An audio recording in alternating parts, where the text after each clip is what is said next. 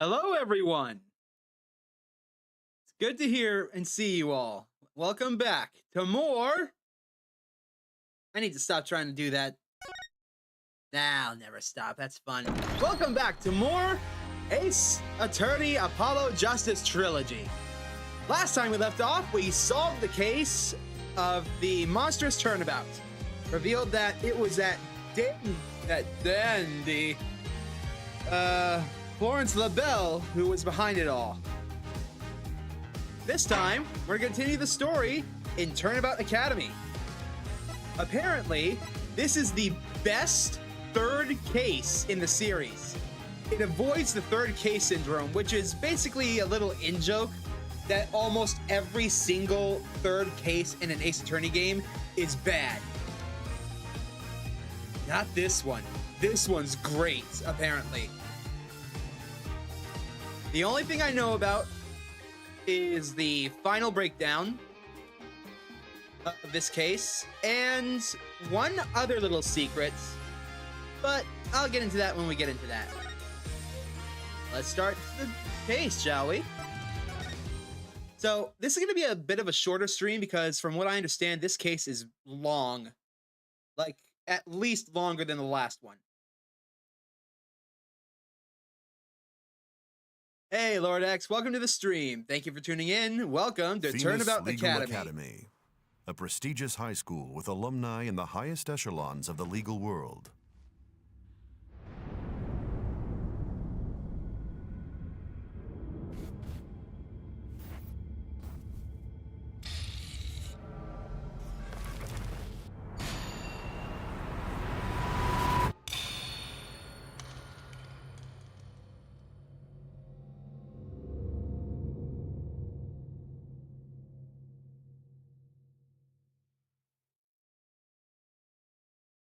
Well, that's not good. October 24th, 1:25 p.m. Themis Legal Academy. Oh no, I'm gonna be late. Running.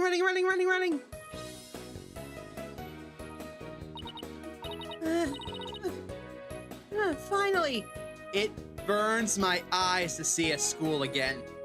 For those of you who don't know, I graduated college, so I thought I would never have to look at a school face ever again. It burns. So this is it, the illustrious Themis Legal Academy. This is the place where many distinguished lawyers and prosecutors got their start. When news spread that Mr. Wright had gotten his attorney's badge back, he received a call from his school asking him to pay I just ate lunch. Pay a visit. Mr. Wright brought us along, hoping we'd learn something from the experience. But no, I had to go and blow it by getting here 30 minutes late. At least I'm not all business today. After all, today's their school festival. I also need to figure out what hurt my voice is. October 24th, 1:29 p.m. Themis Legal Academy hallway. First floor hallway. Wow, look at all this stuff. This place has school festival written all over it. Literally. Culpable Curry. Live. Guitar. School festival rating room. Why are all the cold stairs? Because everyone in the school uniform except me? Well, I like the way I dress. I wonder where Mr. Wright and Apollo are. Your attention, please. Your attention, please! This is an announcement from the mock trial committee. The mock trial will begin shortly. All students and faculty, please proceed at once to the lecture hall. Thank you. Good night. It sounds like a mock trial is about to start, but where is this lecture hall? Looks like all the students and faculty are heading that way. I might as well join them. Maybe I'll find Mr. Wright and Apollo there.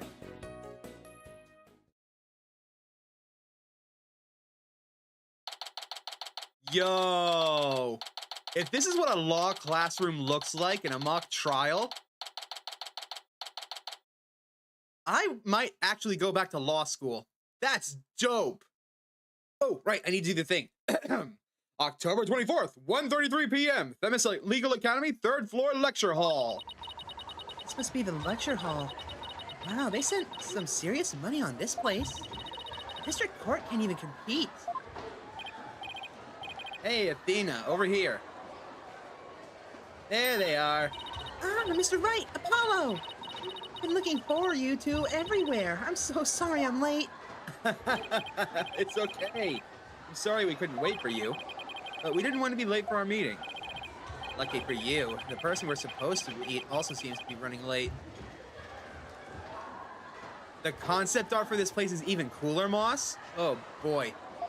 Mr. Wright, Mr. Justice. It seems Professor Cordy has yet to arrive.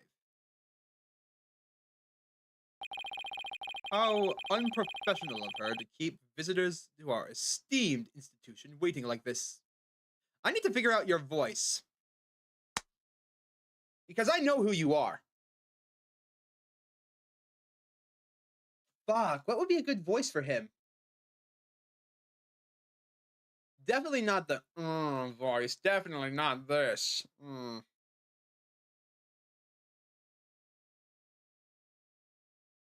I've got it.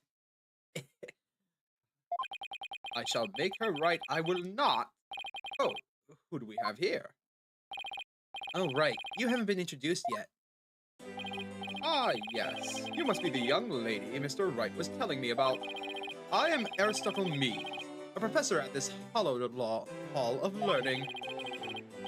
I oversee the lawyer course here. It is a pleasure to meet you. I'm Athena Sykes. I just recently got my attorney's badge myself. It's nice to meet you too. How wonderful. So vigorous and vivacious.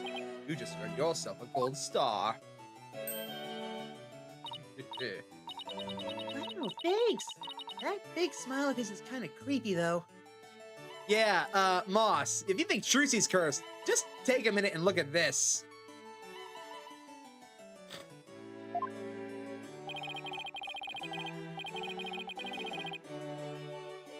Looks like the mock trial's about to begin.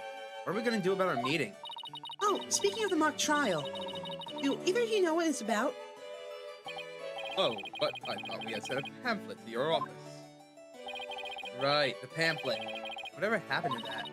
You won't see it again. Trucy used it for the old rip it up and restore it trick.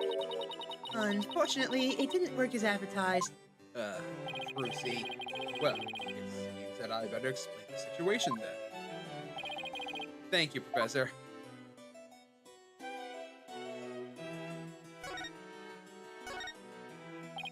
Now, does anyone have any questions? I do, Professor. Could you tell me all about your school? What an excellent question. Here's a gold star for asking. Our academy has 3 courses to choose from. Students seeking to become lawyers take the lawyer course. Likewise, budding prosecutors take the prosecutor course, and future judges the judge course. Wow, you have everything here for someone who wants to seriously pursue a career in law. Yes, well, that's what makes our school special, and today even more so. After all, we are to be treated to a lecture by the legendary attorney Phoenix Wright. We can't wait to hear all about his return to the legal profession. You're giving a lecture, Mr. Wright? But you're not even a professor. Yeah, well, I'm just giving them what they want.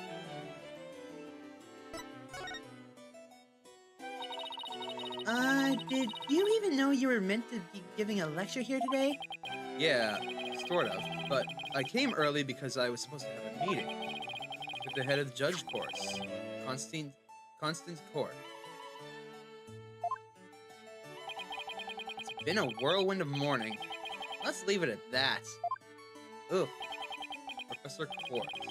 She's a wonderful instructor, but quite unpunctual. Oh, so that's who's late.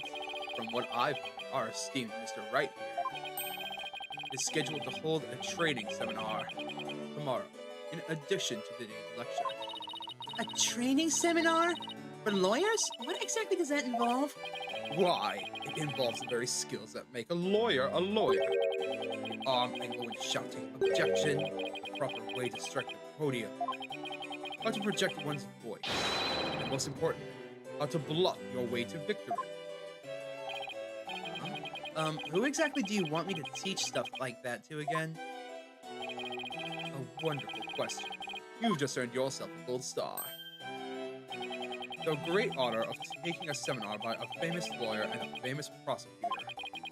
That is what it's at stake here in this mock trial, the crown jewel of the school festival.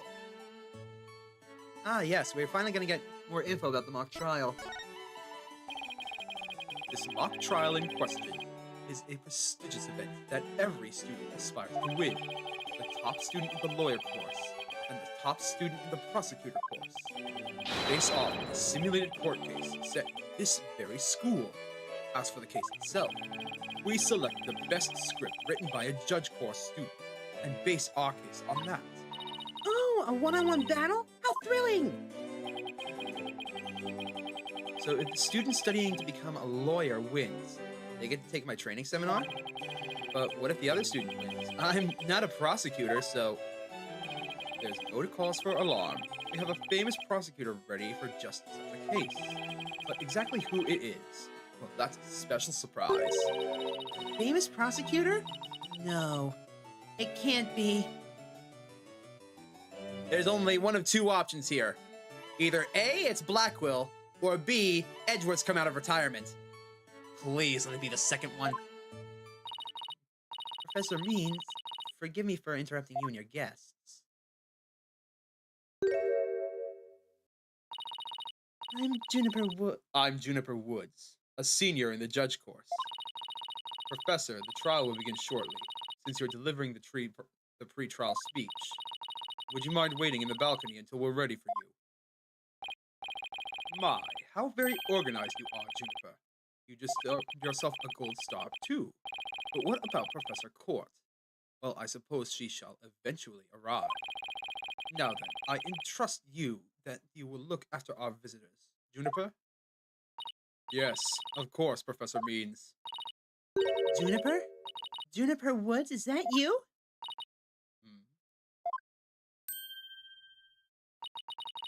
Then, Athena? Okay, yes, I did kind of forget about Clavier, but Francisca's not a famous prosecutor. She's with the cops. At least I think. Did she stop being a prosecutor and just go straight to the police in Edgeworth investigations? I forget. I don't know. But I did kind of forget about Clavier, but is he really a Well, I don't know. I doubt it's Clavier, though. Because it looked like he retired at the end of the first game. I almost didn't recognize you. I didn't know you were back from Europe. Wait, you two know each other? Now that's a coincidence. We've known each other since we were kids. We're like best friends, right, Junie? Yes. Well, we lived close to each other, so we used to play in the forest together. Yeah, like a lot. Why'd she look at me? I guess I shouldn't be surprised since we haven't seen each other in a long time. Anyway, we're supposed to go wait in the waiting room, right? Yeah, it's weird in Ace Attorney Investigations, which I actually have all the games for, so one day. One day. Not that I wouldn't mind taking in the mock trial you're putting on today. Unfortunately, the mock trial is only for students and faculty. There is one seat reserved for Mr. Wright, but no other exceptions are allowed. Yes, I'm very sorry, but it is part of the student curriculum after all. I hope you won't mind returning to the waiting room until the trial concludes. Oh, that's too bad. I was hoping to learn something new today. I'll tell you what, Apollo. Why don't you take my place? What? Really? Sure. Besides, I'd like to meet with Professor Court as soon as she gets here. Aw, no fair! I want to see the mock trial too! Sorry, I'm going to let Apollo pull what little rank he has. If that's okay with Professor Means, of course. The last case of Ace Attorney Investigations is hated just because how long it is. Which one is that? Oh, right! Yeah, I remember now. Ugh.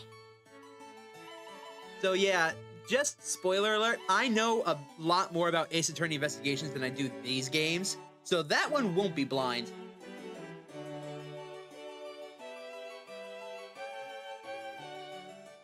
God. You just gave me PTSD, Moss. Jesus Christ. For those of you curious, the final case of Ace Attorney Investigations, I believe the first time I played it, I got 12 hours in and then just stopped.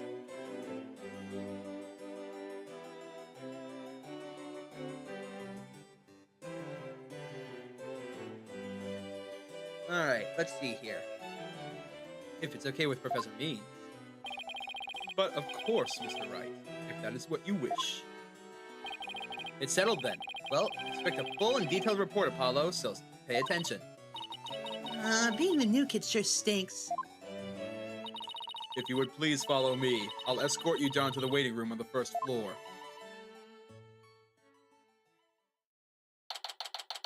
October 24th, 2:15 p.m. Demis Legal Academy. First floor waiting room.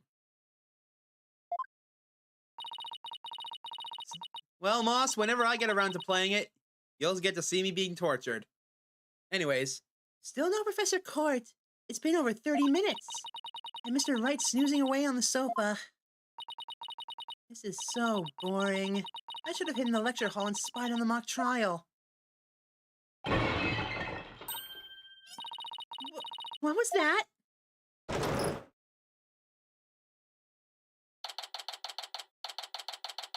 October 24th, Demis Legal Academy, first floor hallway. Athena, I could have sworn I just heard something fall down and break. If you go running now, they'll think it was you. Well, it wasn't me. I think it came from somewhere outside. Oh, well, we better go have a look then. Seeing as how everyone else is in the lecture hall. Okay.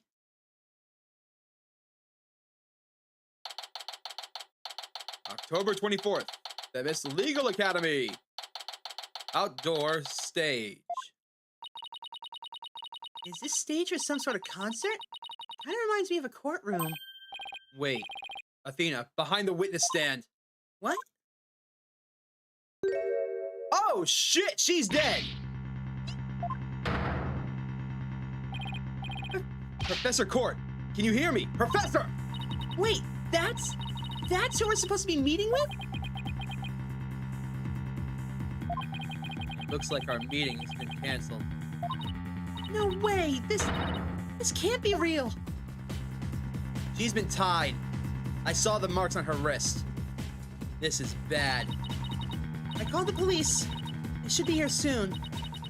I'll go tell everyone in the lecture hall, too. No. Wait. I'll find out soon enough once the police get here.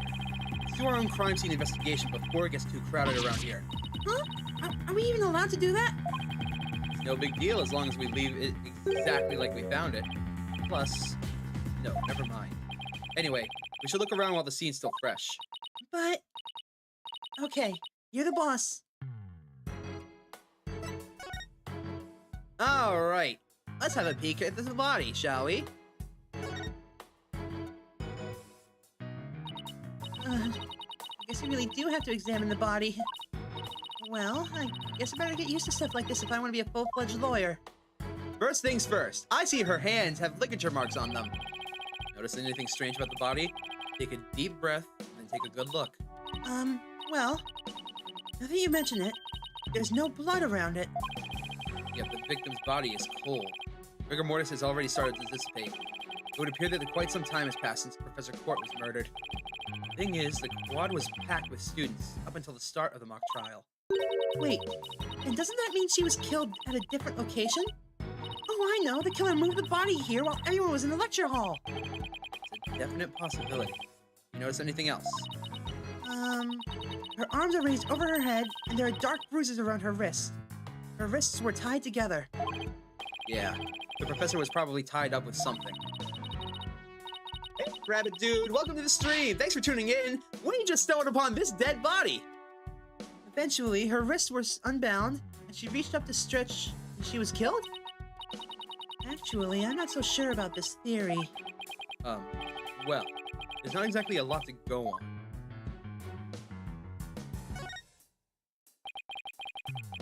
Here. A book? I'm guessing it fell out of her chest pocket. Wait, what if it's her diary? That's the most private thing a girl has. True, but considering the situation at hand, my apologies to the late professor. No, don't! Let's see Hello. here. Hello, Doom. Hold on just a moment. Let me... There we Thank you. are. This looks more like a planner than a diary.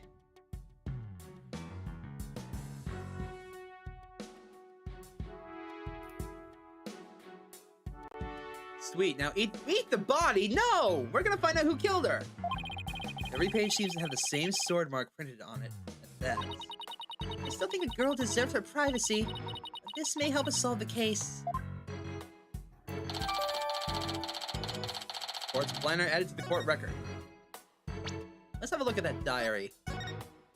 Let's see. 22nd, routine report. Need to speak with Hugh O'Connor. Meet with Hugh about that report yesterday. This is important. 9 a.m. Prepare for mock trial. Final confirmation. Meet with Mr. Wright about training seminar. 2 p.m. The mock trial begins. Well, I know this wasn't suicide. She was playing ahead of things. Yep.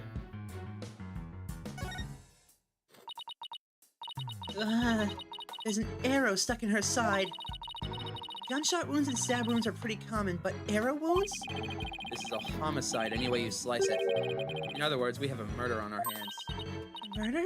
Here? So that makes this arrow the murder weapon. Well, that and the bow that shot it. Right. Where could the killer have shot her from?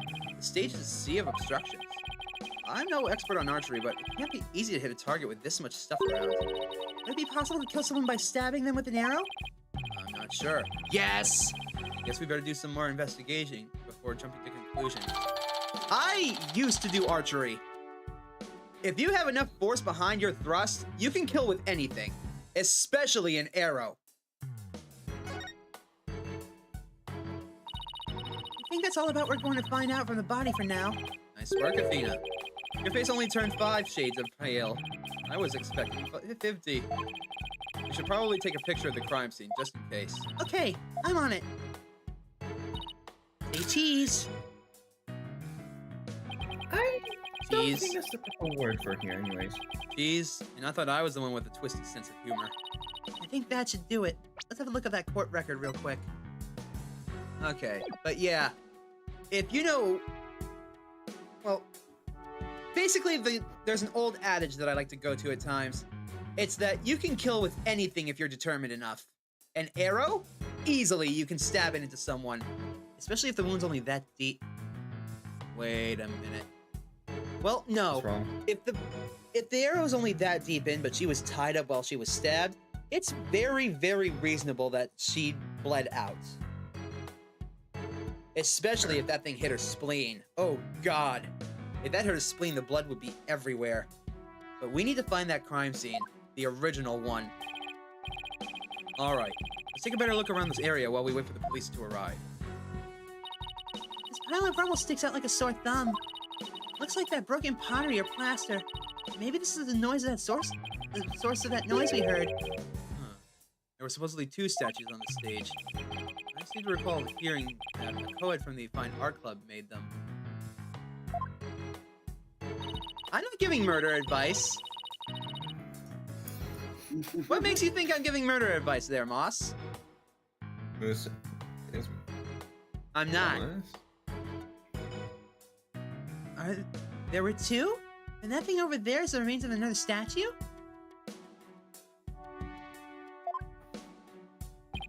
Wait, what newspaper? This could be related to the case. Let's take a closer look. Oh, do you mean in the previous case? Okay.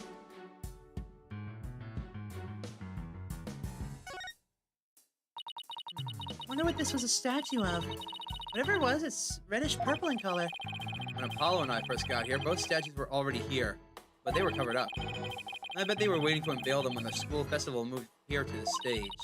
You mean this duffel bag looking thing was actually being used to cover up the statues? Oh, I guess that just leaves the question, were they broken by accident or on purpose? Oh, what a puzzle this is. something buried in the rubble. The Themis Herald? Wait, we shouldn't disturb it. Let's just read what we can.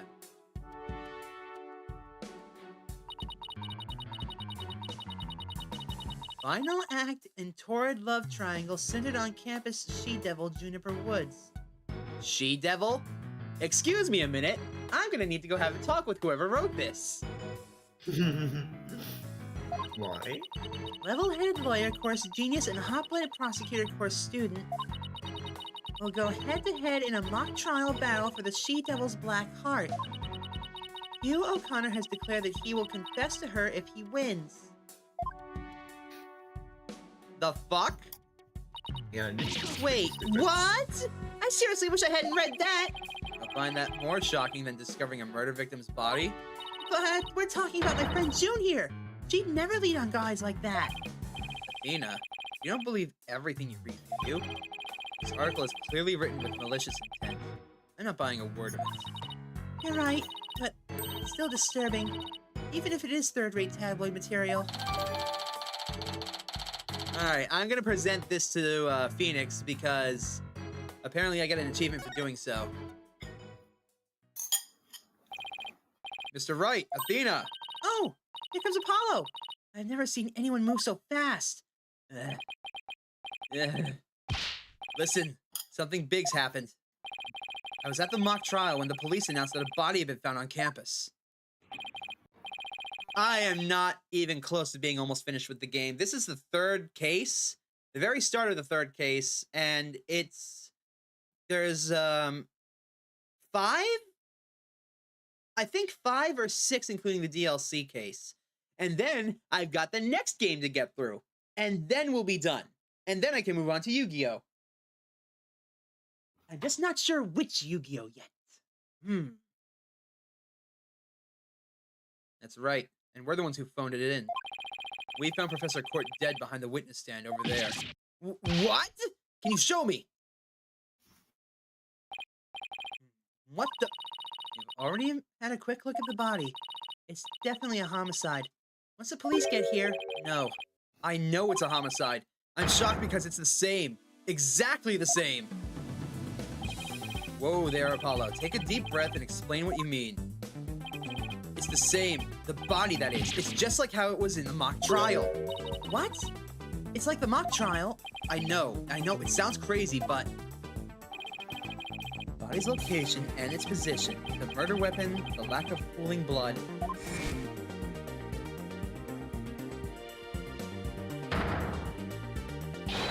It's all exactly like the mock trial. You're kidding, right? It can't really all be the same, can it? Uh-oh. That makes Juniper Woods a suspect again. Yep.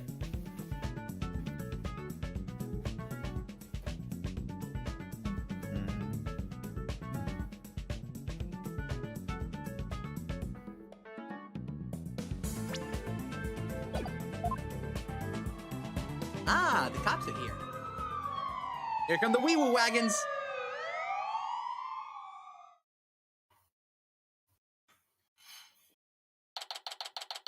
October 24th, the Miss Legal Academy, 3rd floor lecture hall.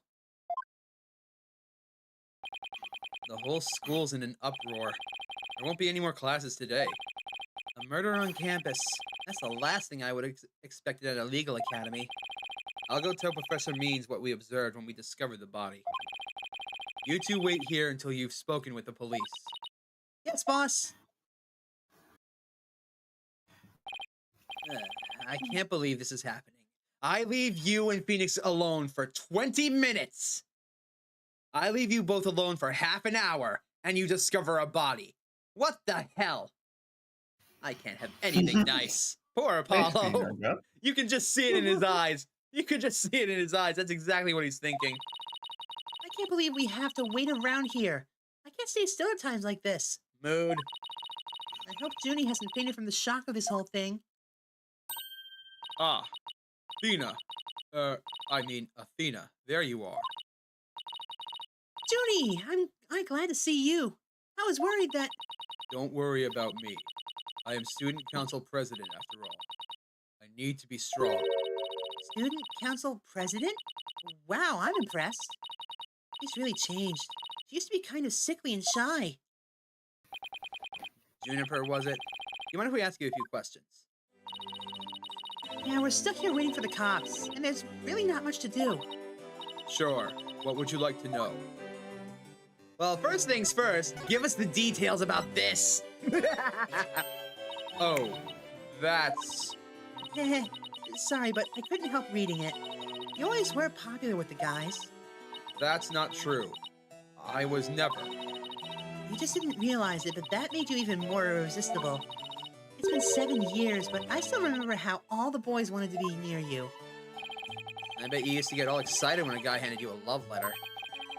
That got really bummed out when he'd say, "Could you give this to Juniper for me?" Ah! How did he know? Damn!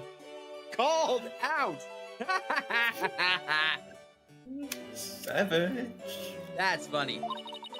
I'm sure it was just a lucky guess, but why did it have to be Apollo of all people? Let's present this. Athena, you know it is against school rules for you to have such things in your possession. As student council president, I'm afraid I will have to confiscate that. Hand it over, please. But this is important evidence. Oh, well, then I suppose we can make an exception just this once. Wow, she is one tough law and order type president, all right. The hell happened to her? This is the same Juniper that we saw in the first case. The hell happened Yep. between now and then? Because this is still in the past. I have no idea. That's for you to figure out. Fair enough. By the way, I should tell you, Doom, that I do know, like, 2 things about this case. The first is the final breakdown. And the second is Sure. another secret that I'm gonna be holding on to until the time's right. Anyways.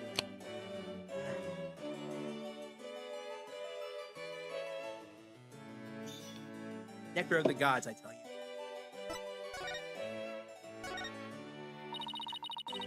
I haven't seen you in ages, Junie. What's it been? 7 years or so? Yes, and I remember how you were always there for me, Athena. Maybe it's just me, but I wanted to ask you why you seem so distant. Remember how you used to call me Thena? I liked it better that way. It felt like we were sisters, you know? Yes, but I'm student council president now. Oh god, don't tell me that she sold her own morals just to become the president and now has to act all uppity and snobby. And as the student representative of Themis Legal Academy, I must act properly. I know about a witness, Moss. That's all I'm gonna say. one? I'm not saying which one. My lips are sealed otherwise. Y'all gonna have to wait, because even though I know the final stuff, I don't know any of the details. Fair. So, no spoilers, or I will bunk you. You know I have the bunk. In fact, I have the bell button ready. Hey, Sarah Hill, welcome to the stream. Thank you for tuning in. I'm doing good. How are you? Did you It guys was never- switch? Yep, that's on Twitch. Nah, just tell us which witness you know about. Don't tell us what happens. Nah, you're gonna have to find out later. She was never this stiff and formal before. I knew you wanted to be judge, but I didn't expect this. It's such a prestigious school. You're the judge course. You're in the judge course to boot. Oh, you're enjoying some tacos? Damn, that actually sounds good right about now. Maybe I should phone in Taco Bell for dinner. I don't know. Anyways, like I screwed over the line. And you're in the judge course to boot. Yes, and Professor Court had been in charge of it until, well, you know. Nah, I just scarfed down some lunch before I started streaming. But I'm just thinking about what to do for dinner. I'm getting sick and tired of pizza. Oh, right. Professor Court was the professor in charge of Junie's course.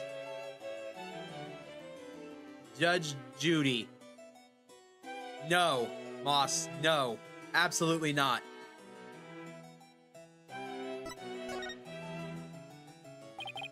What sort of teacher was Professor Court?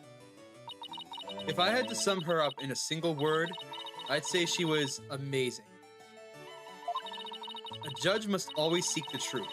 That was her mantra, and she used it in trying to fix what was wrong with our school. She was a beacon of hope in this dark age of the law. The Dark Age of the Law, again. Oh, this game's, have you seen much about this game? Like, do you know what Ace Attorney's about? Because it's adorable 1 minute and then horrifying the next. But again, the Dark Age of the Law. He was trying to, what was wrong with the school? What's wrong with your school? What did you mean by that? Oh, nothing. Never mind. Am I imagining things? Did I just detect something in Junie's voice? Professor Court chose my script for the mock trial. Oh? You mean all of the students in the judge course had to submit a script? And yours was the one she selected? Wow, that's amazing, Junie! Oh, thank you.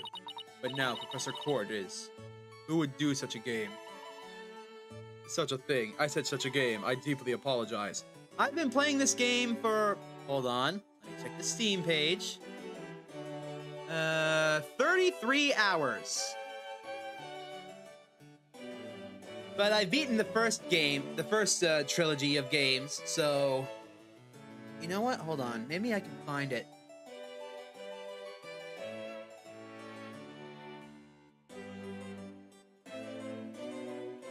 Ace Attorney, Trilogy... So 57 plus 33 is 90. I've been playing these games for 90 hours? Sweet lord. Just yesterday, we were working together, trying to get things ready. Cough. Cough, cough. Excuse me. Basically, this game is a lawyer game. You are the defense attorney, and your job is to find people innocent of crimes that they've been accused of. It gets wild.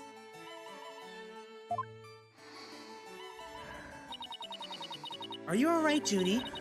Maybe you should take it easy for a while. So she's still got that cough. Guess she's not as strong as she's pretending to be. Oh, you're gonna love this game. The second case of this game is incredible. And I've heard this case is even better. Why do you need a script in a showdown between a lawyer and a prosecutor? Well, we were simulating a trial, so we needed a script as a framework. All the details about the incident and the people involved are included in the script. We also prepared a crime scene, photos, the murder weapon, and other kinds of evidence.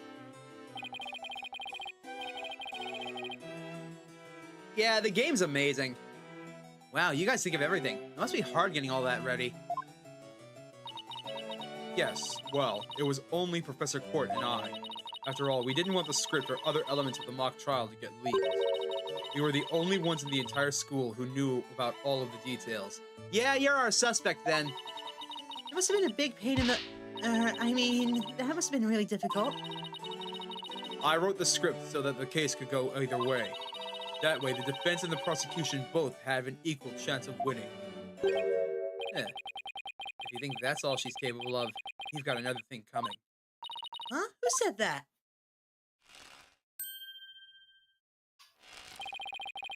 Juniper's genius doesn't stop at her brilliant script. Yeah! You give an award-winning performance as a defendant, man!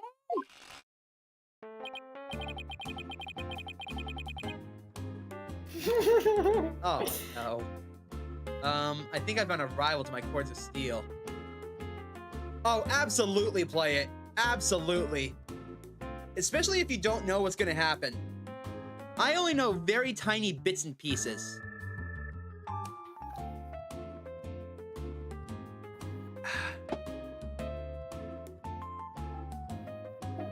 Oh, God. Ew. Robin, aren't you going to introduce yourselves to our guests? The student council president. I won't have you treating them rudely. You're right. I heard Mr. Wright was bringing a couple of guests with him. That would be you two, Apollo Justice and Athena Sykes. Yep, I'm Athena Sykes. and I'm Apollo Justice. Nice to meet you. I'll pass on the handshake. I'm studying to be a lawyer. The name's Hugh O'Connor. Some call me Mr. Perfect because I never score less than 100% on tests. Oh, you're one of those people. Nerd. Oh, God, he's a Chaz. He's a Chaz Princeton. Oh, no. Most Wait, pretentious introduction ever. wait, Fish, you reckon you can put on the Chaz, like, mimicking voice for this guy then?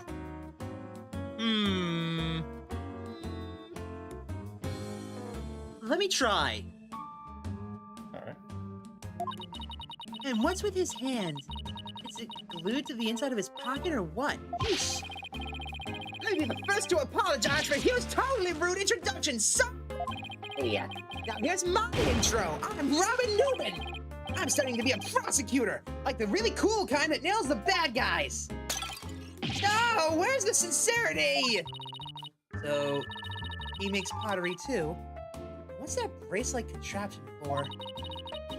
Judy sure has made some unusual friends.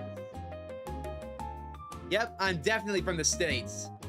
But apparently, according to everybody I've talked to and shown off, I'm really, really good at voice acting, even though I've never taken a day of training. These two are the lawyer and the prosecution in today's mock trial. And even though I wrote the script, I also played the part of the defendant. Final act in Torrid Love Triangle. So these three are in a love triangle, apparently?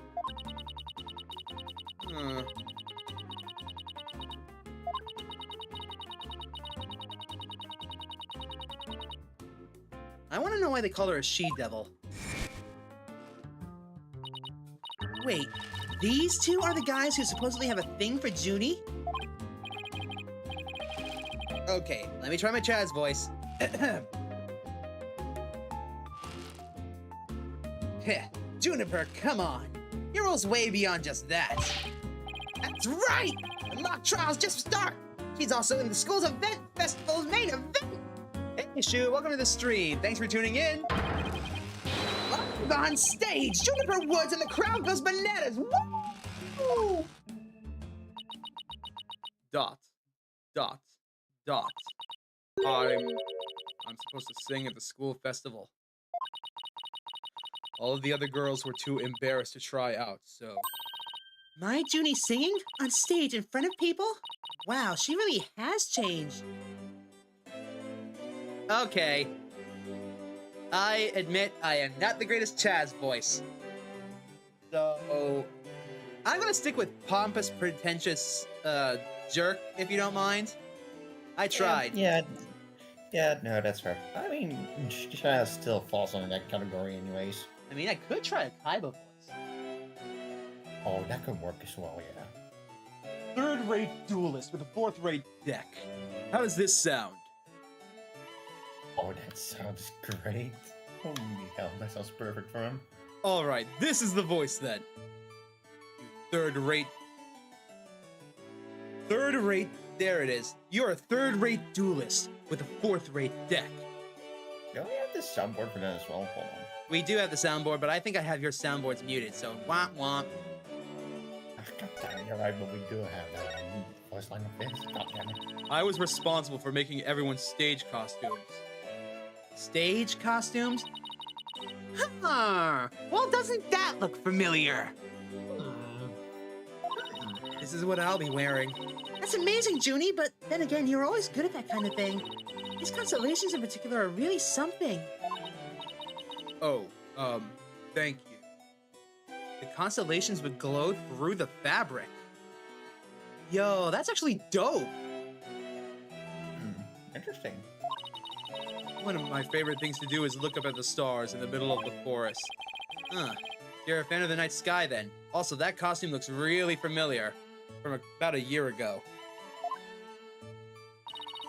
Wow, Apollo, I didn't know you were such a romantic. It's not like that. I have this friend. He and I go way back. Who got me really interested in space. Wait, you had friends when you were young? Color me surprised. Oi. Yeah, what's up, Sarah? As student council president, I cannot allow such mean-spirited teasing to continue. Beep. I think she's angry.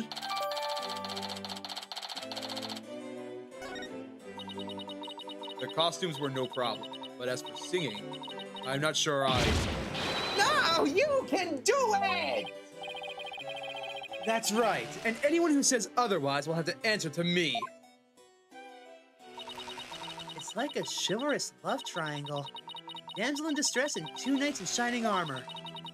Maybe that famous Herald article wasn't too far from the truth. Speaking of the latest news, I wonder how the mock trial turned out. Yeah, I don't really have a good idea for Robin's voice. I apologize. So it's gonna be all over the place.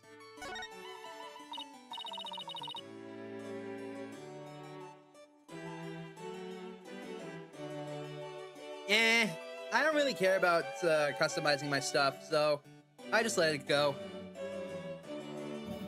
And I'm not interested in, and I'm not really interested in buying anything for it, so, or seeing anything special about anything, so. Andy Phoenix last animation is pretty funny. So, how did the mock trial end? We were just about to reach a verdict when the police arrived. Now we'll never know how it would have turned out. I guess that's what happened when there's a real murder and a fake murder trial. Doom should do some voices, says Moss. You know what? That's the thing, I can't because I'm a mother. Fair enough. If you could, I would have absolutely made you. I would have absolutely convinced you to do Robin's voice.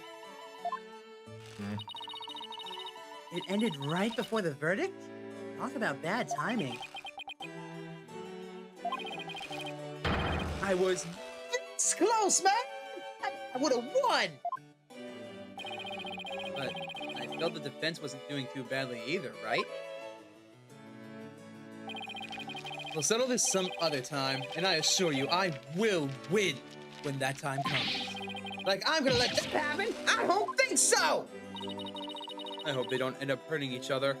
Stop imitating people. Sorry! Oh, don't worry. The three of us have been good friends since we enrolled here. Huh. We even have proof of our friendship. Proof? Like physical evidence proof? Yes, we're studying for a career in law, and in the legal world, evidence is everything. Yeah. As long as our friendship lasts, you can bet we'll be carrying them around. Ah, the famed Themis Legal Academy ingenuity at work. So what exactly is this proof of friendship anyway? Dot. Well, it's a secret. And if I show you, it would be bad luck. Oh, okay. I knew it. There's definitely some discord in Junie's voice. So hello, Moss. Wait, is Moss here? Yes, he is. Well then, Technically welcome to the show. Oh my god, wait, that's my voice. Wait, what'd you say, Moss? Our friendship is sacred and inviolable. Violable, whatever. It's not something that would be cheaply put on display. Proof? We don't need no stinking proof. Us three are friends forever. I hear discord in their voices too. But they're talking about their friendship. What's going on here? Something wrong, Athena? No, it's nothing. Oh, all right then. Hey, isn't that... Everyone stay right where you are! Don't move a muscle! Detective Fulbright? Is something wrong? Why, if it isn't my little lawyer friend! Sorry, but the small talk will have to wait! Juniper Woods! You're under arrest for the murder of Constance Court! What? I'm what? Well, wait a second, what's going on here? Why are you arresting Junie? Please, Detective Fulbright, we're involved in this case too. Aha! So you're the lawyers that dispatched Deborah first on the scene! I can't tell you everything, but I will say this. There are two major reasons for her arrest. Number one, the suspect led somebody to where the body was. I didn't. And number two, the crime scene is exactly how the suspect portrayed it in her script. But you can't arrest her on just those grounds. True, but there's more. However, Prosecutor Blackwell specifically told me to say no more than that. So Blackwell is the prosecuting attorney on this one too, huh? Detective Fulbright, we found this in the suspect's pocket. Why, there's blood on this! That's evidence we made for the mock trial. A mock trial! Never heard of such a thing, but it sounds fishy to me. Real fishy! Now, if you would, officers. Yes, sir. But, cough, I cough. Judy, I have to do something. I can't let them take her away like this. Now, if you'll excuse me, I have work to do.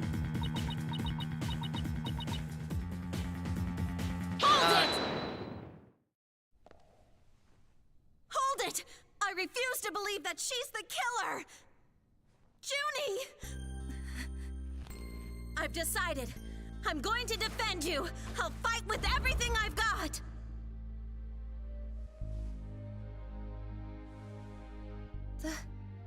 Dina. Junie, it's good to hear you say that name again. Sorry for getting a different voice. I was getting emotional. I hate to interrupt your bonding time, but aren't you rather new to all of this? You're barely even a lawyer. Well, I don't have much experience, and I may need Apollo and Mr. Wright's help at times. But nobody believes in Junie as much as I do. I'll help you too, Juniper. There's no way you murdered your professor. Dina, Cough, Apollo, cough. Cough, you both. I'll be counting on you. Cough. we've got your back, Junie. Guess things worked out after all. Now that you have your lawyers, Miss Woods, it's time for us to head back to the station. I cannot wait. I can't believe Junie's been arrested for murder again.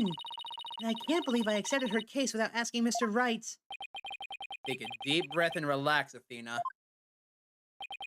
I'm here to help with whatever you need. So let's get right on the case. Right.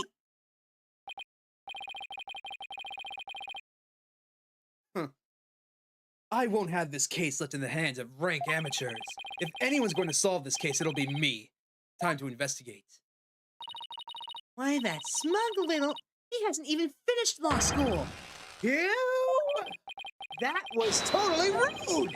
And you're not the only one on the case, man. I'm there too, big time! Juniper Woods, I'm gonna save you! Now that those two are gone, I can get my throat something to drink. Jesus fucking Christ. Rowan's killing your voice, ain't he? Yes, he is. Now that those two are gone, let's get back to what I was talking about in front of the stage. About the mock trial, that is. Oh, right. You said the victim's location, position, and so on were just like in the script, right?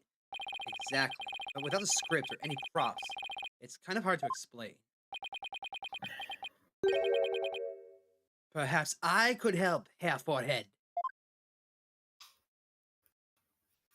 Oh, yeah. Prosecutor Gavin, what are you doing here?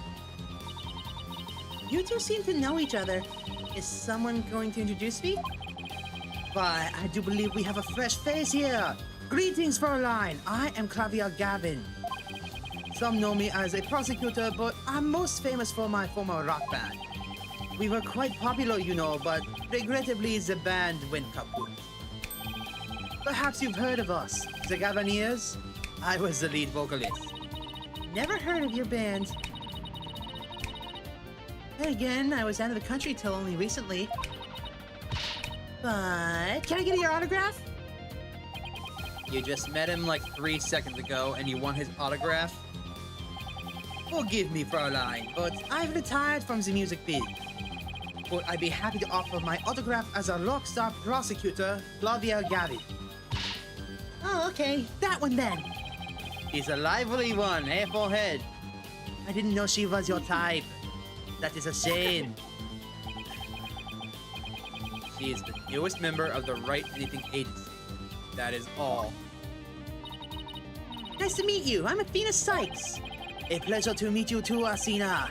Now that the intros are out of the way, I'm sure you'll have some questions for me. Yeah, Herr Forehead? Honestly, Correct. I think he looks Yeah. better in this game than the other one. Sorry, Shu. Really?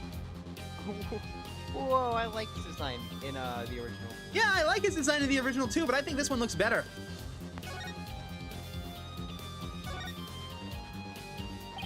So, what are you doing here, Prosecutor Gavin? I'm here for the same reason your boss is, to give a lecture and training seminar. So, he's a famous prosecutor they invited. I have another crucial role to play. The Governors are getting back together for a one-time special performance. Even though you guys disbanded? Which is a shame, by the way, really. Yeah, I know how much you adored our music, Herr Forehead.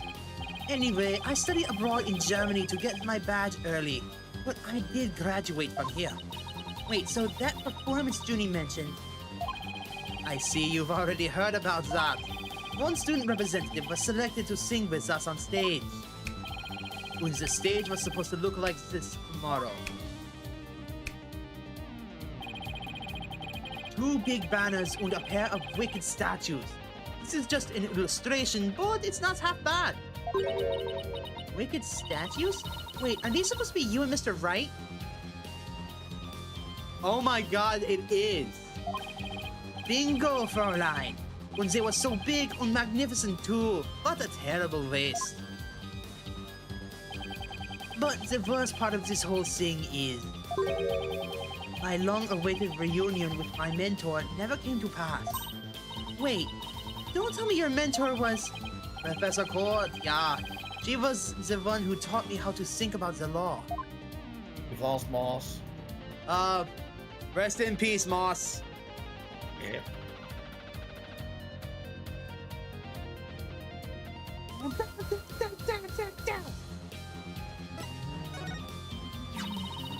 So Constance Court was your professor here at the academy. She may have taught me the judge course, but she had a huge impact on me. He was fond of saying the end is only justified through proper means. He wouldn't tolerate dishonesty and always revealed what was right beyond all else. I can feel Prosecutor Gavin's sadness. Oh no, I think I'm gonna cry. Athena, are you tearing up? Well, I can't blame you. Prosecutor Gavin owes a lot to who he is to Professor Court. Exactly. So, as you can see, we are both joined in purpose, so to speak, yeah? Now, let's rock this place hard. Huh? I don't follow. Let's rock what? Forget already, Herr Forehead. I said I'd help you explain the mock trial. We're going to reprise it right here in the lecture hall. It might help us catch her killer. I'm going to be honest, I love the voice I came up with Clavier. I'm gonna call it the Clavier voice now. October 24th, Themis Legal Academy, 3rd floor lecture hall.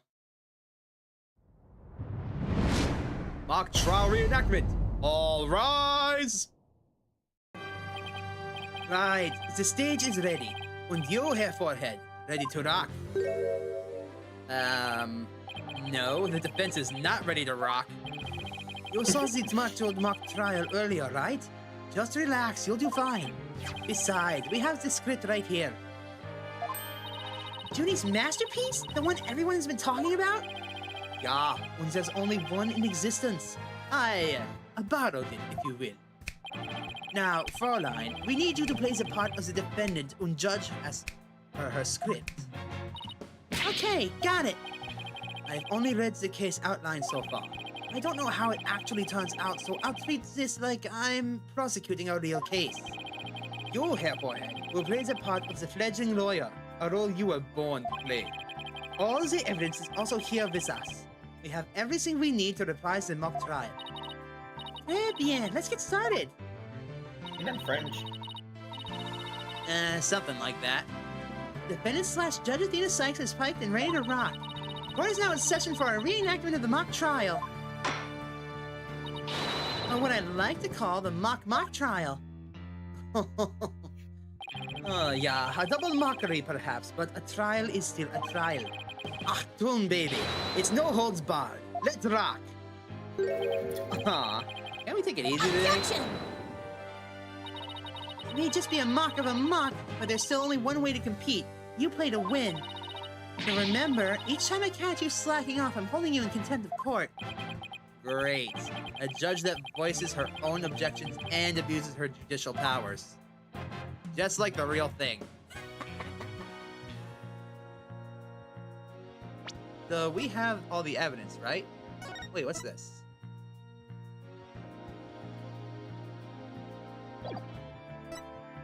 Oh, we don't have the evidence? Okay, give us the facts. Now then, Prosecutor Gavin, your opening statement, if you please. You got it, Fräulein Judge. Our case is set in a school very much like this one. The victim, a professor, female. The defendant, an archery club member, also female. Oh me, oh my. I'm innocent, I tell you. That's some seriously bad acting, Fräulein.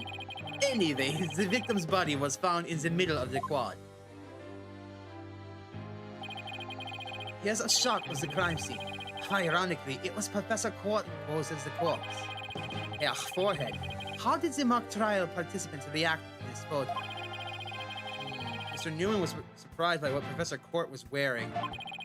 He reacted with, "Oh, the green sweatsuit." That's not exactly what I would pick to focus on, so why would he care about that? Too much of a fledgling to know what's important, that one. In any case, both in the mock trial and the actual case, Professor Court was wearing a green tracksuit. Moving right along. Hey, wait a second. The body was discovered in the same area as the mock case, although there was a stage. But there are differences. Plus, the murder weapon, the arrow, and the lack of blood are also the same. That's right. And therein lies the significance of this mock trial. So let's keep rocking it hard, just like that. Before the crime occurred, the defendant was to meet with the victim in the quad. Let's see here. When I arrived at my meeting place, I found the professor with an arrow in her stomach. But it wasn't me. I didn't kill her. You don't have to ham it up like that, Athena. It's called getting into character, Hell Forehead. Don't be such a wet blanket. Seriously, Apollo. Don't you know? Right. Whatever. Let's see. Oh yeah, then Hugh said, a frail coed used her bare hands to stab her prosecutor with an arrow? I don't think so. At the time of the murder, a male student was seen holding a bow in the archery club room, which has a clear view of the quad. He shot the arrow into the victim before the client even got there.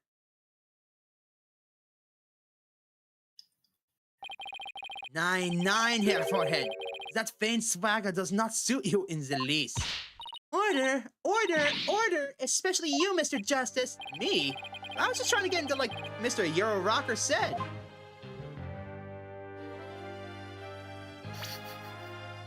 I can't look at the photo. So, the victim was shot from the archery club room before the meeting even took place. Hence, the defendant could not be the killer. That seems to be the defense's assertion. Prosecutor Gavin, do you have any objections? The autopsy report notes that the edges of the victim's wound were unusually ragged. Could such physical trauma possibly result from an arrow shot from the bow? 9. I believe the victim was impaled with the arrow by hand, post-mortem. In short, the real murder weapon was not the arrow at all. When Robin was prosecutor, he had a tough time determining the real murder weapon. Well, he's just a student, a warm-up act, while I am the real deal, the headliner, so to speak. The true murder weapon was most likely the owl that was left in the art room. An owl? What's that? An owl, you say? What might that be? It's a kind of tool used for poking holes in paper, wood, and other materials. Think of it like an ice pick. I have a photo here if you're interested. Oh, Gross. All bloody up to the handle. Please tell me that's just paint. Most likely, Fräulein. Pretty realistic, yeah? Let's pretend it's real blood for now. The defendant's prints were lifted from the murder weapon. Furthermore, traces of the victim's blood were discovered in the art room. That's where I believe the murder actually took place. So the question now is, how did the body get from the art room to the stage? The murder took place on the third floor art room, but the body was found in the quad. It must have been quite a chore moving the body all that way. Not at all. There's a maintenance area and storehouse right beside the art room. And a cart was used to carry the balls around was found there. Oh, I think I've seen one of those before. But it's a pretty big one. A jumbo, yeah? Big enough to fit a person, or a body inside it. The defendant drops the body from the art room windows and moved it with the cart. That is how a high school girl could easily move a body all by herself. You don't say! Objection! A body dropped from 3 stories up. It shows signs of massive blunt force trauma. Objection! That may be true, but you fail to account for the large high jump mat in the storehouse. A body dropped onto such a mat would show no signs of blunt force trauma. Yikes. It's almost scary how similar this whole case is to the real mock trial proceedings. Quite the crafty killer. In an attempt to cast suspicion on the archery club, they moved the body to the quad where it would be an easy shot from the club room. Then the killer faked the murder weapon by inserting an arrow into the owl's stab wound. Sounds like he has only high praise for Junie's script. Were there any further arguments from the defense? Nope. Seemed like the teacher who was paying the judge was satisfied too. Time for the finale then. Your verdict, if you please, Fräulein Judge. Huh? Oh, right, that's me. Very well. This court finds the defendant, Juniper Woods. Wait a second. Even if this is just a mock trial of a mock trial, I don't want to declare Junie guilty. Yeah, perhaps that's not such a good idea. Let's end our mock trial here, yeah? Besides, it's about the time I got back to my own investigation. Thanks, you two. That little run through the mock trial cleared quite a few things. Achtung, baby. The prosecution's already got a witness sized up too. That was quick. Prosecutor Black was almost too good. You're sure in a helpful mood today, Prosecutor Gavin. Well, like I said, I just want to catch whoever killed Professor Quartz. And there's no reason for me to start butting heads with you two. Anyway, I won't say goodbye, as I'm sure I'll be seeing you later. Auf Wiedersehen! I always thought prosecutors were all rather a scary bunch. But Prosecutor Gavin seems pretty nice. Yeah, he's not so bad as a prosecutor. We should get back to investigating too. We don't have nearly enough information yet. And we also have to tell Mr. Wright that we accepted Junie's case. Right. Looks like we have our work cut out for us. Let's have a look at that mock trial script.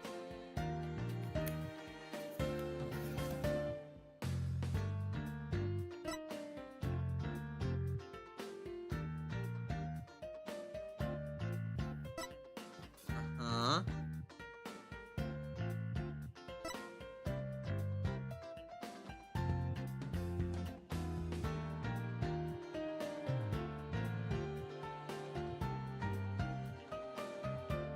Prosecutor's course. Wait a minute. Huh? I need to have a look at the body again. Hey, what do you think you're doing? The crime scene's off limits to students. I'm not a student, I'm a lawyer. Yeah, right. Just because you're in law school doesn't mean you're a lawyer. You should see what she did to the last cop who said something like that to her. Why, are you threatening an officer of the law? Yikes, no, it's not a threat. It's more like a friendly warning. I guess we should go before I get myself arrested for assaulting an officer again. I just wanted to see what the body looks like, damn it!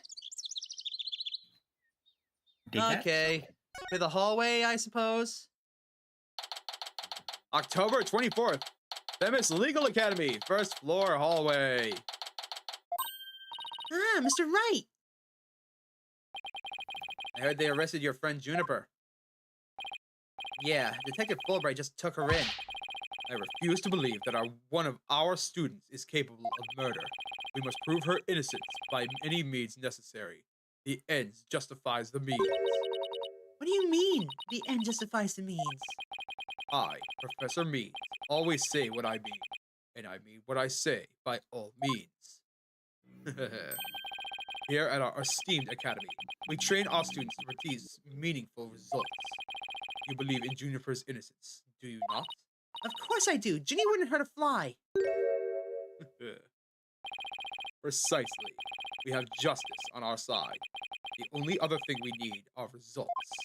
It is the height of folly to endanger your client by failing to pursue all means possible. Sure I want to prove her innocence, but I don't like the sound of that the end justifies the means part.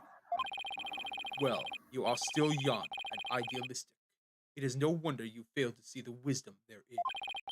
There is but one thing to do now. I must personally take up Juniper's defense. You're going to take her case, Professor Means. I may be a professor, but I am still licensed to practice law. In fact, I have even battled Professor Cork in, well, court. No kidding. So you guys were rivals or something? No, nothing of the sort. She was an esteemed colleague at the academy and court. You see, both Professor Court and I graduated from this academy at the top of our class. Wow, I bet they both used to really bring it. Now, if you would excuse me, I had best go discuss the case with Juniper. Professor Means, please wait. I didn't want to say anything, but Apollo and I already agreed to take her case. It's true. Juniper is counting on us to prove her innocence. Really now, you two. And when were you planning on telling me? Sorry, boss. I know we should have asked first, but... Relax. Your friend was just hauled away in front of your eyes. Sometimes you just have to make snap decisions like that. And I think you made the right one. How wonderful. Very well, Athena Sykes. Let me ask you just one thing. As a lawyer, what is it that you treasure beyond all else? That's an easy one, Professor. Seeking justice for my clients. What a wonderful answer. Juniper must be overjoyed to have a friend such as you. As her professor, I too shall do whatever I may to help her. And if you decide to take the end justifies the means strategy, come see me at once. Let's hope it never comes to that. Now, if you would excuse me. This voice is actually surprisingly easy to perform. It's a little bit of a girl at the end, and it's fine. Well, time's a wasting. You better start investigating and fast. I suddenly don't like Professor Means. But first, how's about I tell you everything I know so far? Yes, please.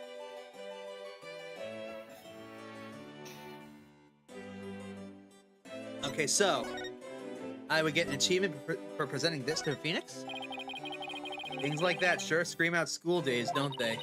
Were you involved in any extracurricular activities like school papers or mock trials? Nah, that wasn't my thing.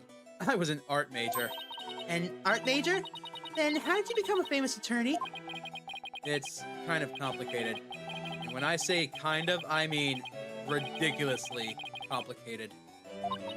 Oh. He must really mean it. I'm picking up a lot of complex emotions in his voice. Oh, look at that! I got an achievement for that. So, that just brings back memories of the old days for Phoenix, apparently. And the old days were crazy for him. Like getting framed for murder before he was out of grade school. So about the murder. Have you learned anything new about the case? Actually, I ran into Prosecutor Gavin, of all people, and he told me something interesting. It seems the murder took place in the art room. There's traces of a large pool of blood in there. So the police believe the body was moved from there to the stage. What? Really? Just like the mock trial again. The police are searching the art room. Whether they'll find anything, well, Well, what? Come to think of it, let's do our own crime scene investigation before it gets too crowded around here.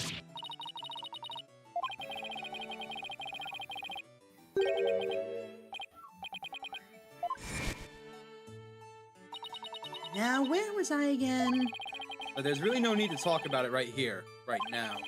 I want you two to find out for yourselves. So, were you shocked by your conversation with Professor Means? Oh, I guess so? Actually, that was pretty weird. The dark age of the law. I'm sure you've heard those words before. Sure have. A number of times. Prosecutors file false charges and lawyers fight back by fabricating evidence. There's a lot of that going around these days.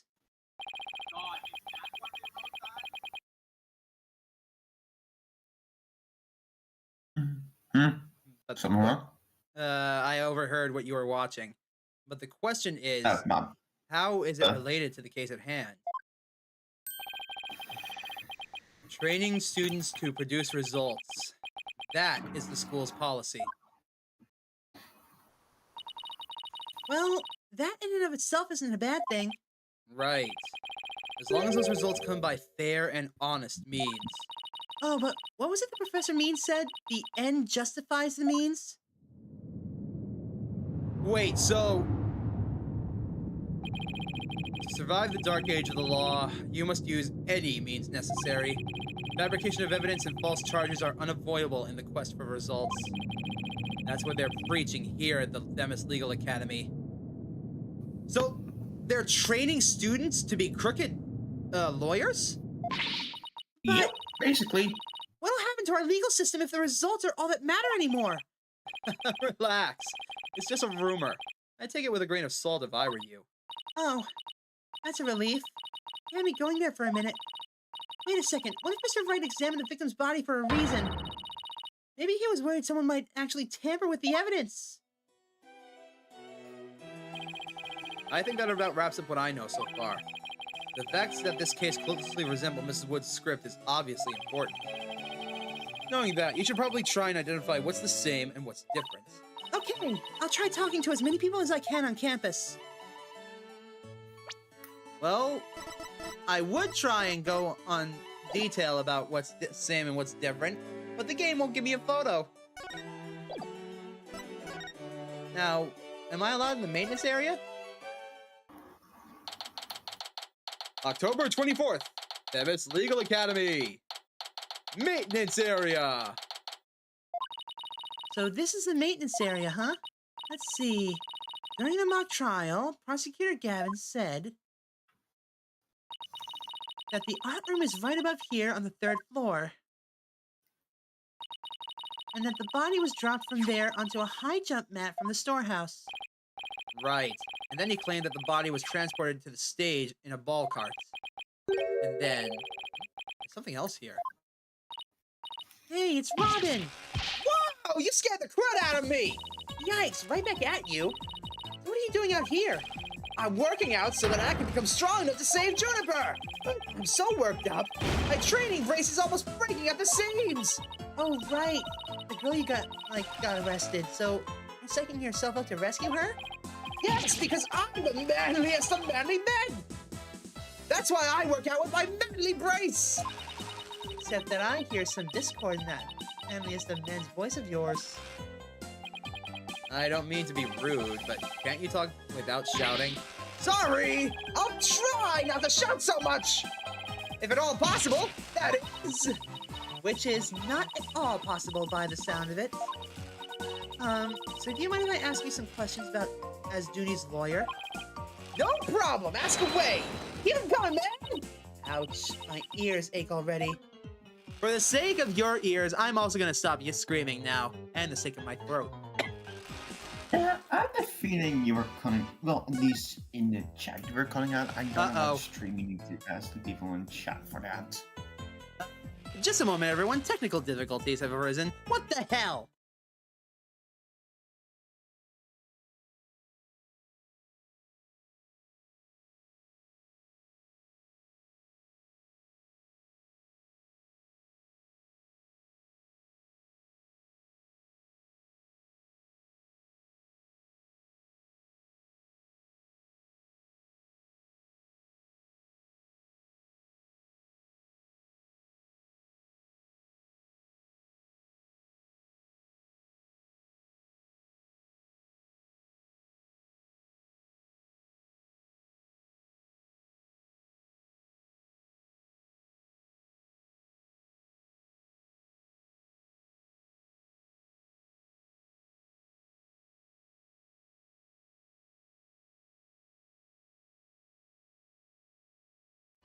I'm sorry about that. Restream decided to just randomly bug out and die and ask me to log back in. That was strange. Alright, about Robin Newman. Robin, could you tell me a little bit more about yourself without the screaming? Fine, you want to know about me? I'm a second-rate member of the Fine Arts Club. Fine Arts Club? Looks like broken pottery or plaster. Maybe this is some of the noise that we heard.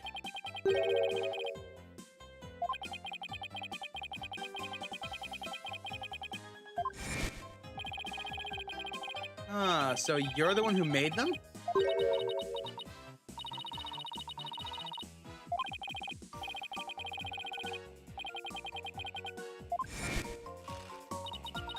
Say, did you create those stage statues by any chance? You bet I did. Both of them. Put my blood, sweat, and tears in them. You know what? Hold on, let me try and get a better voice for you. You bet I did. Both of them. Put my blood, sweat, and tears into those things, man. It must have been terrible seeing them all smashed up like that. Nah, I couldn't face Professor Court if I let something like that get me down. What do you mean? Professor Court was the Fine Arts Club advisor. He was all about truth and beauty, man. He always said the only good result is the truth. That and only lawyers who seek the truth through legitimate means produce worthwhile results. Yes, I'm totally on that guy's side. He must have been one incredible woman. Yeesh, you call me loud when I practice my chords of steel. Never again. So it looks like Professor Court was teaching the opposite of what Professor Means is preaching. Oh man! Why did I have to take the prosecution course? I mean, how am I supposed to save Juniper if I'm studying to be a prosecutor? Don't worry, I'll clear Junie's name. You'll see. The three of us had a dream. We swore we'd make it happen together. Prosecutor, lawyer, judge, the three of us would hold fair and honest trials. The dark age of the law? Ha! We were going to put a nail in its coffin. Man! Wow, you guys swear to do that? But no! That stupid school rule had to ruin it! School rule? Which one? Anyone with a prior conviction, no matter how minor the offense, they won't be allowed to graduate from this stupid, holier-than-thou school! Tough legal academy with even tougher rules. Junie will never become a judge unless I can prove her innocence. And if I fail, the three of them will never realize their dream. It's like someone put pressure on my pressure.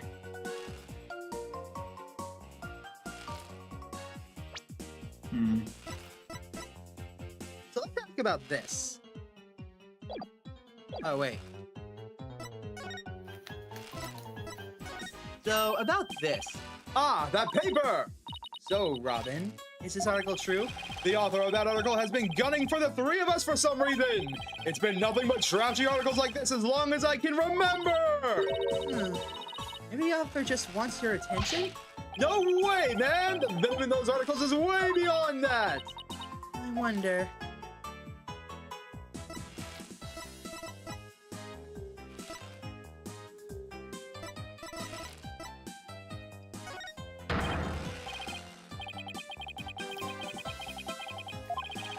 No, the final showdown was canceled because of that murder! Suffolk sure seems to strike a raw nerve. It doesn't come between you guys. Are you kidding? Our friendship is like a diamond, only rougher. It's like a powder keg before a spark. It's like the calm before the storm. In other words, it's under a lot of pressure and ready to blow at any moment.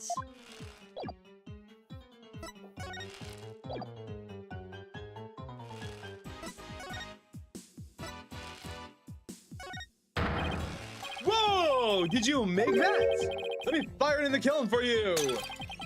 Just give it to me and I'll take care of the rest. I think I'll pass on the kiln firing thing this time. First bullet with that one. Yep. Blah, blah, blah. Okay, the arrow. Nope.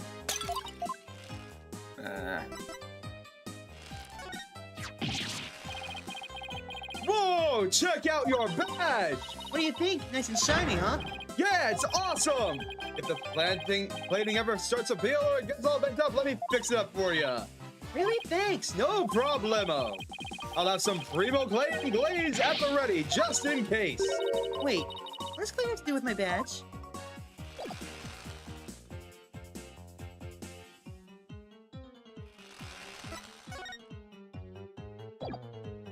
Okay.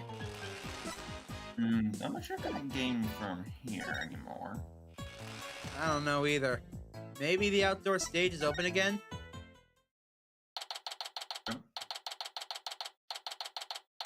Oh, right, the thing. October 24th, that Miss Legal... I apologize. That Miss Legal Academy outdoor stage. I thought the area was cordoned off. Hey, the police are discussing something over there. Shh, let's listen, let's listen. Oh, I know. I'll just quietly sneak over for a listen. Here goes. Athena, watch where you're... Nope. Huh? A box. Ouch! Who put this stupid box here? Wait. Apollo, this box. There's What now? there's someone or something inside. Don't let it be a snake!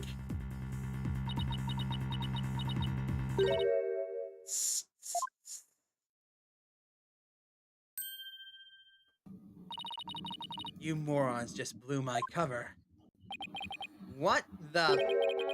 There really is someone inside.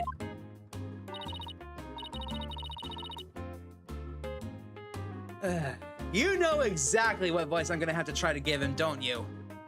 Which one? That someone is me, Miriam Scuttlebutt. Colonel, Oh, the snake one. and I'm a senior in the judge course. What's with the box? It's the fate of we who live in the shadows.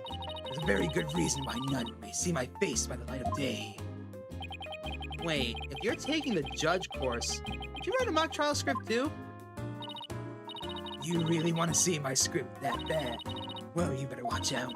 Read it without my permission, and you'll wish you hadn't. Who cares? I'm sure it was rejected for a good reason. Oh, so you're studying to be a judge too? You must be classmates with Juniper. Are you a friend of hers? Juniper. Sure, she's my friend. That's why I'm gathering info. Now, tell me all you know. You know, for tomorrow's trial. For tomorrow's trial? What are you talking about? I'm going to take the stand, naturally. So the witness for the prosecution is some weirdo in a cardboard box? Ah, this disguise is how I get my scoops. But you're right, it's me. So tell me everything you know for Juniper's sake. Wait a second, Miriam. Repeat what you just said. A lawyer with brains as bad as his ears. Poor Juniper. I'm talking about taking the stand tomorrow. Tell me everything you know for Juniper's sake. Good enough for you this time. I thought so. Athena, my bracelet's reacting. Really? That means a lie already? That was quick.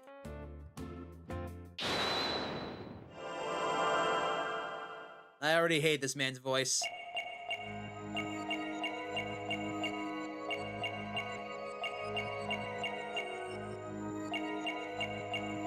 The only thing I wish I could do right now is I wish I could fast forward to the part I want to hear.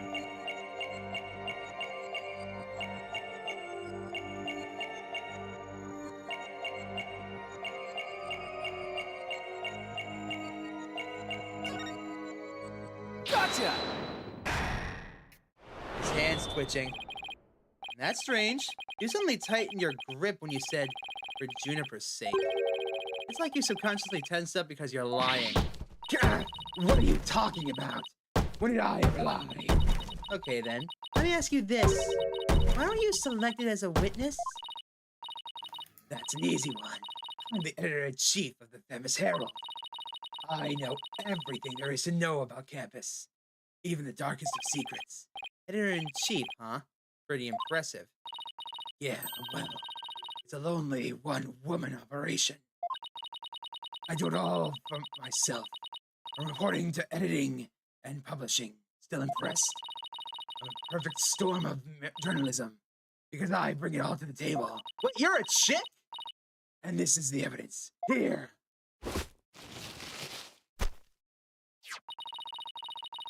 An extra edition of the Themis Herald, published to coincide with the mock trial.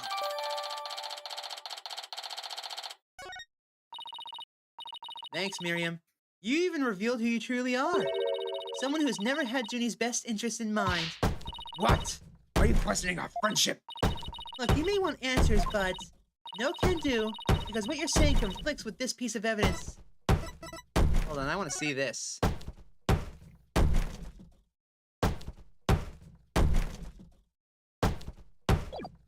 Okay, Take that! That's the Themis Herald, the paper I publish. What about it? Are you really that dense? This article is full of malicious lies about Junie. It's definitely not something a true friend of hers would write. You got it all wrong. Another staff member wrote that one. I don't think so, Miriam. You even said it yourself just a moment ago. It's a one-woman operation. Or did you forget already? If you'd just given me the info you'd have. Stupid pawn. Juniper's just using you.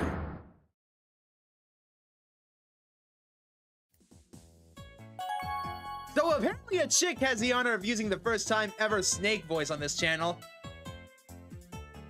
Yeah, you might want to change that snake voice to me. Nope, too late. Wallace is already laughing his ass off. Too late. So, for context, I'm trying to go with a solid Snake Colonel. voice. It keeps coming out of it, though. I'm trying hard. Now, I want the truth, Miriam. You hide in your box in order to collect gossip for your sleazy paper, isn't that right? You're not really friends with Juniper, are you? No, duh. These are talking about my scoops, and my readers demand dirt. Extra, extra. The dirty little secret of the squeaky clean student council president. Dirty little secret? Alright, what are you planning to say in court, huh? I'm a witness to her part in crime. I'm going to tell it all in a shocking expose. The end justifies the means. That's my brand of tell-all journalism. Oh, God. She's a pawn of means. Fuck. Oops, sorry, wall. I should really get something to put on my wall for when I slam it, just in case I don't, like, break through the... Because it does have a little tiny dent in it already. Wait, you serious? That's how rage-induced I get at games when I'm having a tough time.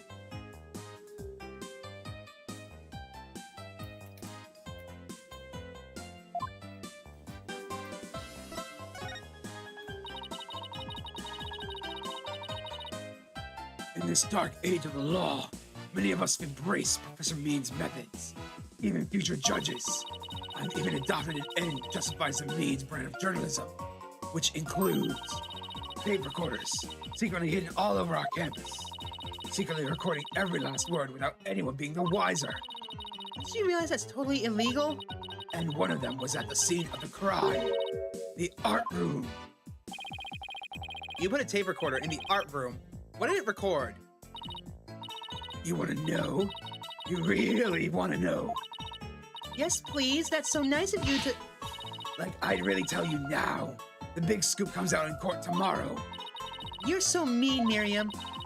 According to my evidence, a fatal fissure had opened between the three of them. Who? Junie, Hugh, and Robin? And what do you mean by fatal fissure? Juniper, you, and Robin used to be the best of friends. Used to be. They still seem to get along fine to me. They did sense some discord, though. You don't know anything. Professor Means had his followers and Professor Court had hers. Their influence is inescapable. Are you implying that one of them adheres to that extreme ideal you and Professor Means have? Why would anyone follow that philosophy? How could you possibly understand? You're new around here. Miriam, wouldn't you feel better if you came out of the dark and into the light? I can see fine in here. You'll be the one seeing the light in court tomorrow. Then you realize how guilty Juniper Woods really is. Ugh. We're going to have to cross-examine her tomorrow. But I don't know where to start. Well, let's at least take care of whatever we can today. You're right. Let's go see what else we can find out.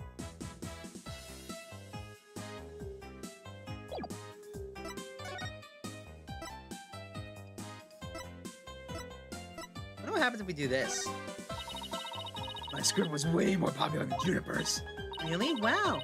What's the majority opinion? Yep. Behind the scenes maneuvers. Threats and deceptions worked like a charm. Miriam, this may come as a surprise to you, but that's called cheating. Says you. I didn't break the law. So, the ends justify the means. That's what they teach us here. Apparently, some people are already thriving in the dark age of the law.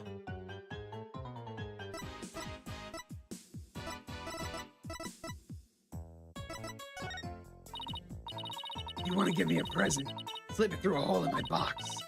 Or if it's too big, you can open the top and give it to me that way. So which way is it gonna be? Either way creeps me the hell out.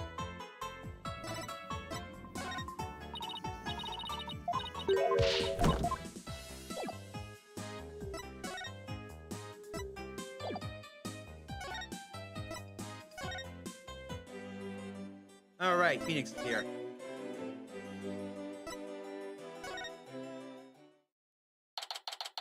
October 24th, Themis Legal Academy, 3rd floor lecture hall. Look, there's Hugh. Hey, Hugh. Oh, it's you two. You want something? Did you find anything? You said you were going to do some investigating of yourself. Nope, nothing yet. I'm afraid it's not looking very good for Juniper. You don't really think Juniper could have done something like this, do you?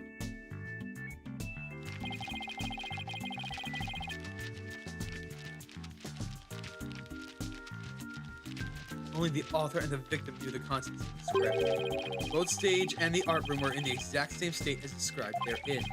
Nobody could mimic a crime like that unless they'd already read the script. Or wrote it. But Look, Professor Means is better able to handle this than you two. So just leave it to him. there it is again. I'm picking up some discord in Hugh's voice. Let's see how he reacts to this. So you really declared that you confessed to Junie if you won the mock trial? Because he's definitely not the shy type. Yeah, well, that's just the genius that's me. My thoughts and actions are on a whole other level from you mouth breathers. No, it's your vanity that's on a whole other level. Talk me down. Chasic, having inflated ego, Jesus. Random junk from some mouth breather? What makes you think I want to see that? The least you could do is make it more interesting, like by telling me how cool I am. What does this guy think he is?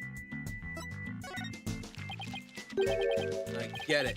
This is your way of mocking my defeat. You like shoving people's shame in their faces. That's your modus operandi. No, that wasn't my intention. Besides, you were never actually defeated. Oh, I suppose you're right. Or is this just a trick intended to provoke me?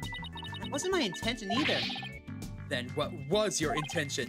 I know, you're trying to toy with my emotions. Wow, this guy can't take being humbled. Old country style. So you really declared that you confessed to him,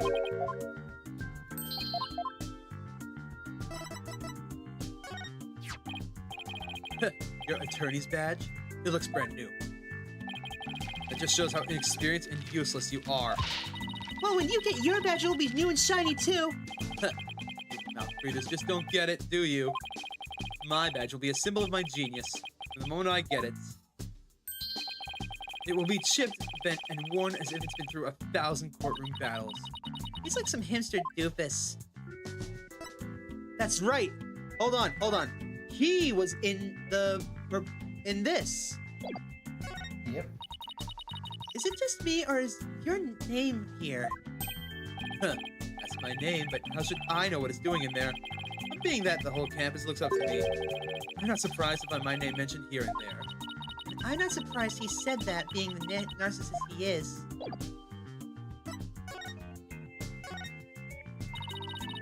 Hugh, would you mind telling me a little bit about yourself?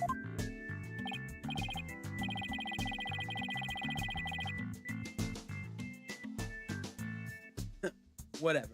I'm 6'1", and under this uniform, 100% lean muscle. My grades are outstanding, and I'm the ace of the archery club, needless to say. I never miss my mark. Oh, and I'm incredibly humble, too. The hell you are! How can you even say that with a straight face? Those around me call me a genius, but I pay them no mind. But when it comes to tests, I always get 100%. So I suppose it's only natural for them to say I'm a genius. But as I said before, I pay them no mind. I heard you the first time. But what about the mock trial? It sounded like you were about to lose to Robin. Huh. There's a very good reason for that. You see, right before the mock trial started, I saw the body. You saw the body? Right, and I was so distraught that I basically handed Robin a victory. You mind telling us a little more about that? So he found the body first? I mean, Right, say so. Right before the mock trial, the campus was empty. Everyone was here in the lecture hall. Your attention, please. This is an announcement from the Monokuma Mock and Trial Committee. The Monokuma trial will begin shortly. All students and faculty, please proceed at once to the lecture hall. Oh no. Oh, yes. Why do you think the Dark Age of the Law is here? God damn it. I couldn't resist. That's right. There was an announcement and then everyone came in here. The only exceptions were the mock trial participants. Juniper? Hey, Reserve, welcome to the stream. You just missed Monokuma. How are you doing today? Juniper, Robin, and I were in our personal dressing rooms next door. Wow, your own personal dressing rooms? That's total VIP treatment. Actually, they're for student-teacher meetings. They didn't have windows. The other two waited patiently in their rooms, but that's not my style. So I headed over to the archery range on the other side of the quad. I did some meditation while I waited. That's the best way to relax. Then just before the mock trial was to start, I headed back towards the main building. I'm doing good. I'm just already starting to get weirded out by some of the things that are going on in this case. As I walked across the quad, I passed in front of the stage. So that's when you saw the body? Right. It was quite a shock. As much as I hate to admit it, my legs were shaking. I could have easily defeated Robin if I hadn't been for that. Wait, hold it right there. You went through with the mock trial even though you had just discovered a body? Why didn't you tell anyone? I mean, we're talking about someone getting killed here. I think I know why. It's because of this. Where did you get that? Though this article in the Themis Herald is true, the winner of the mock trial would get to make his confession to Junie. Right. But if I reported the body, I found the whole thing would be called off. You really wanted to win that bad? Bad enough to ignore a dead body? Sorry, but that's not normal. Could their love for Junie really be that strong? Thanks for sharing that important piece of information with us. It may prove useful at tomorrow's trial. Good, because that's all I have to say about the matter. Thanks, and don't worry, we'll prove Juniper's innocence. You'll see. I can't say you to inspire much confidence. Okay, Athena, what's next? Well, I think I've talked to everyone who is somehow linked to the case. And it looks like I had to go beat the shit out of another bot on Twitch. I'll be right back, everybody.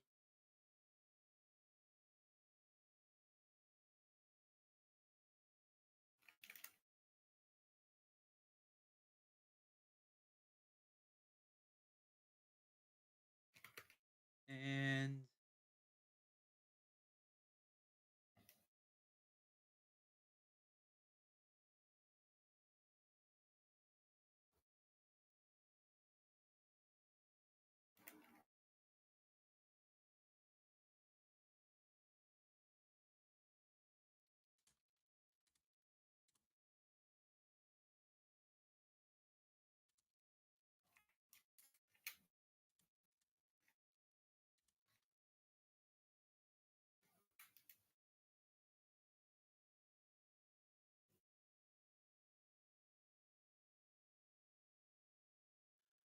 there's just a bot trying to sell viewers on Twitch.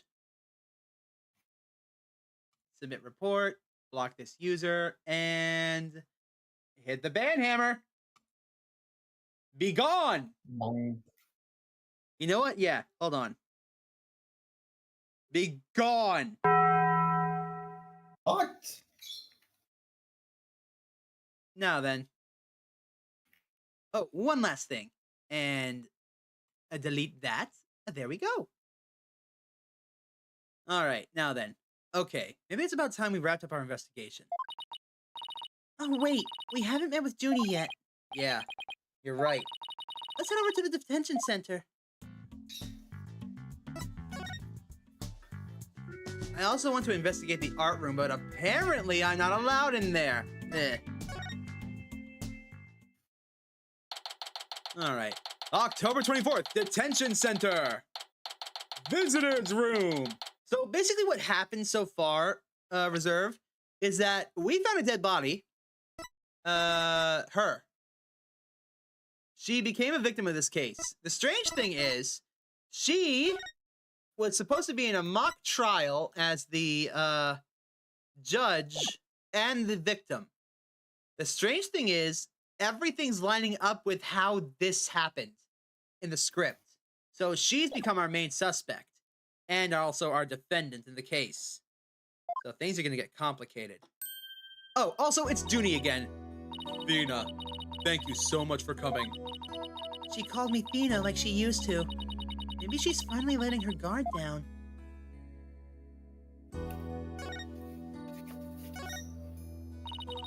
Junie, the crime's unfolding exactly like in your script. Any idea what's going on here? We wanted to make it fair, so the script was kept secret until the day of the mock trial. And the only people who knew the details were Professor Court and I. Nothing we haven't heard already so far. However, Yes? What is it, Junie? well, there was this one article in the school paper. You mean this one? It's more like a tabloid piece than a newspaper article, if you ask me. I've been worried that the trial would wreck our friendship between Robin, Hugh, and me. She wants to stay friends, but both of the guys are hoping to take it to the next level. Oh, the passion of high school drama. I wish I could have experienced it. Fun fact, my high school years, no drama. It was boring as hell. You serious? The most interesting thing that ever happened was the fact that someone messed with the soda machine one time. Nothing ever happens for me in my high school years. And when I say someone messed with the soda machine, I mean like someone changed the colors of the soda by dropping food coloring in there. Everything was pink. And it turns out some kid just did it to celebrate Breast Cancer Awareness Month, so they got off scot-free. Nothing happened! Boring! Boring, I said! Then college rolled around, and I made up for lost time. What did you do, you evil maniac?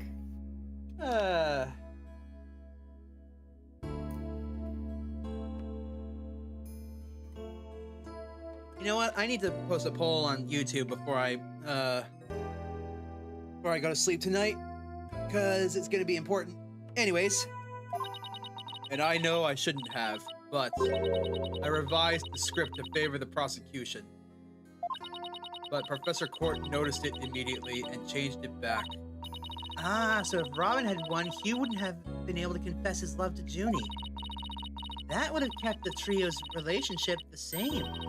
Never knew Junie could be so devious. Sorry, I guess my personal problems probably won't be of any help in this court, huh? You never know. Help often comes from the most unexpected places. Thanks, Juniper. So we know now that she tried to alter the script, but the professor changed it back. Huh. He favors Robin. Fascinating. I was wondering about that owl you had on you when you were arrested. Yeah, it's the same thing.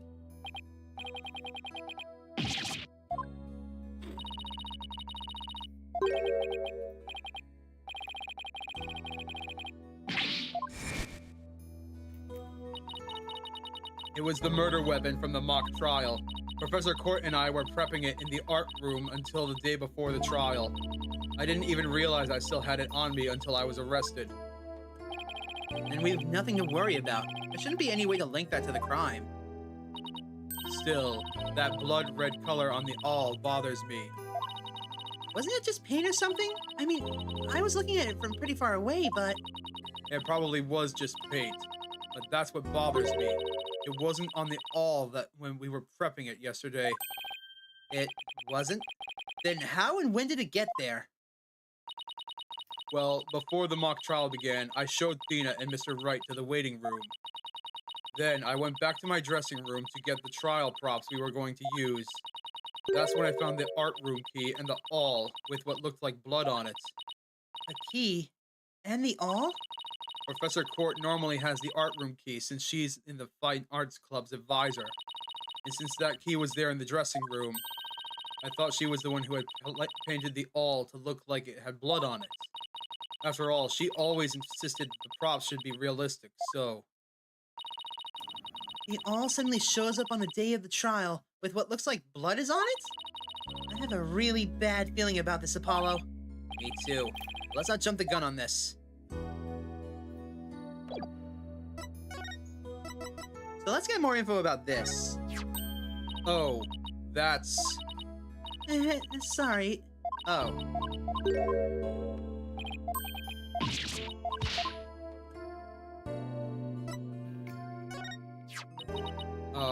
I'd appreciate it if you wouldn't go showing that to everyone. How come? I mean, it's so well made. Aren't you gonna wear it when you sing? Yes, unfortunately, I've been chosen to sing, but I don't think I'm up to the task. Reminds me of the old Junie when you talk like that. Makes me want to protect you. I can't let you do that. After all, I'm student council president. It's my job to look after our entire student body. So what if you took that can-do spirit and applied it to your singing? But we're talking about me singing in front of a huge crowd. Maybe she is in over her head here.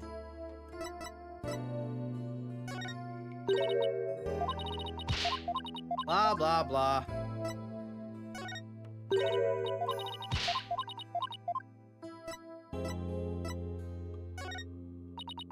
I wish the mock trial had ended better than it did. Yeah, but to have 3 good friends all play leading roles? It's pretty amazing if you think about it. That's true, and it's thanks to the strength of our friendship. There's nothing we can't do if we help and support each other. I don't know. Is that really the issue here? But whenever I bring it up... Yes, that's what it's all about. The friendship between the 3 of us is absolute. Dina, it's obvious they're friends, so let's just leave it at that. Yes, I know that, but... her words seem kind of forced.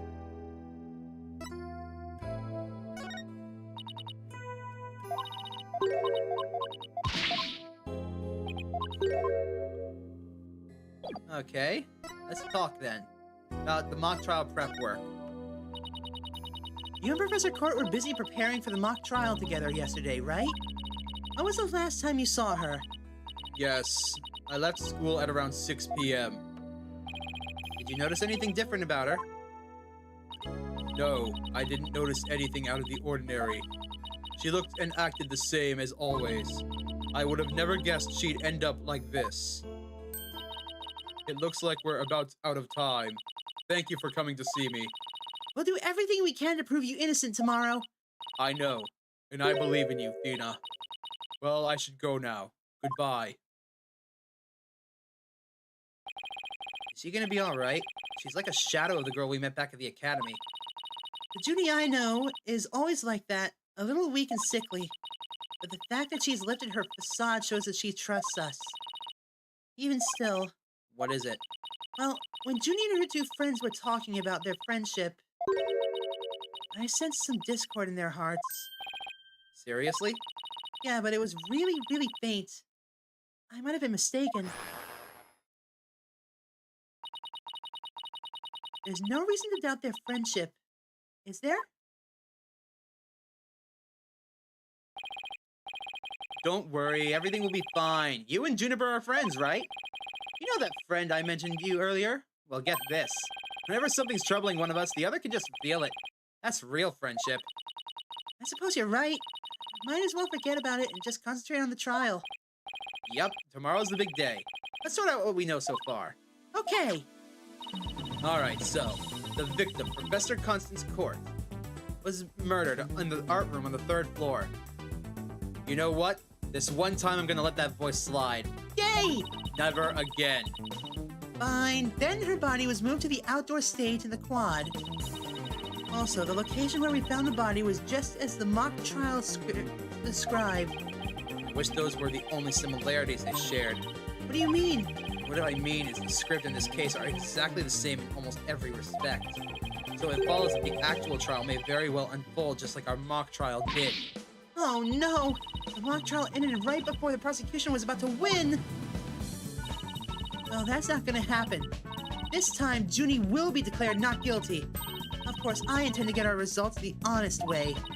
We can do this. We'll be fine, after all. I have Apollo and the king of the being fine. Why does this bode badly? We can do this.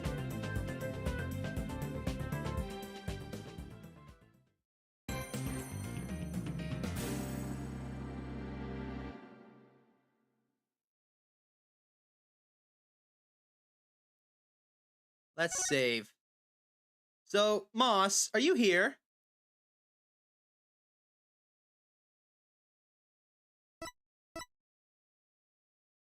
Let's save here, yes.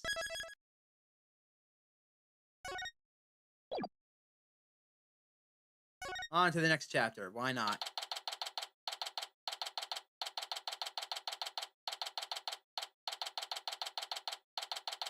October 25th, 9:47 a.m. District Court, Defendant Lobby number 3.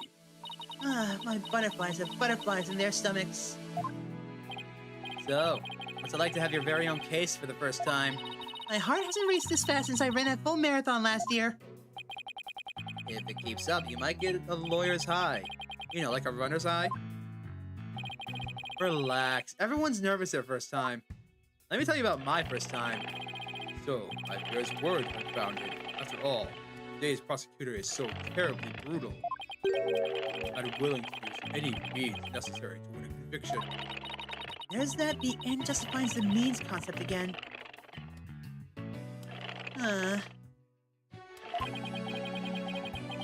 Now that it has come to this, we have no choice but to fight fire with fire. The end justifies the means. I wish you would stop saying that.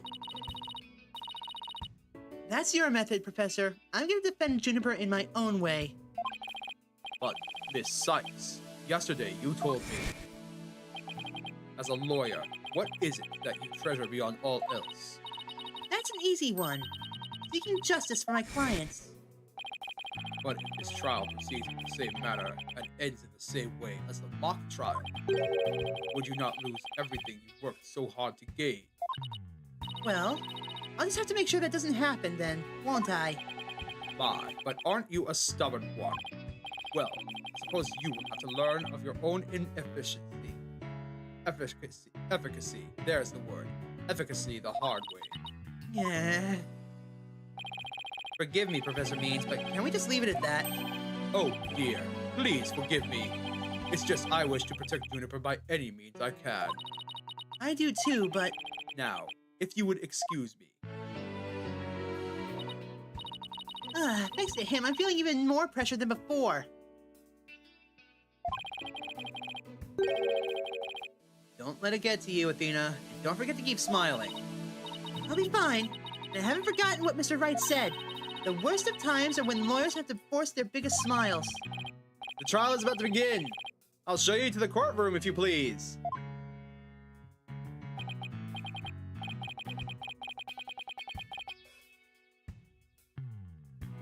Apollo, I'm counting on you to support Athena this time. Okay, Mr. Wright, leave it to me. That's right. I have Apollo to back me up. Junie's fate rests in my hands. I won't rest until she walks free.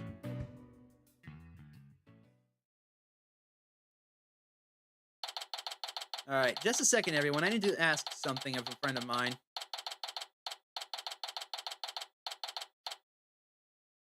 I will return in just a brief moment.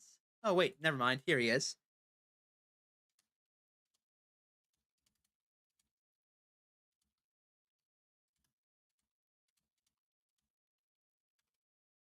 I'm just asking him how long the case is. Now then, that's out of the way. October 25th, 10 a.m., District Court, courtroom number 4. The one that's about to be exploded. Court is now in session. I finally get to use my real judge's voice. All rise. Court is now in session for the trial of Juniper Woods. Athena Sykes, defense team leader, is ready, Your Honor. That didn't sound very confident. Sure you're okay? I'll be fine. Your baldness. I know. As usual, you want me to deliver the opening statement.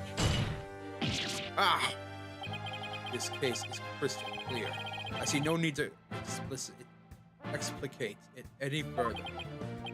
Now, summon the witness. Is there something the matter?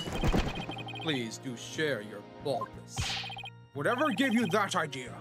Bailiff, please call out our first witness. And now we don't even get an opening statement. Really? Him again? Detective Fulbright, he and Prosecutor Blackwell have become quite the team. Oh, right, the case brief. Leave it to me. Yes, let the detective in charge. Everyone's favorite friend of justice explain. What was that just now? It's like he and Blackwell are totally in sync. Well, I don't think they're capable of mind melding, if that's what you're thinking. At least I hope not. All right, Detective Fulbright, would you please explain the case to the court? Professor Court's body was discovered on April 24th at approximately 2:30 p.m. He was murdered with this owl I have right here.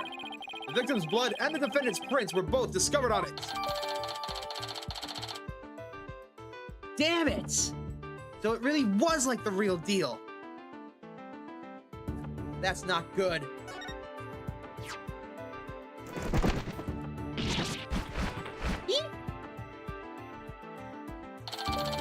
Hey, at least he's sharing the evidence with us before he blazes it out in court. I have to point to him. At least he's being better than Edgeworth. Oh, Moss is gonna have a tirade about that one. All right, let's see. Between 6 and 8 p.m., cause of death, blood loss from a deep stab wound in the victim's side. Wow, that bird can deliver evidence too? Blackwell has trained him well. Maybe Blackwell should train it to not mess up with people's hair while he's at it? Moving right along, the body was discovered on the outdoor stage, although no blood was found there. However, we detected traces of a massive amount of blood in the third floor art room. In short, the murder took place in the art room. So, and the body had been moved from the art room to the stage. Precisely! And there's one more piece of irrefutable evidence. A recording made by a tape recorder that the school paper reporter hid in the art room. It captured a female voice screaming, "You're a goner." What's this? You have such a recording?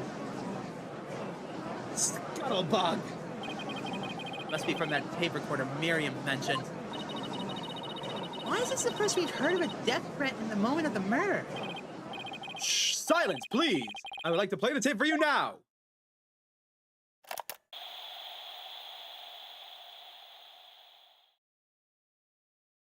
Uh-huh.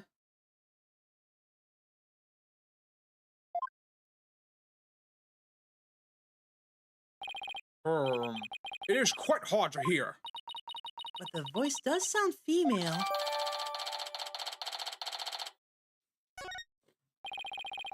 The noise and the low volume of its voice have made voice print analysis all but impossible. And you haven't identified the voices belonging to the defendant. Not so fast! After all, voice print analysis isn't everything. The victim was killed at night, then discovered in the afternoon the next day. The question is, when was the body moved? Oh, I know. It could have been moved in the middle of the night when no one was around. Sorry, but no. The campus was full of students that morning. However, no one reported seeing a body. That means the body was moved sometime before the mock trial when all the students and the faculty were gathered in the lecture hall and the rest of the campus was empty. It was during this time Hugh O'Connor, one of the mock trial participants, found the body. So the prosecution heard about Hugh seeing the body. Wait one moment. If all the students and faculty were gathered in the lecture hall, then there wouldn't have been anyone who could have moved the body. Ha ha! Have no fear, but there is always an exception. An exception. The 3 mock trial participants were standing by in individual dressing rooms. They were the only ones who had free access to the deserted campus before the mock trial. What? Then that would mean... What would that mean? Those 3 students were the only ones who could move the body. In justice we trust! I don't like where this is headed, Athena. Me neither. And by those 3, I mean... Hugh O'Connor, Robin Newman, and Juniper Woods, our defendant. I knew it. Please, Detective Fulbright, don't say what I think you're about to say. In justice we trust. I take it everyone understands now. The voice is believed to be that of the murderer was female. And 1 out of the 3 people who could have moved the body, just 1 is a girl. That leaves the defendant, Juniper Woods, as the only possibility. So stop when it next tells me to save. All right, sounds good. How long is this case anyways? Do you know? Impressive. It's pretty long. He has you on the ropes even before any cross-examinations. You can at least pretend to be upset for me? A splendid job, Fulbright. That could not be any clearer. Feel free to anticipate a salary raise next month. Wait, 5 hours in total? Really? Huh. I could absolutely finish that then.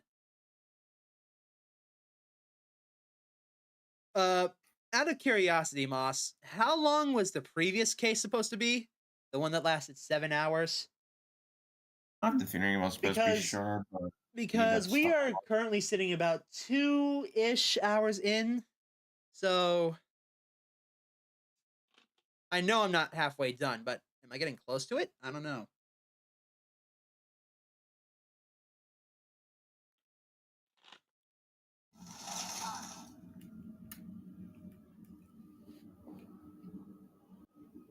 Oh, so they're both 5 hours? Really? Okay. Yep, meaning you just got stuck somewhere, which caused you to take an extra 2 hours. Yeah, I probably got stuck somewhere somehow. Either that or I kept getting sidetracked. Who knows? Who cares? Let's have fun! But here's another thing I like about Blackwell. By the way, Moss, I just kind of roasted Edgeworth because he's being better than... because Blackwell is being better than Edgeworth right now. In what way? Well, for starters, he gave us the autopsy report before whipping it out in court. You know, like Edgeworth didn't. Ooh, Moss is going to be pissed at that one. And secondly, he's giving his detective partner a raise. The exact opposite of Edgeworth. So you unironically also just dug a bit on, what's his name again, Gumshoe as well. Yep. But I have a feeling Moss is about to yell at me for that little comment. Okay. I don't do this for the money. It's all about justice. In justice we trust. Ugh, not only a halfwit, but a perennial stuck in the mud you are. I guess neither the carrot nor the stick works on Detective Fulbright. Now, bailiff, please bring out our next witness to the stand. Scuttlebug. Scuttlebutt. That's even worse. So, our first witness is a cardboard box.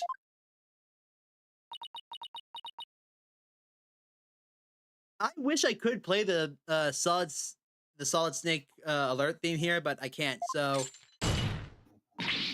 Gah! Do do do do do.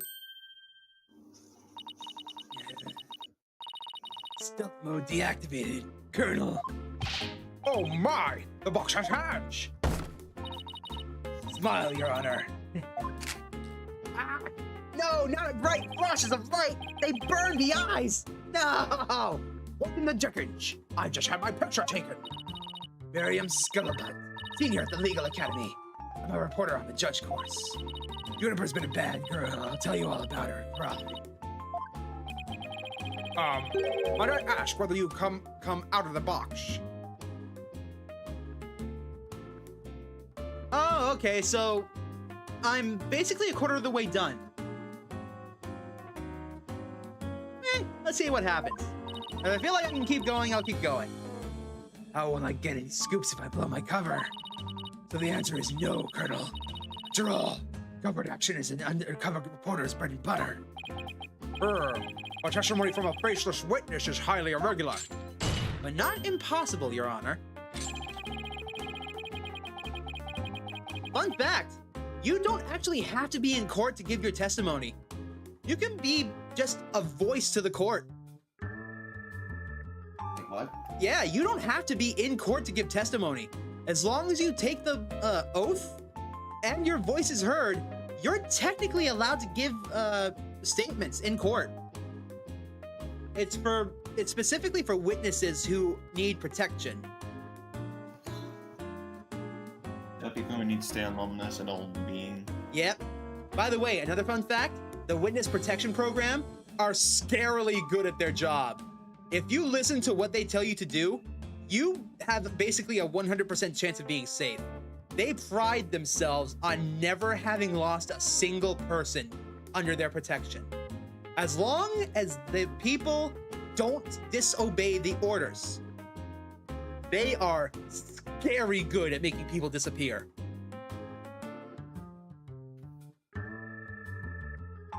Now then, a former ninja who I met in the clink said that exposing those who work in the shadows is to pass the death sentence upon them. So, Blackwell, my guy, ninjas are dead. There are no modern day ninjas anymore.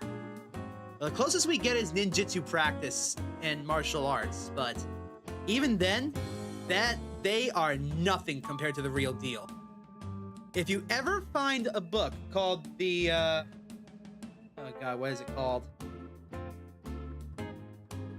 It's the big-ass Bible of the Ninja. It's a big orange book. That's how many tricks the ninja had that we know about. Keyword being that we know about. Because guess what? We don't know a lot about them. That's how good they were at being secretive. Oh, another fun fact, you know how ninjas are always seen as being assassins? No, not really. They're spies. Big difference. Now then, before I get into another hour-long tirade about ninjas and how modern day culture has basically ruined them, let's continue the game. I can get into ninja stuff the next time I do a ninja game. Oh my! I never thought of it that way. Very well. If it would spare a life, I'll make a special exception this time. A former ninja in prison? Holy Shinto! How can the judge believe this load of crock? Now, your testimony, please. Oh, but take care not to reveal your face. Yeah, right. $5 says that we're gonna see her face by the time this trial's over. The murder happened exactly like Juniper's mock trial script. Up until the mock trial began, only Professor Court and Juniper knew the script's contents. But Professor Court's sudden decision not to use the script sparked Juniper's murderous rage. Juniper has to be the killer. He has a motive, and the murder is just like her script. The murder is just like her script. Could such a thing be true? Compare her script with a murder case and crime scene photos, then you'll see. This is so simple and even ape posing as a decrepit old judge could understand. Only the victim and the defendant were privy to the script. Ergo, the defendant is the killer. That makes no sense. Hold on a minute. That actually makes no sense. If the defendant were the killer, why the hell would she frame herself? Follow my logic here, Doom, okay? Follow my logic here.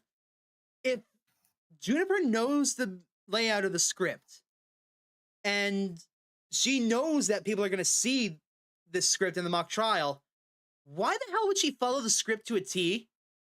That would just implicate her above everybody else in the building. Yeah. That makes absolutely no... There's no way Juniper would do that. Also something you kind of want to avoid if you're going to murder someone. Yeah.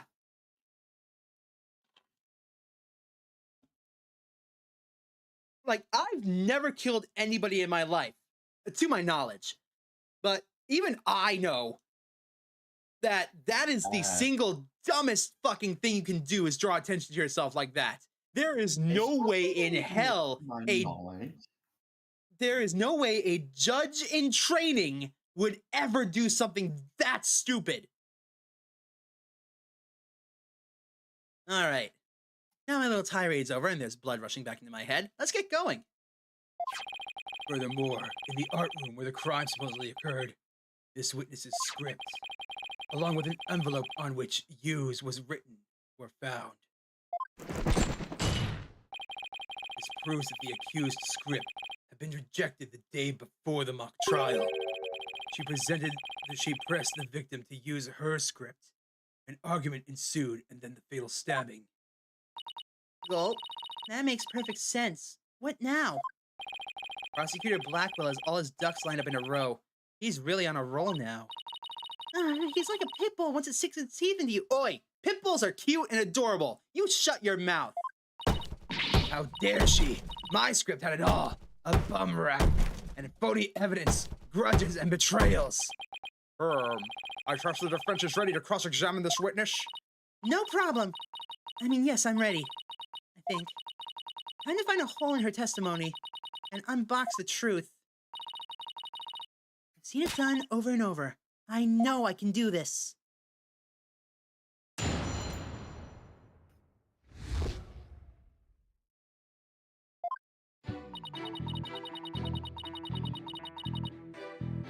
Hold it! There must be places where the script and the case diverge.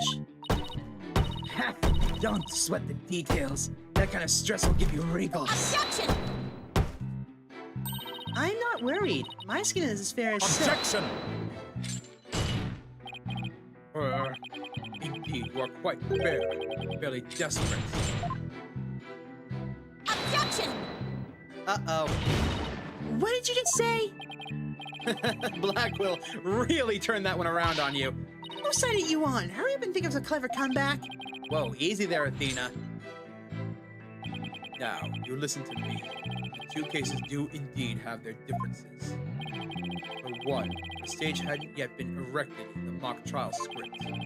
And in the actual case, there were signs indicating the victim's wrists had been bound. But such differences pale in comparison to the host of similarities. In any event, replicating the crime without knowledge of the script is an impossibility. Looks like I won't be passing this off as coincidences. What a total burn! Try again, why don't you, pawn of woods?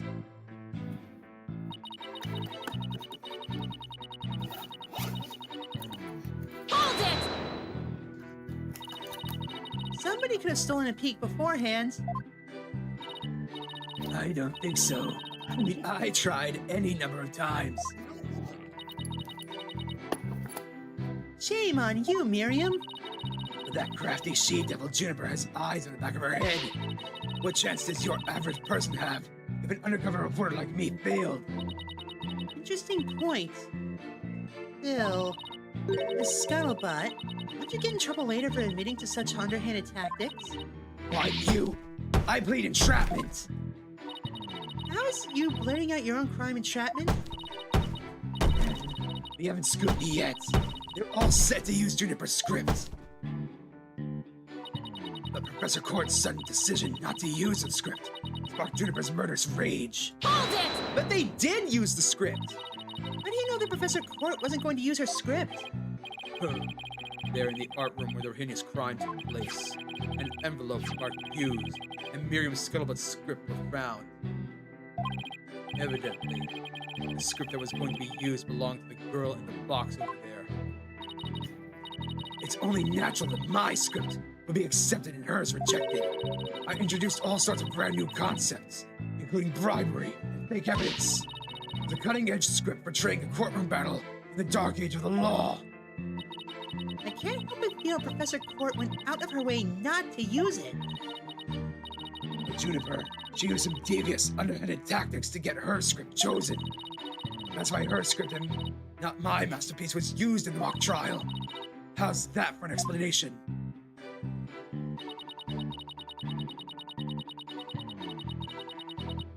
Hold who saw the mock trial could have recreated the crime. After they saw the mock trial, No, they couldn't have, Athena. they could have easily staged the body like in the script.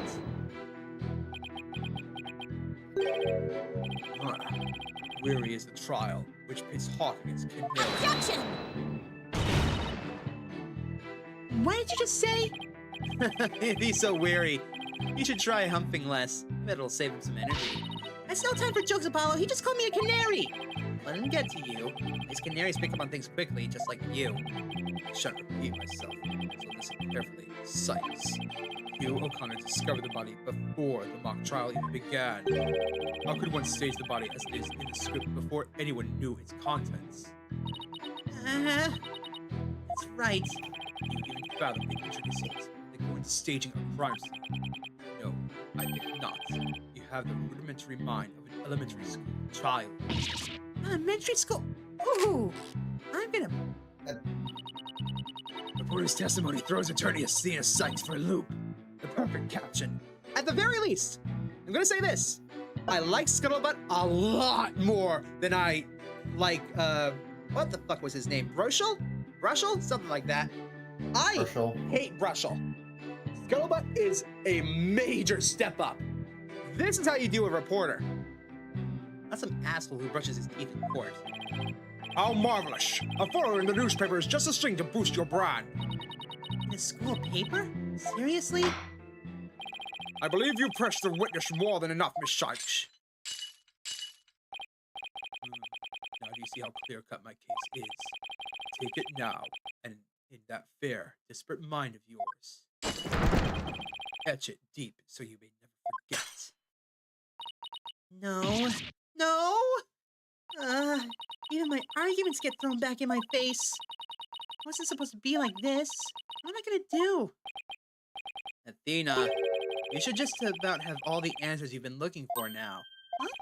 Think about it this way. If the killer knew the details of the mock trial, would they really commit the crime in the exact same way? I was just talking about this! Hell yes! I don't follow. Try to place yourself in the killer's shoes. I bet you'll discover an inconsistency if you do. Ah, I get it. Thanks, Apollo. Miss Scuttlebutt, Just so we're clear, you're claiming that the killer intentionally made the crime scene look just as it was in the script, and that it is beyond the shadow of a doubt not a coincidence. Is that correct? No duh, Colonel. No duh, Colonel. After all, it's just more evidence of the Juniper's evil she-devil ways. Objection!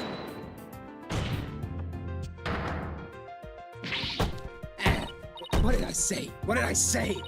Our client made the crime scene look just like the script, something known only to her? That would not just be foolhardy, but be completely irrational. What do you mean? Yes, Miss Sykes. Please tell this court what you mean by irrational. It wouldn't make any sense for Junie to mimic her own script on purpose because it would make her the culprit. The murder scene was the same as it was in the mock trial script. That in and of itself is irrational. What's wrong with them being the same? Yes, Miss Sykes. Can't you explain what you mean? Okay, let's say for argument's sake that Miss Woods is the killer. If so, then what reason would she have to intentionally make the actual murderer mimic her own script? That's easy. He was admitting that she was the... That's right. If she had really done that, it would have been like proclaiming to the world that she was the killer. So what we actually have here is evidence of someone trying to frame our clients. No. Uh-oh. Okay. The body was found in the day of the mock trial. In short, the day the details were revealed. So it would be completely inconceivable for the murder to go exactly like the script. Don't let that get to your head. Just Objection! Objection.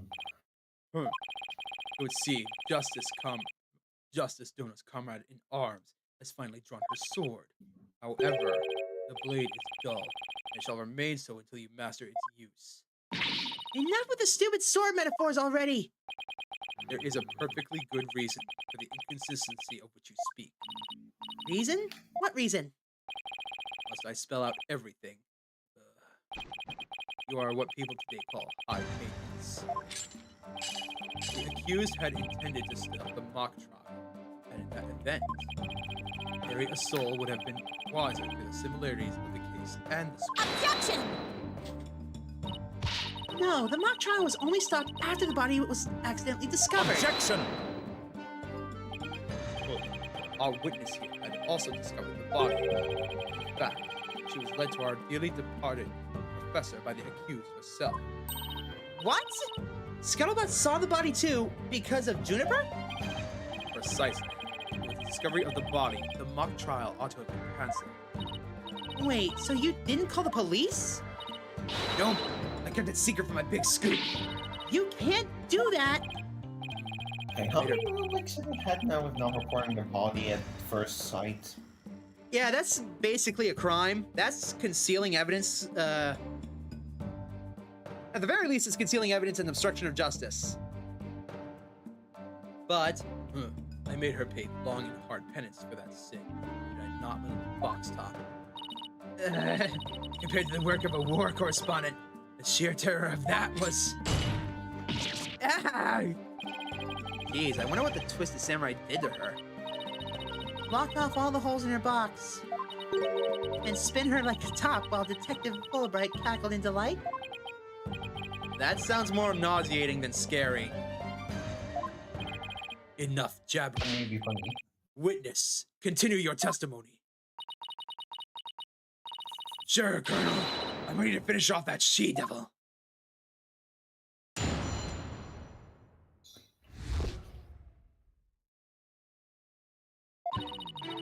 I snuck into Juniper's dressing room while everyone was in the lecture hall. Juniper had changed into her stage costume. I asked her, "What are you doing?" Suddenly she fled into the hallway, as if she wanted me to follow her. I followed her all the way to Professor Court's body. She led me right to it. I'm positive it was Juniper, because she was wearing the same costume that she had made. Hold it! Wait, Why did you withhold such key testimony? what's that supposed to mean? Athena, you haven't even started your cross-examination. I know, but her testimony puts to her as being a potential suspect. Well, I don't think Prosecutor Blackwell is... No, wait. I bet he's already thought of that. The witness left the lecture hall to sneak into Mrs. Wood's room before the mock trial. That means she too could have moved the victim's body. Prosecution's claim no longer has any grounds to stand on. Help! Keep your bird away! You do that again, Bird, and I'll turn you into roast... You know what? You gave us the autopsy report beforehand instead of whipping it out like it was nothing, so I'm gonna let this one slide. But the next time you do that, I'm gonna turn you into a roast turkey. I don't care if you're a hawk. You're gonna become a turkey. No, don't attack the bird. Fun fact, Moss, I will never in my bird. life ever touch a cigarette. So, no, I did not eat a packet of cigarettes before the stream. My voice is just that good, Colonel. Now, no. You need to ruffle your own feathers, so when you squeak like a little brat, it agitates Taka. You want him to peck your eyes out? That is wholesome and adorable, but still, I'm going to turn you into a roast turkey. Oh, wait, hold on. No thanks. Oh no, I got the joke. I just killed your joke. Sorry, Moss. Womp womp. You listen here. The witness has a perfectly good alibi. Oh yeah, I do. Around the estimated time of death. I was undercover reporter class. It's right near my home. Undercover reporter class? The proverbial rug is pulled out from under you. The witness could not be the killer. The defense must look before leaping, or at least make sure to get the rug secured to the floor. I tried to warn you. Ooh. Well, there ends the cross-examination. Let's allow the witness to step down. Huh? No, wait a minute. The defense has no right to cross-examine the witness after that little spectacle. For whatever a man is sowing, this he will also reap. Why can't he say you reap what you sow? Very well. If the cross-examination is over, I suppose the witness may go home. Perhaps spend some time in a lovely box and recover from today's stressful event. Don't you worry about me, Your Honor. There's no rest for the wicked, or journalists either. My third eye's always eyeing a scoop. He's always eyeing a scoop? Well, back to the trenches. Goodbye. Hold it. Hold it! Get back here! Hold it! Not so fast, Miss Scuttlebutt. Apollo? There's just one thing I'd like to ask. Did you take a picture of the victim's body? And if not, why not? Well, that is... No, I didn't take one. Well, that's strange. Why wouldn't you take a picture if you're always eyeing a scoop? Did you, or didn't you really see the victim's body? It's not like I, actually saw it, but... What the devil? What the devil? Did you hear that, Your Honor? The witness didn't actually see the body. That completely overturns the prosecution's claim that the witness was led to it. Just don't know you dare steal at me again. Hold it! Nice try, boy wonder. So what if I didn't see the body? The fact remains that Juniper led me there. Feast your eyes on this. Where's that? What exactly am I looking at here? It's a crucial moment forever frozen in time by my third eye. A photo clearly showing Juniper Woods. Why did you not tell me of this? The shocking scoop I was saving for just the right moment. That would be now, right here in court. Surprise! What did I do? What did I do? All journalists keep their scoop secret until the right moment. He's pretty brave hiding it from Blackwell like that. You're pretty stupid. Well, this is an unexpected turn. Dina, about this picture. See how it only shows the back of the subject? Ah, so then... Right. Who knows whether this photo shows Juniper in the first Objection! place? Clearly irrelevant point. What is relevant here is... There was someone who did try to lead the witness to the body. Take a gander at this. The route by which the accused escaped. The witness pursued the accused this way after she fled from the dressing room.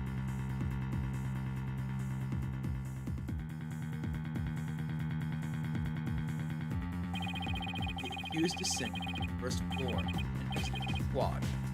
Then went part of the prey. Then I tripped and fell. Caught my knee on my own box. She stayed under her box even when running after someone? That sounds difficult. Recall the body was already there, for Hugh O'Connor had already seen it. She was trying to show someone the body because she still wanted to stop the mock trial. Hold it! But if the facts have changed, that's all the more reason to cross-examine the witness. The defense has a point there. Very well. You may proceed with your cross-examination. It seems justice don't know how saved your pretty little head, Missy. For now, at least. I guess I pulled that off somehow. Thanks, Apollo. You're a lifesaver. Incidentally, my compliments to the witness for her very fine box. It's primo cardboard, selected from among many. Tell another lie, or hide another fact from me. And I shall put it to the torch. Please, anything but that. I'd still be inside. Colonel! I think it would be more eco-friendly to recycle it, but that's just me. All right, Miss Sykes, you may cross-examine the witness.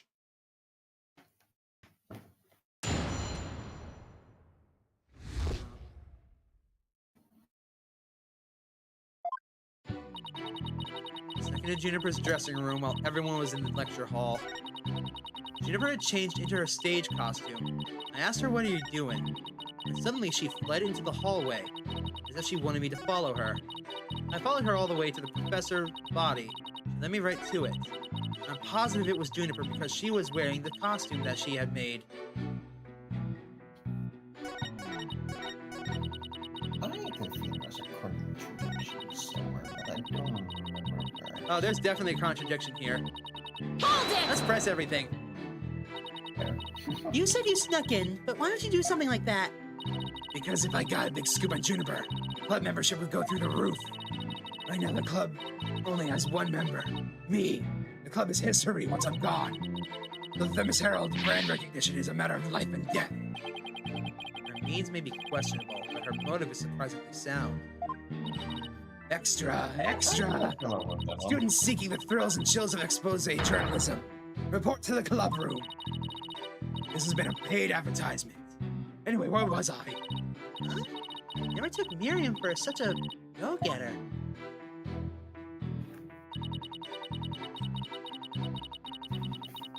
Hold it! Why would she change into that costume? The mock trial was about to begin. How should I know? But if you don't believe me, take a look at the photo. Capture this critical moment, like the gonzo journalist pro that I am. This only shows the back of whoever was fleeing. Sorry, what was that? The help is there. It is there. You expect me to shoot her face when she's running away from me? I guess you're right, but this doesn't seem to be getting me anywhere. At any rate, as this photo shows, Juniper was in her stage costume. Hold it!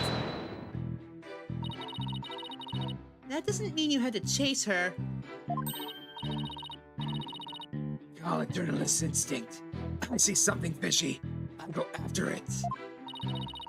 But you never did catch up to her, did you? A true undercover journalist gets up and does herself off when she stumbles.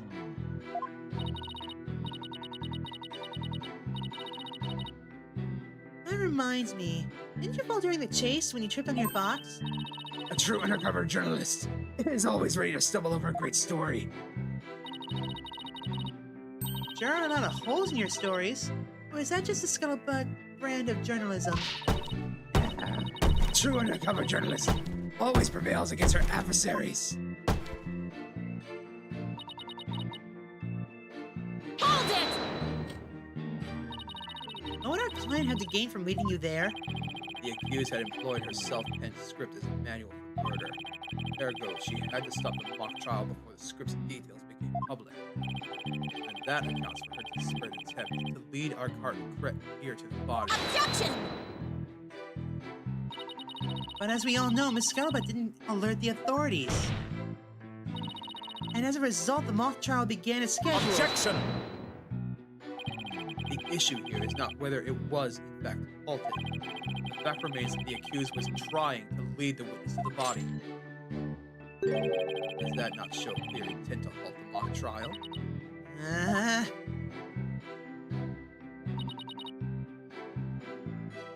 Hold it! You say it was our client because the figure you witnessed was wearing her costume. Is that a bit simplistic? It's only as simple and clear-cut as a good piece of journalism should be. Sure, it's simple, but I hardly call it clear-cut. That's why I chased her. You keep saying that it was Junie, but she didn't even actually see the body. Yeah, but Blackwell's assertion takes that into account. So even if I press her on her never seeing the body, I won't be able to overturn this testimony. Well, whoever it was that was fleeing, Miriam never did see their face. So I'm wondering why she thought it was Juniper. Try thinking along that line, see what you come up with.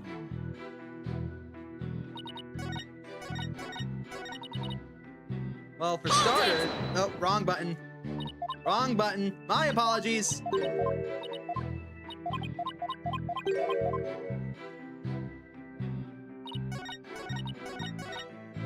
Or for starters, that's not the costume we saw. Objection! Miss Scuttlebutt's sole basis for identifying our client as the figure in this photo is the fact that it shows someone in Miss Wood's stage costume. Well, it is Juniper's costume, so that must be Juniper in it. It's clear cut. No, that's where you're completely mistaken. What? This is a design drawing of our client's stage costume. Oh my, what a wonderful creation. The constellations are extraordinary. I'm glad you noticed, because those stars are precisely what's important here. In the drawing, there are constellations all over the outside of the costume. But there's not a single star on the costume in the photo. Oh, then that means, what exactly? Your Honor, there were no other blue costumes at the scene, which leads me to believe that the figure in the photo was wearing our client's costume inside out. Why would Miss Woods make a mistake like that? Well, it's not really a matter of why, but rather who made the mistake of putting it on inside out. Wait, you're not suggesting... That's right. I'm glad you're catching on. The costumes designer wouldn't put their own costume inside out. My stuff! Colonel, I need to get my stuff! Sorry, Miss Scuttlebutt, but doesn't believing you had a scoop when you really didn't make you a failure as a reporter? Failure as a reporter. Yeah!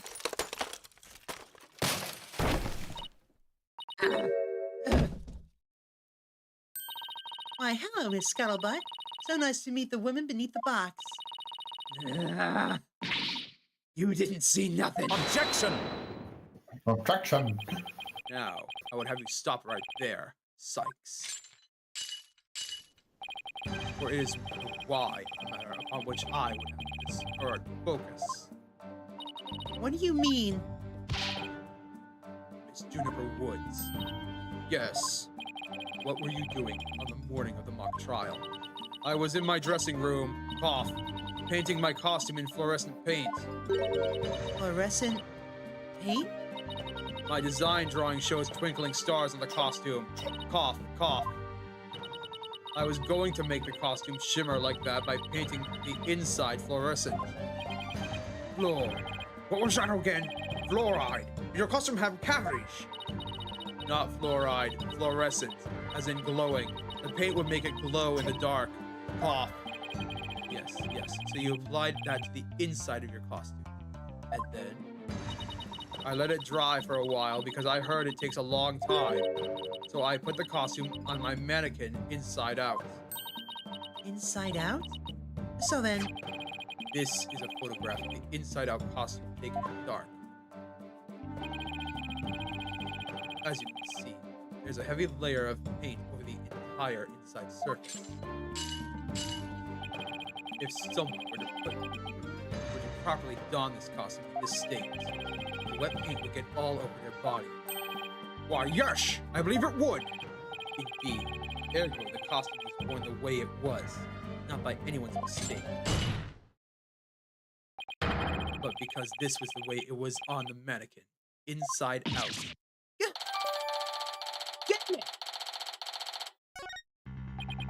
Figures he would have had a photo.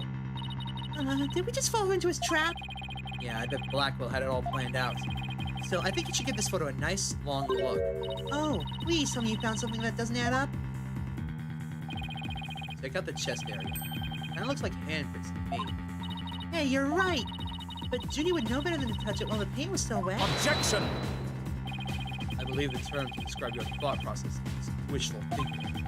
After all, if master painters made mistakes, why not rank amateurs such as you? Objection! So basically, you're saying my claim requires evidence to back it up. Evidence? That shouldn't be a problem, right? After all, you come this far. Just because I've come this far doesn't mean I had to thought everything through, though. What? You mean you've just been bluffing? What did you expect me to do? I'm sick of losing to this guy.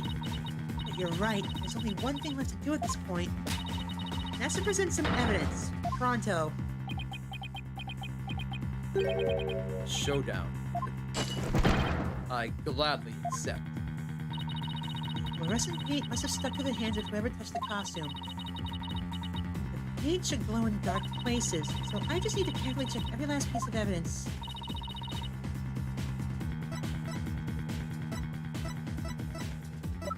it should be the owl, right?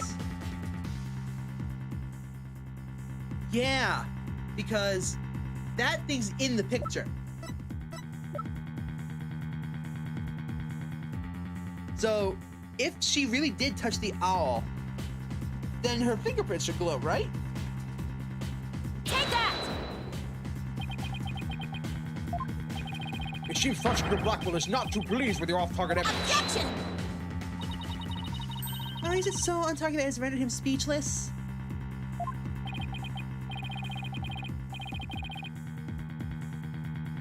Let's ask him what he thinks. Prosecutor Blackwell. As I thought, my initial suspicion was correct. Ow! Now I'm speechless. Please, I think I've got it this time. Okay, we're gonna look over everything. No paint here. Nothing I can see here. No.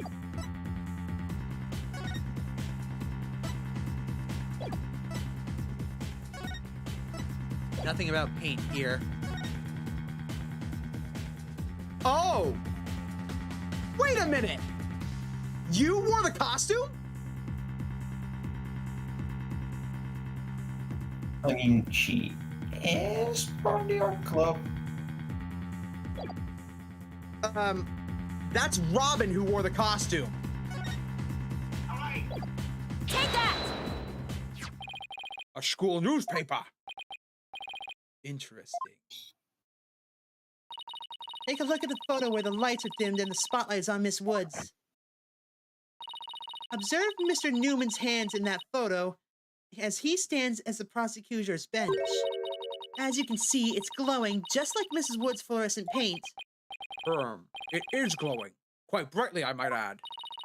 But why would he put fluorescent paint on his hands for the mock trial, you may ask? The answer is that he wouldn't, not on purpose. It got there when he put the costume on. Oh, that means... What again? It means the figure photographed in the costume was not our client. It was her classmate, Robin Newman. What?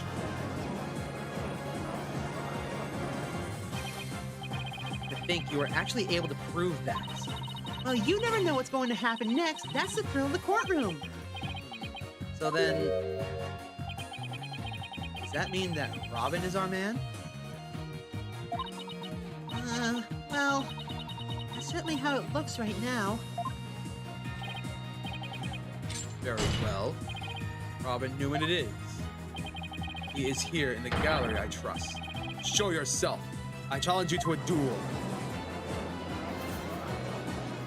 Begone, scuttlebutt! Get out of here. Will the witness please state his name and occupation? I'm Robin Newman! I want to become a great artist. I practice day and night. No, that's not it. I'm gonna be sincere, miss. So for occupation, we should put down budding artist. No! The Miss Legal Academy Senior Prosecutor Course! This basis of proof of my masculinity! I've been training to be a prosecutor for 18 years! I assume you'll be cleaning up the pottery you smashed before you leave today. What's his age? I'm looking. 18. So basically, he's saying that Yep. he's been... I'll look at DMs in a second, Moss. Oh, man!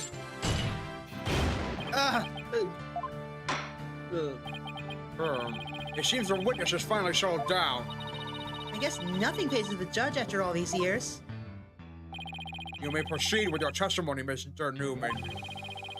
Specifically, the court wishes to hear why you had fluorescent paint on your hands.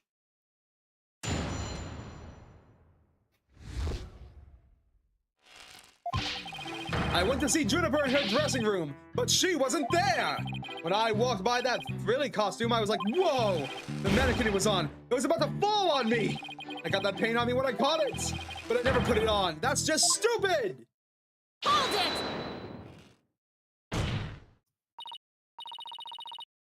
Your Honor, I recommend a short therapy session for the witness. Therapy. Why? Well, Mr. Newman does seem particularly agitated, but... no! Not again. What's his problem? I sensed it the moment Robin took the stand. The discord in his heart. Do you think he might be hiding something? Probably. You ready, Mr. Newman? Let's see what the mood matrix can do for you. I thought you had to get a person's consent. Okay. All right. Forced therapy it is. I mean, considering it's part of the cross-examination... Yeah, hold on. I had to look at this apparently because Moss is being... What's he saying? Oh! Oh, he sent a picture of what's actually inside the box. Is that a laptop? Wait. Fascinating. Wait. Can you send it to me real quick? Nope. I went to see Juniper in her waiting room, but she wasn't there. Okay, why is he surprised about that? When I walked by that frilly costume, you were happy. Surprise. Surprised.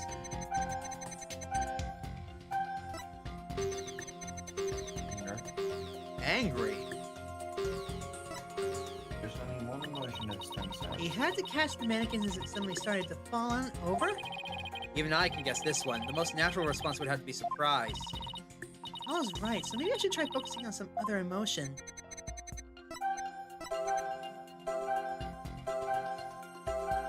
Hi, Angel. Welcome to the stream. Thank you for tuning in.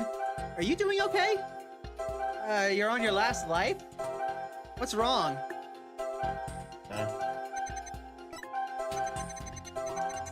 Well, I'm not going to take any penalties, so... Got it!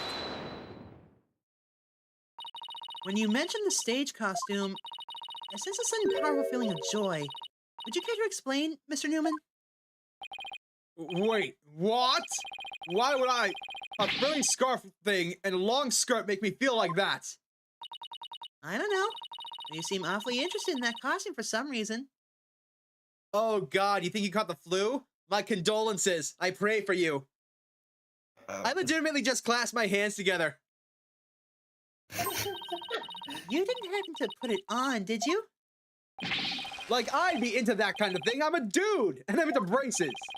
You don't think. Papa's actually got a thing for Juniper's outfit. Do you? Oh, come on, isn't it obvious? You're enjoying this a bit too much, Athena. No way, man! The mannequin came falling towards me, so I stuck out my hands to stop it. End of story. That's a new piece of information. Time to run an update.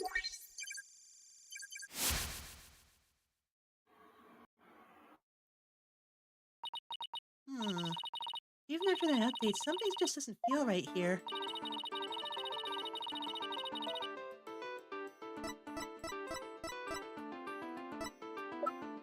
Wait. Doesn't make sense with the glowing bit, does it? Since it would be on the inside, wouldn't it? Because it's on the outside. Yeah, that's right. Take that! Your husband had it. You got sick Thursday night. He was better by yesterday. Never got... Oh. Rip to you, Angel. You said the mannequin came falling towards you, so you stuck your hands out to stop it. If so, then the fingers on your hands would have been pointing outwards like this. But that's not the handprints show. In fact, this looks more like just your thumbs and the base of your palms. Why in the world would I leave such weird handprints? You know why. You left them when you went to adjust the scarf after putting it on. Just like the model in this drawing. Whoa! Why don't you just admit it, Mr. Newman? You did put the stage costume on, didn't you? And you really do like Mrs. Wood's clothes, don't you? Fine, I admit to putting the costume on. But I don't like girly clothes. Man! 90? Only 10%? Yes, new information to plug in. Time for another update. It only went down to 90 after all of that? Yep. What the hell's going on in your head?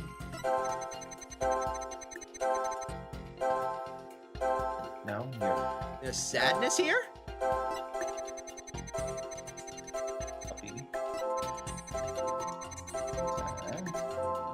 And he's sad that he's a guy again.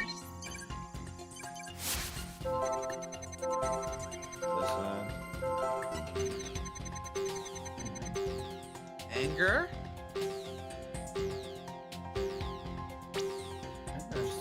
Got it! Mr. Newman, this emotion is inconsistent with your testimony. What are you talking about? It's not true! My only emotion is testosterone-fueled stubbornness! Yikes! Why do they call that an emotion? Wonder where I went wrong. Bring it on, 1,000,000 times or 1,000,000,000, I don't care! It must be one of those sadness. It's definitely the sadness thing. There! Another emotion that doesn't fit. So what? You're really starting to get on my nerves, man! Mr. Newman, you got excited when you put the costume on, but you also felt sad. Who cares if I felt sad? It's no big deal! Okay, Mr. Newman, smart, out with it. Why did you feel sad? Like, You're hiding something, aren't you? Oh no! I gotta go. I'll be watching full YouTube. Okay, bye-bye. You're not Bye. fooling anyone anymore. Now tell us why you're sad. Okay, fine! If you're gonna be that way, I'll tell you! The reason I felt sad is... No matter how much I dress up, I'll never be as pretty as Juniper!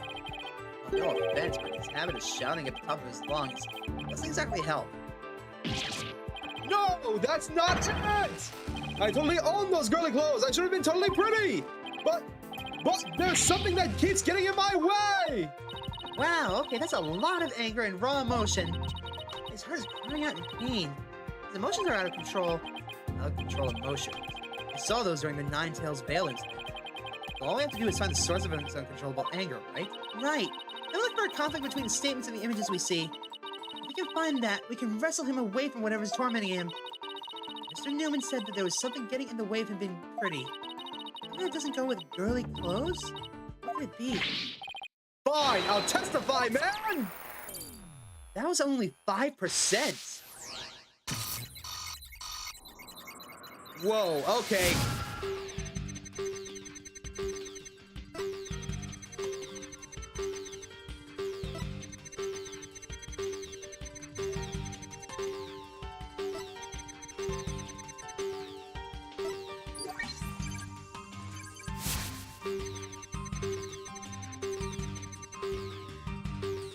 You never touched the hood.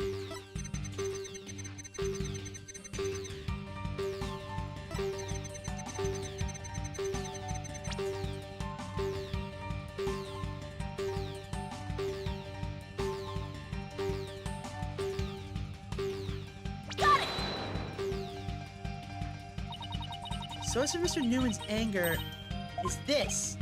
Nope, you're way off. Way off. No good, huh? Trying to listen carefully, but all this shouting, it's...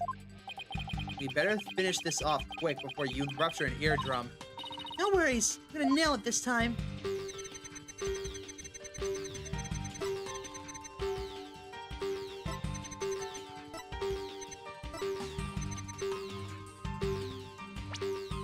I think the only thing that could get in the way is his brace, right? Got it! All right. Mr. Newman, you feel a great deal of anger towards your brace, don't you? Is that what you feel is holding you back from being as pretty as you think you should be? Huh? What? Mr. Newman, the truth is, you really want to take that brace off, don't you? No way, man. This is a symbol of masculinity. I could never take it off. Is it that you can't take it off, or that you don't want to take it off? Oh man!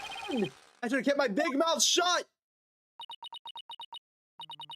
This is really weird. He exhibits intense anger towards his brace, which he calls a symbol of masculinity. But he can't take it off, not even when he's trying to look pretty. What could be at the root of his complicated relationship with his brace? I'm feeling we're on the verge of uncovering an earth-shattering secret. Dina, you okay? Seems like Robin is still hiding a secret. A big one. Bigger than the fact that he's secretly jealous of Juniper's looks? Yes, at least I think so. No, it can't be.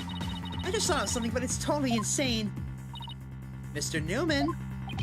What? I'm onto your little secret. If I'm correct, it's not very little at all. It's huge. It sounds completely insane, but it's the only possibility left. We already know he wants to be pretty. No way he... Oh my god. Mr. Newman, or should I say Miss Newman, you are and always have been a girl. What? Have you lost the plot, Athena? No, I'm completely serious. I don't have any direct evidence, but that's what Robin's heart is shouting out loud and clear. Hold it! I still think you totally lost it. I mean, Robin reeks of testosterone. How could he possibly be a she?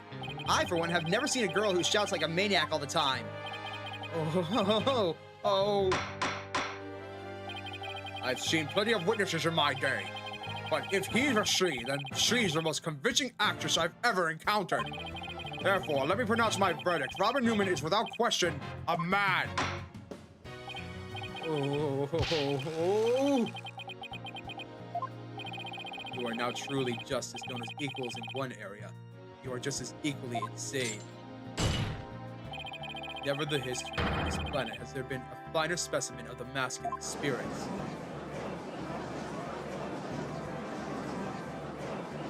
Well, the fact of the matter is that we're... Hold it! Oh. Ah! If you guys are gonna be done talking about me, I'm...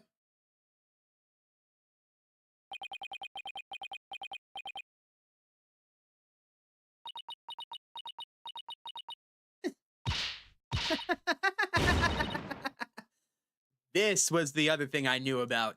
Sorry, guys.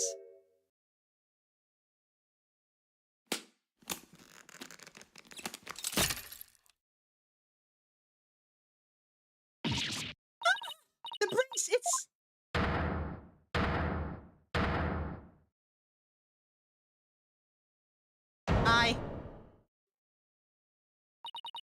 Miss Sykes? No, allow me to call you Athena. I wanted to keep this a secret at all costs. Yeah, I knew about this. Sorry, Moss. This is the only other thing that I knew. But no. What? No way! Ah! Surely this must be some kind of jest. Nope, it's for real. I'm a girl, body and soul. If you don't believe me, I'll give you a peek.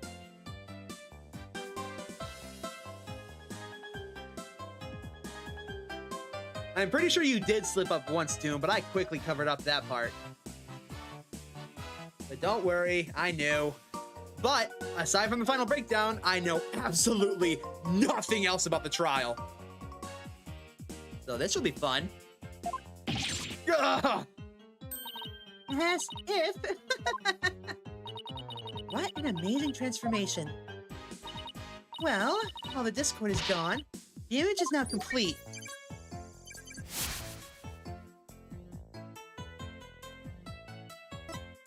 Hooray.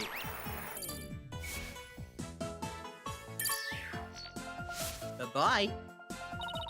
No, wait, better yet. Bye-bye. I was raised as a boy since I was little, and I studied law just as my parents wanted. Now this living lie that had me pinned down to the ground, it's... It's been blown to smithereens by you, Athena. Now I can start pretending that I want to be a prosecutor. I can be an artist. Yay! Order! Order! What a shocking development! He really did turn out to be a she! Best actress I've ever had in my court! Why is everyone looking at me like that? I feel like a movie star or something. But no paparazzi, please. I value my privacy. Okay? No picture, you'll regret it, man. Am I just imagining things, or is Robin even more hyper now than when he was than when she was a he? I don't know. Maybe it's because she finally got her troubles off her chest? Literally. This is all well and good, but does he being a she actually change anything? The fact that the witness is actually a girl does change things, because there's now a piece of evidence that we must reevaluate. Very well. Let's see what the defense has for us now. What piece of evidence must we reconsider now that we know that the witness is a woman? Well, this for starters.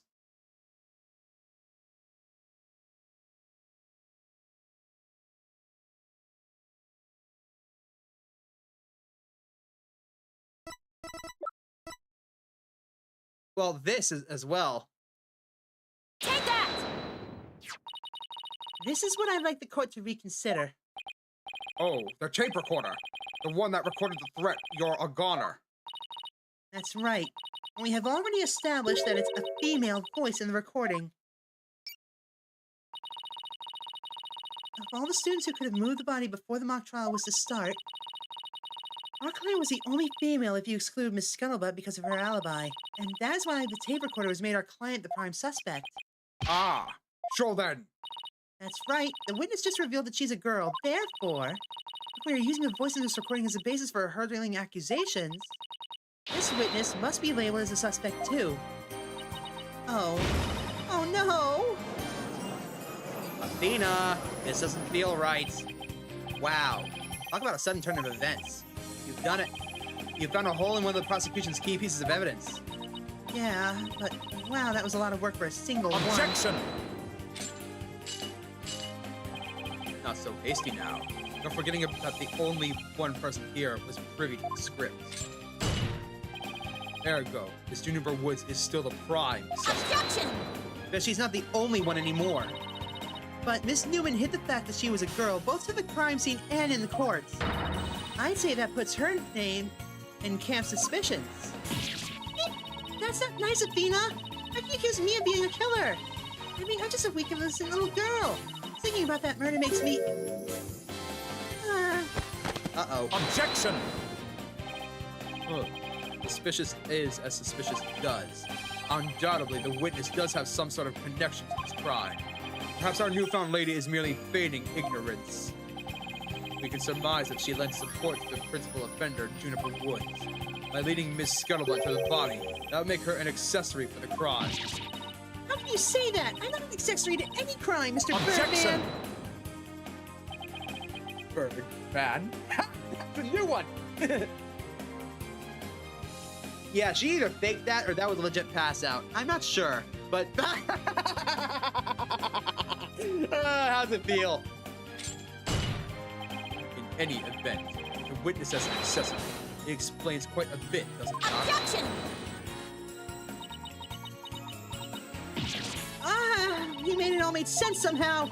And he'll keep accusing Judy unless we can show someone else knew about the script. But how could someone have gotten their hands on that kind of info? The only way they could have known what was in the script was if they...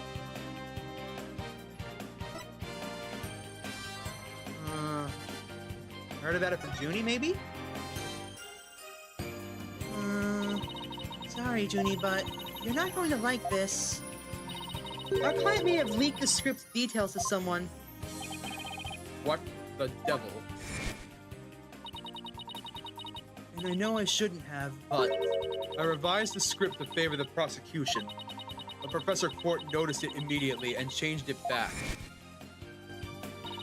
Miss Woods did not want Hugh O'Connor to win the mock trial.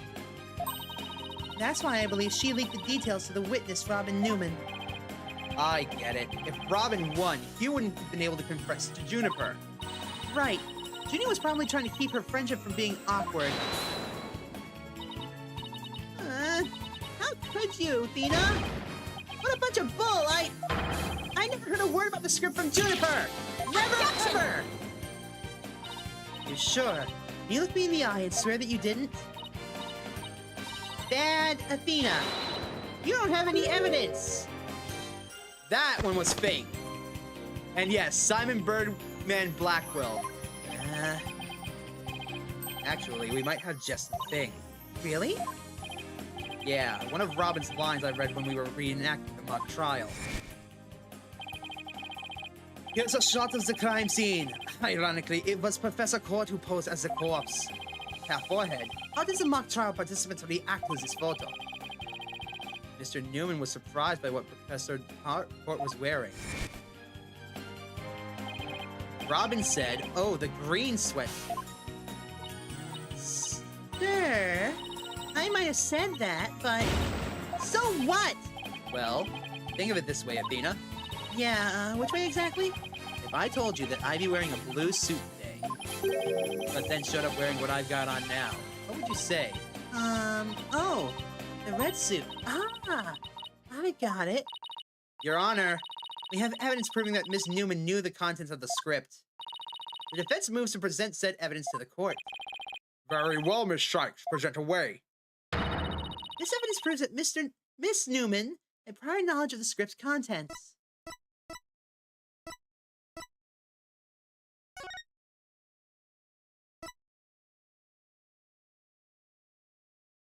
Right here, it says that there will be a red one. And Newman said, "Yep." Take that! The mock trial script. Miss Newman, during the mock trial, you were shown a photo of the victim's body. And reportedly, you reacted by saying, "Oh, the green sweatsuit." Oh, yes, I did say that. What's your point? You seem to have some issues with the green sweatsuit, and I think I know why. The proof is in the script, specifically on the Things to Prepare page. Sweatsuit, the victim's outfit will be a red one from the prosecutor course. You were surprised because the sweatsuit in the photo was green. But if you didn't know about the script's content, then you shouldn't have surprised. No!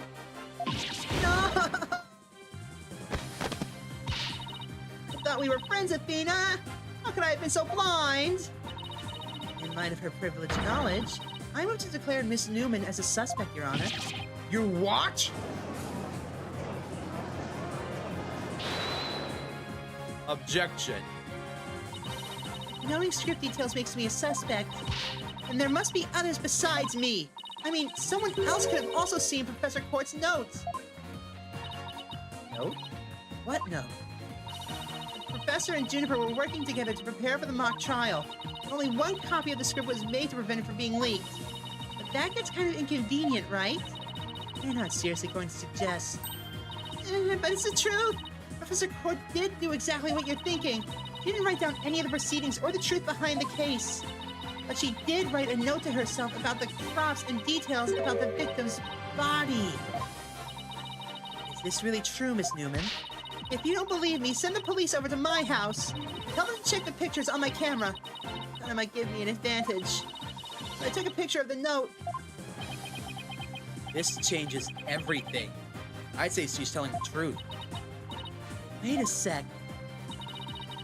If there's a note with details about the body, then that means there are others who could have made the murder look like our client's script. Yes, I believe you're right. This changes everything.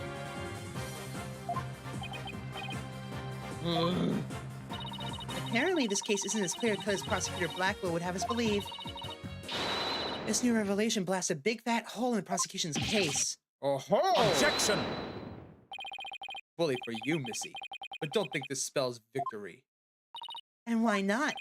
The battle is still young, and my blade is now fully drawn. Between it and my next witness, your life will be forfeit. So put away your wooden sword. And show me what you are truly capable of if you wish to live. You want it? Don't worry, I'm gonna bring it.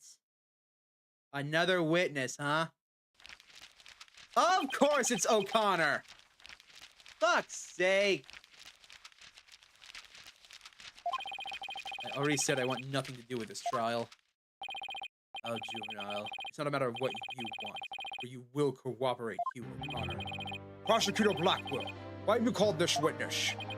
You will recall that the day before the mock trial, in short, the day of the murder, the accused testified that she left her home at around 6 p.m.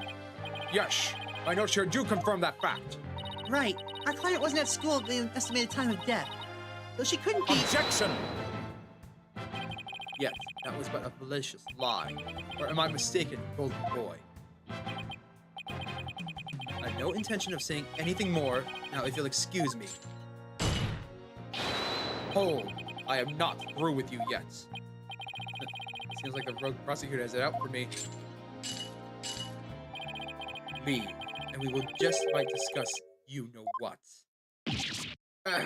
No, wait.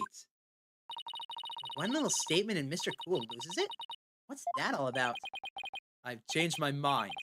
I'll stay and testify. Are you sure, Mr. O'Connor? The word of a genius is as good as gold. Let's get on with this. You, O'Connor, a senior at Themis Legal Academy, lawyer's course. How's that? Just fine. Your testimony then, if you please. You're up against the top of the class now. I'd be careful if I were you. I know Ginny would never lie like that. That Papa schoolboy won't know what hit him.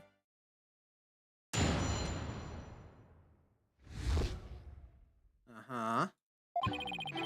To get mentally prepared for the mock trial, I meditated at the archery range until about 7 p.m. At around 7:15, I went to the main building before going home. That's when I saw Juniper. We didn't say much as we passed by each other. She seemed her usual self. That's it. Anything else you'd like to ask?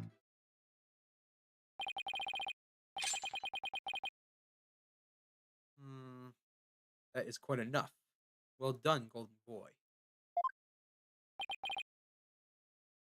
The final bell rings at 7 p.m., at which point, the campus is a desolate place. Now, you will recall the tape recorder. We know the time of the voice recording. It was 7:10 p.m., the day before the mock trial. That was the dark hour of this heinous crime. You have any proof of that? As its final bell, the school plays a special broadcast when the clock strikes 7. The female voice on the tape appears to be 10 minutes after the broadcast.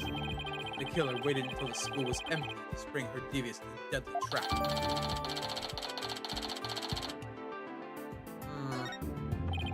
So when the witness saw the defendant, that would have been... Indeed, it was 5 minutes after the voice was captured on the tape in the art room. Ergo, we know that the accused was still in the main building, even after the killing. So the time of the murder and the time of when the body was moved. Great. Another inconvenient testimony. Miss Sykes, your cross-examination, please.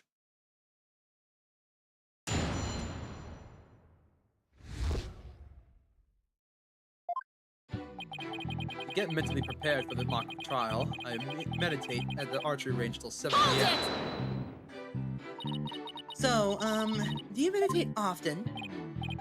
Don't tell me you're going to start pestering me too. What's that supposed to mean? No need to play dumb with me. All the girls want to know about my private life. What? I will remind the defense this is a court of law, not a pickup spot. It seems Miss Benton's lawyer is smitten with the witness. Objection! Objection! Objection! Objection! I'm just trying to establish the witnesses. If you must know, I never go a day without meditating. You satisfied now, stalker girl? That's it! You better take that. Whoa, whoa, whoa there, Tiger. Take a deep breath and relax. I'll just continue my testimony now, if you don't mind.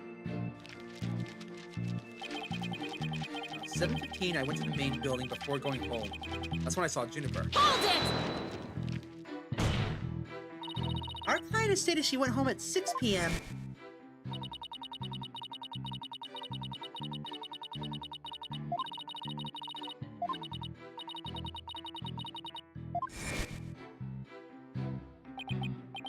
No. Wrong. I don't know what she was doing, but Juniper was definitely at school after 7. But I suppose neither side can prove one way or the other. If Ginny was there, that means she's lying. Truth be told, I only saw her for the briefest of moments.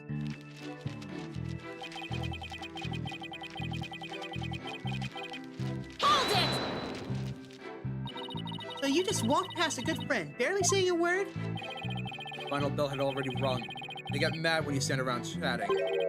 And again, we're not like you people talking endlessly in those annoyingly loud voices. Objection! Uh-oh. Annoyingly loud voices? I'd like to see it if you refrain from insulting my partner like that. Normally, I would shout objection right about now, but I'll take this one for the team. Anyway, I think that's about all I had to say.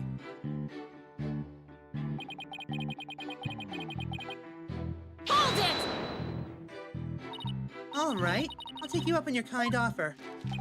I expected as much. So go ahead, ask away. Miss O'Connor, I want to ask you, how did he go to the art room? Nah. We already know why he stayed past the bell. It was to meditate. We should ask if he went to the art room. Did you stop by the art room, or as it's now known as the scene of the crime? No, I did not. Can you prove it? As much as I'd like to say I could, I can't. But let me ask you, can you prove that I did? As much as I like to say I could, I can't. But I will ask, how often do you visit there? Hardly ever. There's no reason for me to be there anyway. There's no reason for you to be there? Is there an echo in here? If something's bothering you, just add it to my testimony. How considerate. Thank you for noticing. Let's add your statement to your testimony.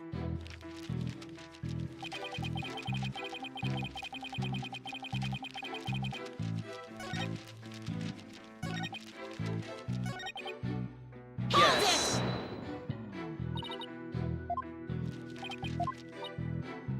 How do you prep for the mock trial?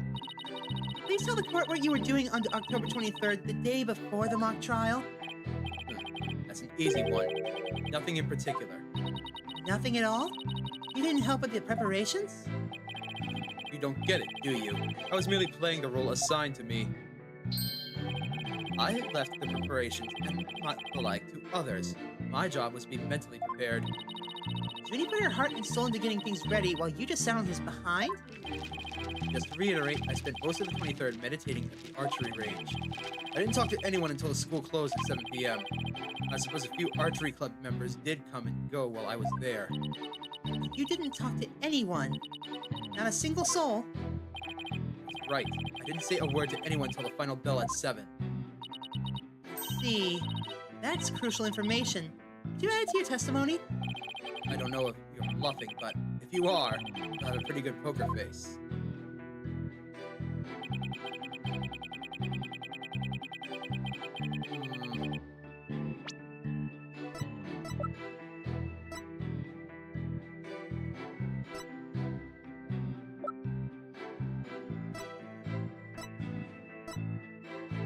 Wait.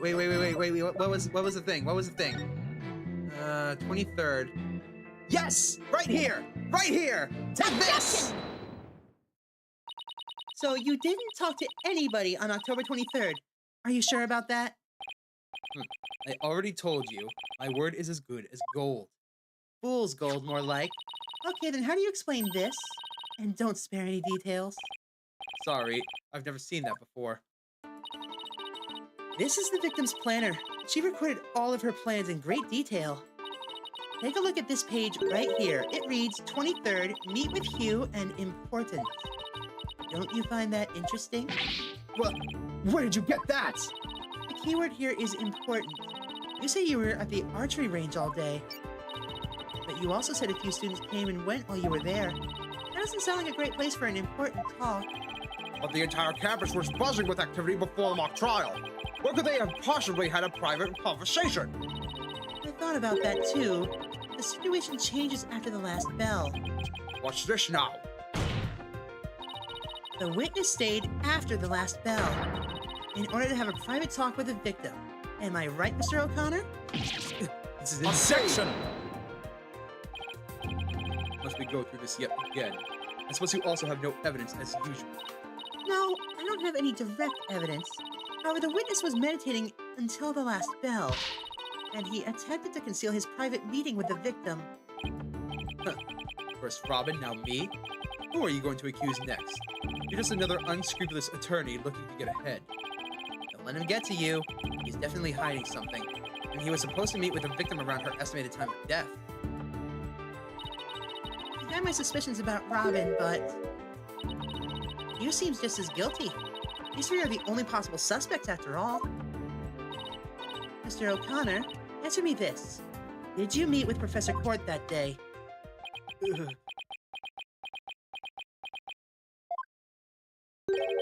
Sorry, Mr. Jailbird Prosecutor. I don't mean to steal your thunder, but I've got something to say. If it will save me some trouble, then by all means, speak away. If you would recall, Miss Sykes, the voice on the tape recorder was female.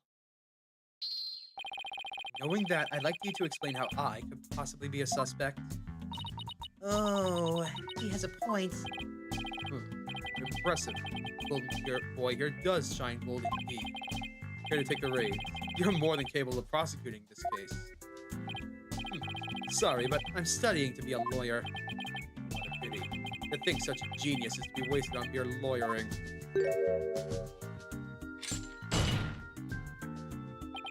At last, your moment is here, Sykes. Time to refute Golden Boy's statement and prove that you're the young prodigy worthy of the badge on your lapel. Do you have any more pressure on? Voice is unmistakably female. There's no point in arguing about that. Yeah, you're right. In which case, who does the voice on the tape really belong to? The victim. The voice on the tape belongs to the victim. That's the only thing that makes sense. Objection! Are you mad? The voice on the recording says you're a goner. That is something a murderer shouts at their victim, not the other way around. Yeah, that is a problem. You're a goner. You're a goner. You're a goner. Athena.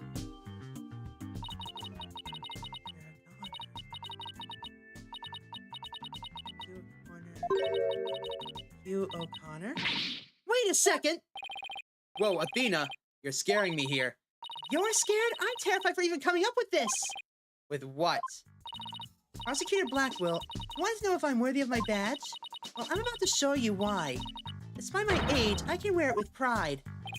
Oh, then can I take it you won't be changing your argument? Still, it stands that it's a bit odd for the victim to be the one yelling, "You're a goner." I agree, if that's what the victim was saying, but it's not. I assume you have something to back up your assertion, Miss Sykes. Not exactly, but you don't have to add fuel to the fire, Your Honor. If it is indeed Professor Court's voice on the tape, then she was shouting because she was threatening O'Connor. Or scolding O'Connor?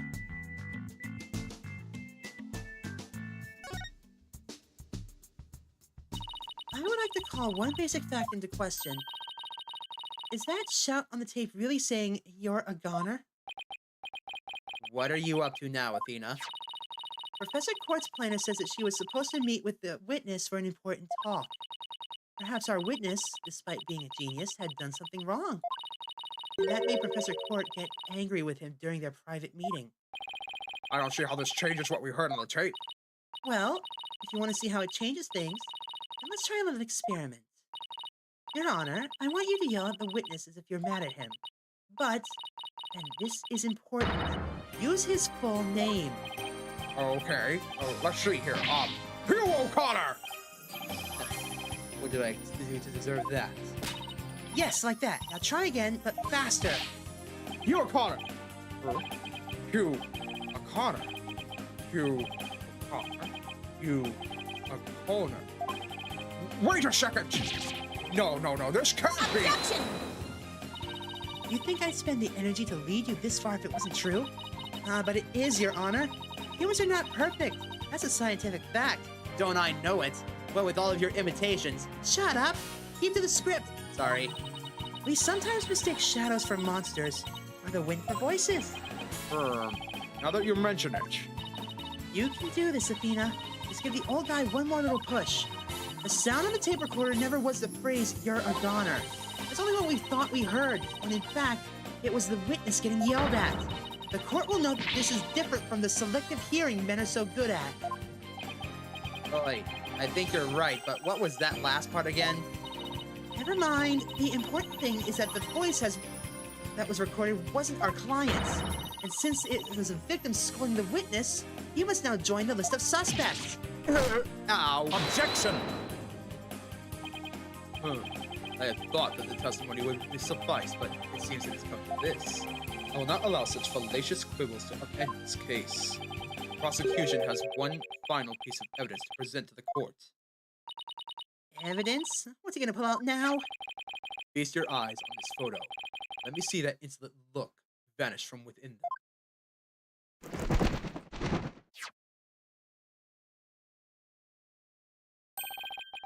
Let's see here. Oh, it's a picture of the defendant and the victim. At night. At 7:05. Fuck. The photograph shows the professor and student preparing for the mock trial together. Wait, was this taken in the art room? The room where the murder occurred? Indeed it was. But the revelations do not end there. You see the clock on the wall. It reads 7:05, a mere 5 minutes before the voice was recorded on the tape. What? The accused brutally stabbed the victim to death 5 minutes after this photo was taken. How do we know this was taken on the day of the murder? It seems the defendant's culpability in the crime is quite obvious. Judy was with Professor Court just 5 minutes before she was murdered? What now? Nothing I say can change that fact. Understand now?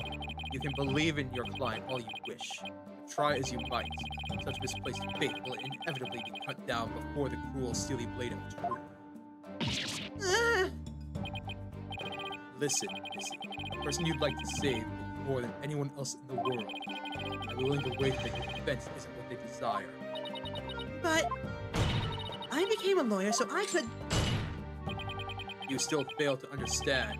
After so much pain and defeat, the courts are not the play yards of little children dressed as lawyers. So, before you break your back in failure, run along home and grow up.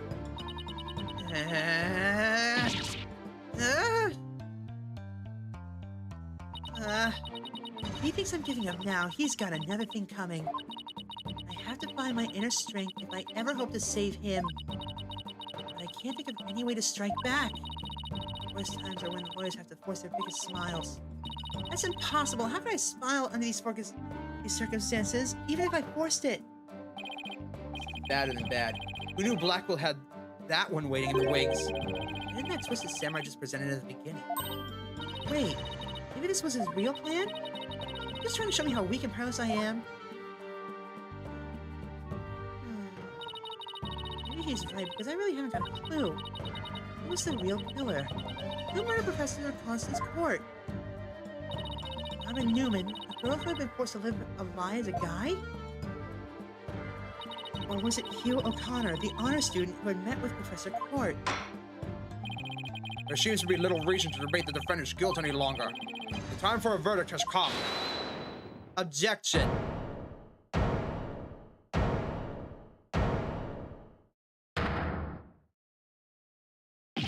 No! That's not gonna happen, man! What is the meaning of this? You can't interrupt a judge about to hand down a... Maybe, but false verdicts are a big no-no. What? Miss Newman, please explain yourself. Juniper's not the killer.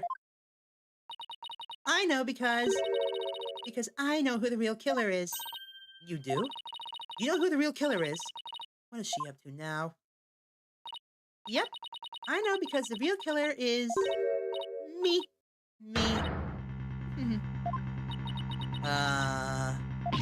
What? It was me! I did it alone, just me! I don't get it. Why is she confessing? Miss Newman was witness near the stage. There's even a related photo of her. The more I think about it, the more suspicious she seems. Robin Newman isn't the kind of guy who pins the blame on friends. Just so he can walk free. Get it over with. Declare me guilty already. Hold it. I'm Spartacus! Cough, cough, please, wait. Juniper, what are you doing? Thank you for all you've done, Tina. But you'll have to forgive me. Oh, Doom, I think it's gonna get crazier, because if I know anything about these games, she's about to confess too. I can't let my friends take the blame any longer. Dooney, no! Don't do it!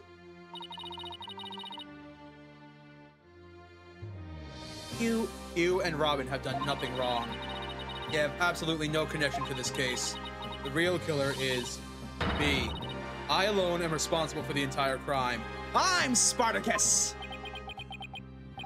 What? Objection! Junie, you know that's not true. Hurry up and retract your statement. I'm afraid it is true. Forgive me, Thena.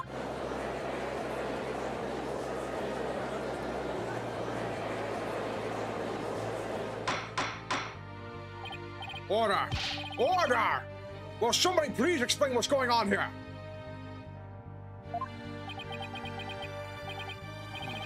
I see right through your cheap ploy. School rules state that a prior conviction terminates one's eligibility to graduate. A guilty verdict here would make whatever dreams one had go up in a puff of smoke. Oh, I wasn't aware. Even meek little mice would fight when cornered. A pitiful spectacle, I might add. These vermin are trying to protect each other now that they've nowhere else to run. Protect each other? Wait, but was Robin just trying to protect Junie too? If so, then the real killer is... Objection!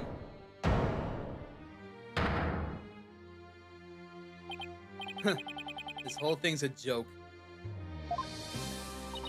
Uh-oh, now it's Hugh's turn.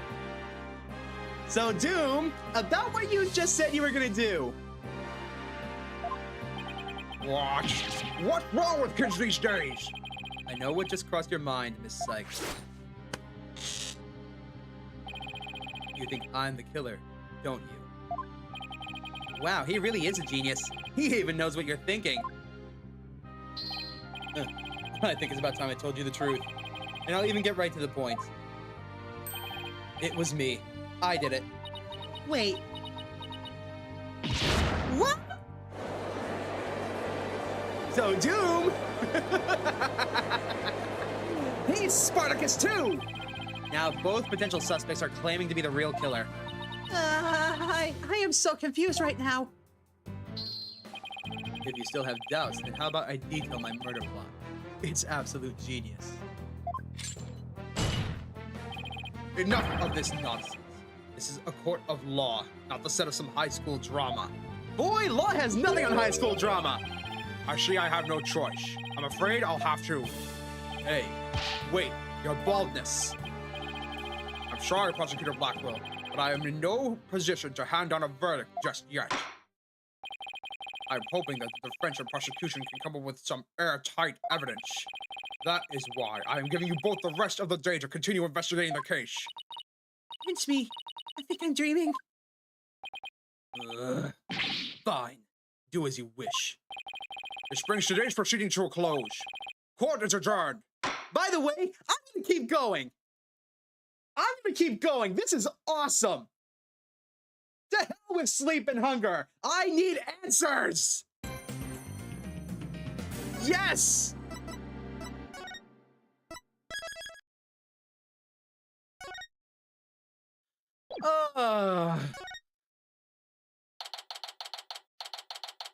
Hi, Shu. Hold on, what emoji is that? Is that celebration or sickness? I can't tell. The emoji's too small. I think it's celebration. Anyways, October 25th, Right Anything Agency. Sorry, boss. I couldn't do it. You know, that little bit of advice you gave me? The worst of times are when lawyers have to force their biggest smiles.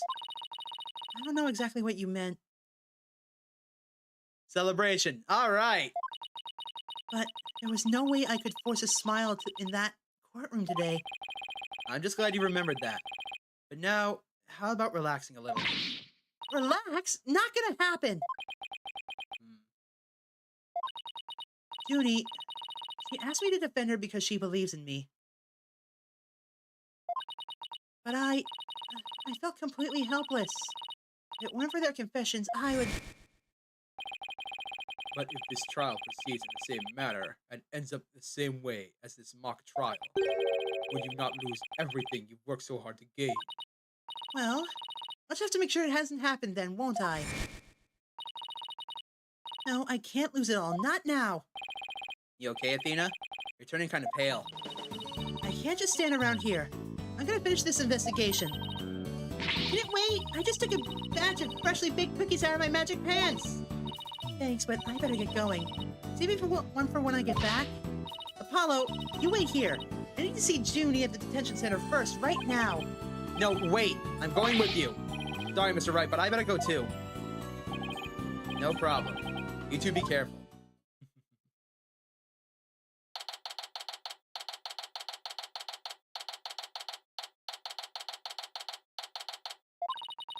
There's so much I need to ask Junie. What happened in court today?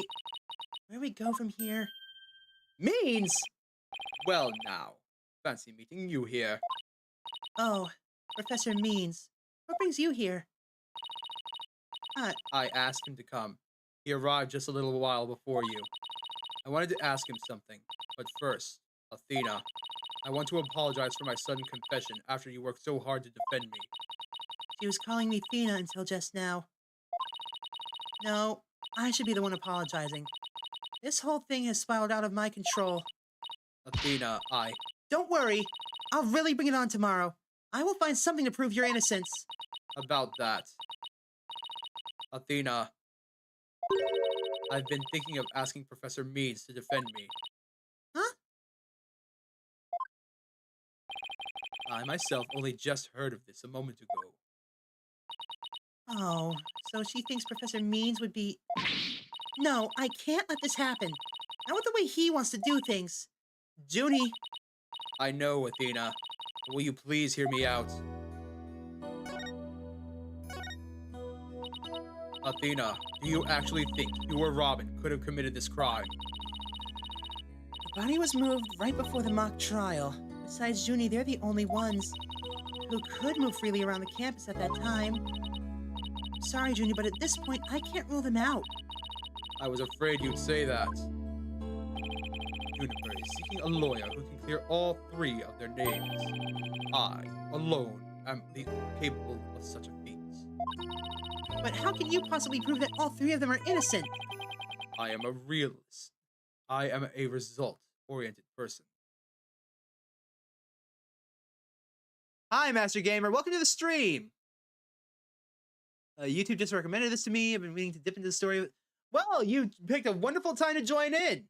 This is the third case in the Dual Destinies game, and apparently it's one of the best cases in the series, and I can see why. This has just been one roller coaster from top to bottom. I really hope you enjoy. Now then, where was I? Ah, yes. I am a result-oriented person. Come tomorrow, I won't fail to have the perfect piece of evidence ready. Well, the end really does justify the means.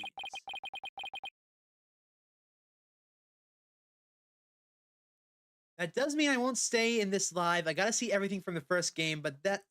No worries, I completely understand.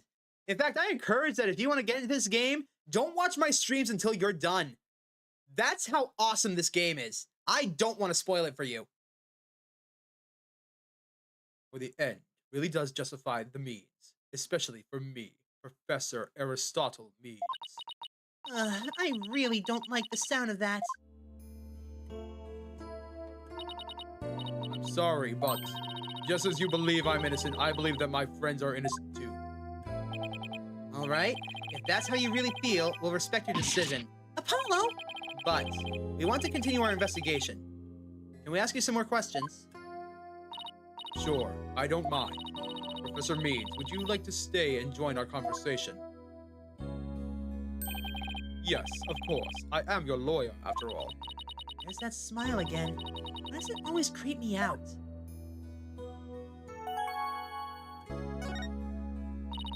About your confession, Junie, it's not true, is it?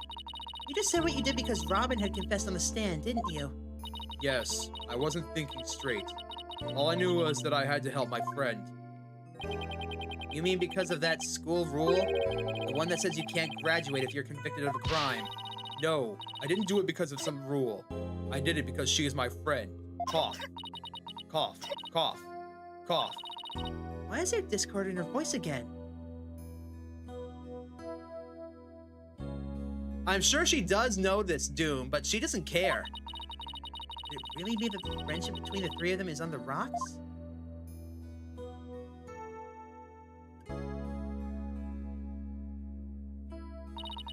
There's more here than meets the eye.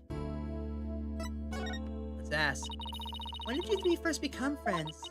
Well, even though we were in different courses, we really bonded from the first day of school. We vowed to work together to bring an end to the dark age of the law. That was when our proof of friendship came about. There's that proof of friendship thing again. I just wish this were as simple as that. We even have a proof of our friendship. I'm not gonna say this line because that's in his manly man, in her manly man voice, and I don't want to kill my throat. But the situation has kind of changed recently. When the school's policy shifted to training legal professionals who produce results. Allow me to explain. In the lawyer course I teach, producing results means right-winning trials. Professor Court, on the other hand, taught that finding the truth was the only valid result. Unfortunately, that clash of ideals created a rift among our students. At some point, we stopped talking about it. While that meant fewer arguments, it also meant we couldn't be as frank and open with each other as we used to be. I think I understand now. By putting their friendship on a pedestal, they actually did more harm than good. It seems the relationship between the three of them isn't as simple as I thought. Juniper, thank you for talking to us about this difficult subject. Yeah, thanks, Junie. Now, if you could tell us about the day of the murder. Junie, you told us yesterday that you went home a little after 6 p.m. Was that a lie? I'm sorry I didn't tell you this before, but what actually happened was I left the art room a little after 6 p.m. and headed over to my dressing room where I worked on my stage costume until 7. That's it? You didn't go anywhere else? No, nowhere else. If that really were it, then there would be no reason to lie in the first place. He's gotta be hiding something else. Junie, you remember this picture? Yes, but something's wrong here. Wrong? What's wrong? Look at this picture. I took this picture around 6 p.m., which was before I left the art room. But the clock on the wall here says it's just after 7. By 7, I'd already been working in my dressing room for some time, so there's definitely something wrong with the time in this picture. I guess we better go check the art room. Okay, just one last question about the day of the murder. On the evening before the mock trial, the evening of the murder, you ran into Hugh. Yes, I did. At around 7:15, I went to the main building before going home. That's when I saw Juniper. Blah, blah, blah, blah, blah, blah, blah. Look at me, I'm posh. Anything else you want to know? About me, I mean. She suddenly went silent. She always was terrible at hiding things. Was she trying to keep their meeting a secret by lying about going home at 6? Alright, I won't press the matter any further. Is there anything else you noticed on the night of the murder? Well, I don't know if this will help, but that evening I went back to my dressing room to go get something I'd forgotten there. It was well after the last bell rang. I'd say maybe around 8:30. Around 8:30, huh? It's over an hour after when the crime supposedly took place. That's when I noticed that both stage statues were finished. They were quite large and they were each covered with a white sheet, but I could tell. It made me happy to think that after all that hard work, they were finally finished. Oh, right. The statues that Robin made. They were covered in white sheets? Cough, cough, cough, Junie, are you okay? cough. Sorry, I'm a little tired, that's all.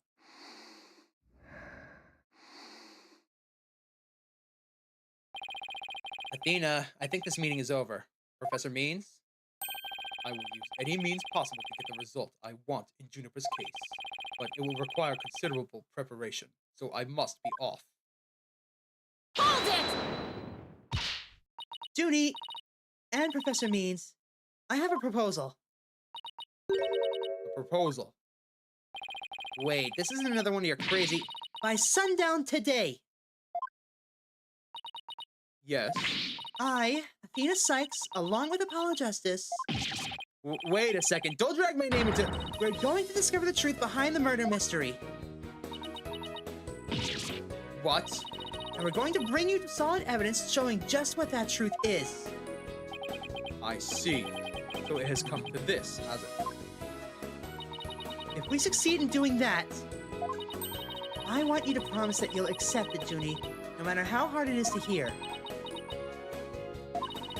Then, you shouldn't need anyone else to defend you except me. Have we got a deal? I trust that's okay with you too, Professor. I have no objections, as long as Juniper is satisfied with his arrangement. Okay, but only if it's the real truth. I'm sorry to put you through this, Tina, but thank you.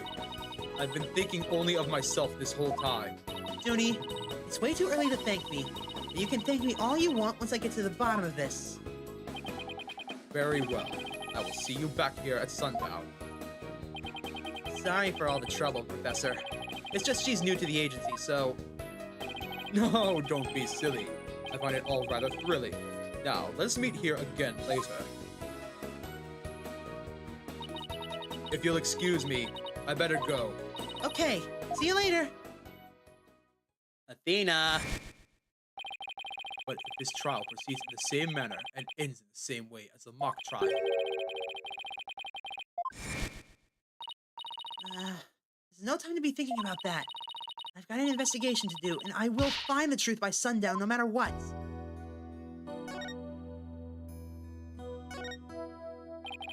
Only 3 more mock trial participants could have moved the body before it started. That's why the killer must be Robin, Hugh, or Juniper. Right, and that means at least one of them is lying. To make matters worse, I have a feeling each one of them is hiding some sort of secret. Have to bring it all to light. I am not looking forward to it, but it'll have to be done. Today's trial focused on the day of the crime and the actions of those involved. Yeah, like when the voice was recorded, who went to the art room and when. If we analyze the info we have, we should be able to ID the killer. There's no lead in these legs. I've been training for a day like this. Okay, on my mark. Ready, set? No running for me. I'm done trying to keep up with you. Look at the fear in his eyes. We need to go investigate the art room right away. I need to have a look at that clock.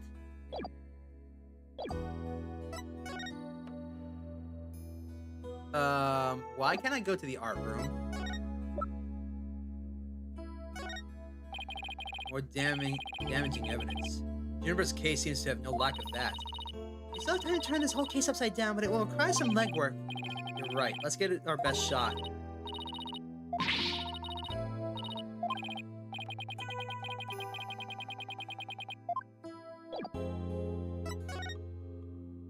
I guess we're going to the hallway.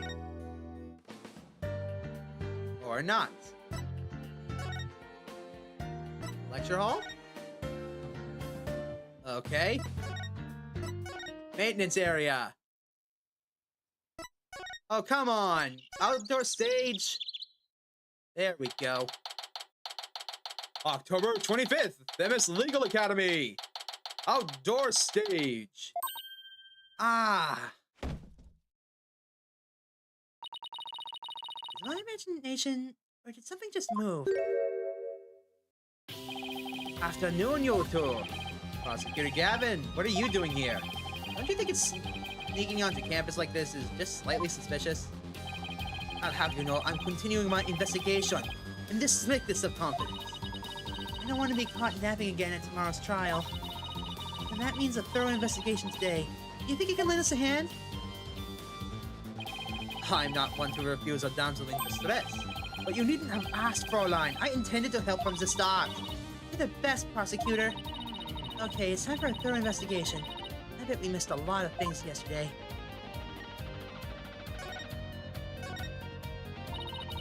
Prosecutor Gavin, you were scheduled to perform at the school festival, weren't you?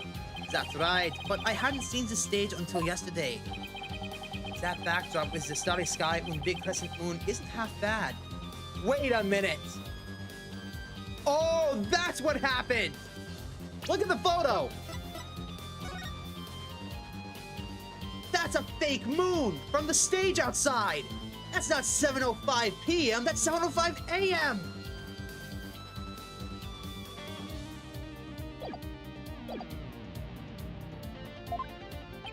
He also has some tricks up our sleeve to make the concert really rock. Pyrotechnics, a fog machine, big banners, things like that. It would have looked like this. Oh, the plans from yesterday. What's that design on the banner there in the back? I know the scales are the school emblem, but what's with the number 6? It looks like it's in serious pain or something. Bina, Ixnay on the X-ray. That's the Gavineer's logo, Fräulein. Oh, a nice pig Latin hair forehead. Really smooth. Oh, I meant it looks like the number 6 rocking seriously hard. 9, Fräulein. It's a G for Gavineers, not a 6. But whatever floats your pretty boat. So where's the banner? I don't see it anywhere on stage. It was an important part of the show, but the school managed to misplace it somehow. It's a pity. We had it specially made from heavyweight high-grade cloth. A missing banner and 2 broken statues. There are mysteries plenty to be solved, yeah? To think of it, one of the broken statues was of Prosecutor Gavin. As you can see here on the stage plans. Right here we have the statue of me, and over there, her right statue. But little does that matter now, as we both die in pieces thanks to you. Hair forehead. What did I ever do to you? Actually, this statue broke into rather large pieces. Why don't we try to put it back together? Maybe we'll learn something new. Picking up the pieces of a shattered rock star. Ach, Toon, that's one uber cool idea. There might even be a song in there somewhere. Yay, alright, let's do this! Schnell! Is this an investigation or am I interrupting a German language club social event?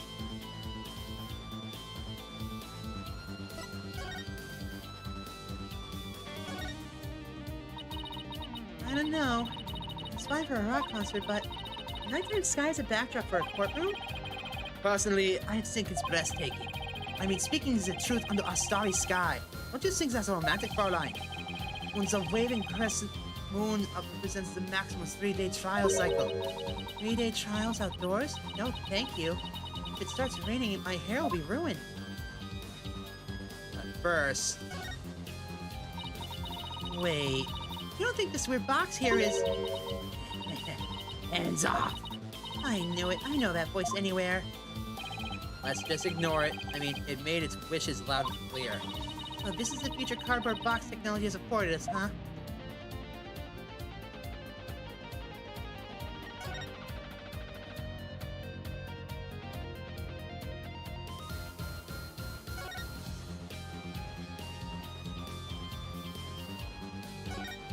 Let's put the statues back together. Oh no, Prosecutor Gavin, you're a complete wreck!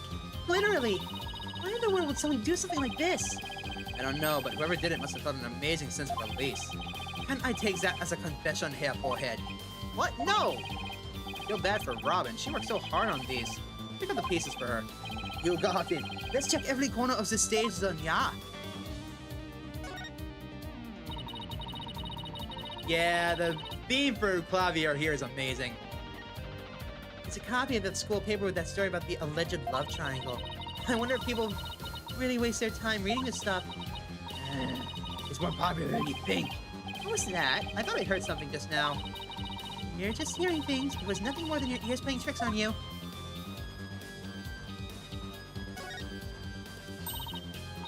Found one! A piece of Prosecutor Gavin's shattered pride. Are you saying my pride is as fragile as a plaster of Paris? Looks more like there are other large pieces scattered about. Okay, let's find what we can. Found all alone in the strangest places.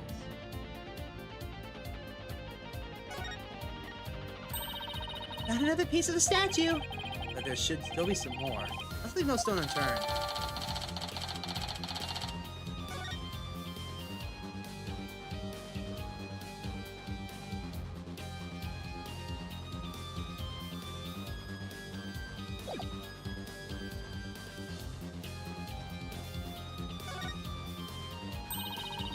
piece of the statue. There should still be some more. Let's leave no stone unturned.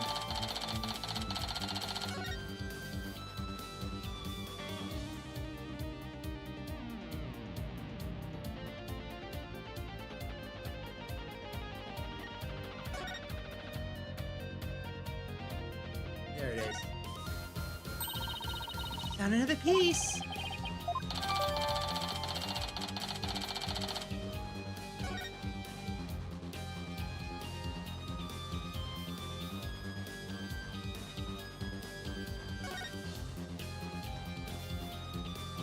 How'd this one get up here? This looks like another piece of the statue. Thanks, Apollo. This makes 5 pieces in all. I think we have all we're going to find. Okay, let's get back to where Prosecutor Gavin was shattered. I think you might want to revert that. Those are in some very weird spots. Well, I don't see any of the big pieces lying around. Yeah, let's see if we can put the statue back together. All right, Apollo, you come over here, and Prosecutor Gavin, if you could hold this.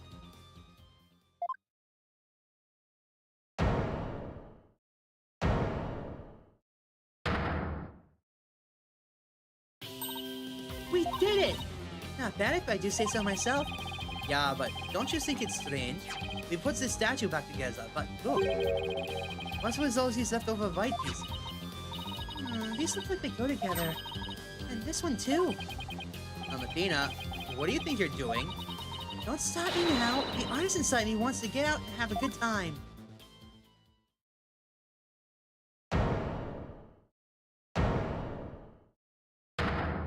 Ah, yes, the scales of justice.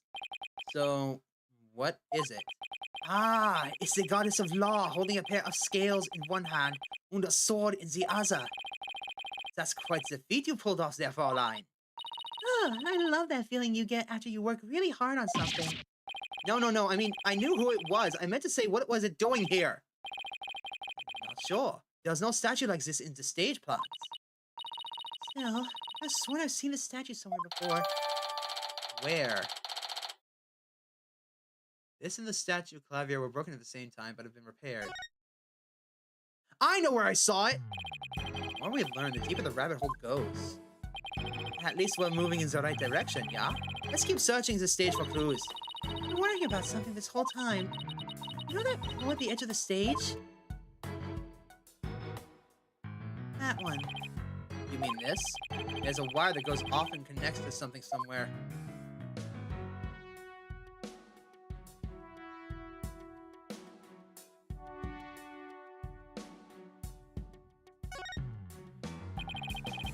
An impressive building fit for an impressive school.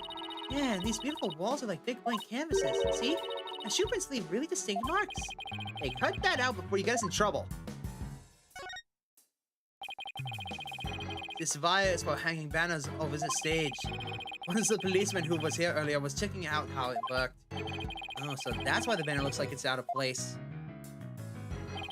The banners are hung and removed from the art room over there. That's the art room over there? As in the scene of the crime? Bingo, Fraulein. It's still crawling with corpses. Hey, anyone in the art room? Oh, it's you people! Ha ha ha ha! And justice we trust! Ah, it's Detective Fulbright. In justice we trust. Is that some kind of a greeting between you two? Detective Fulbright, can you lower that banner from there?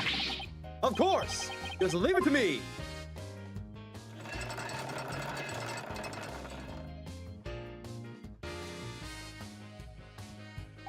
Yeah, that's what I was thinking, Doom.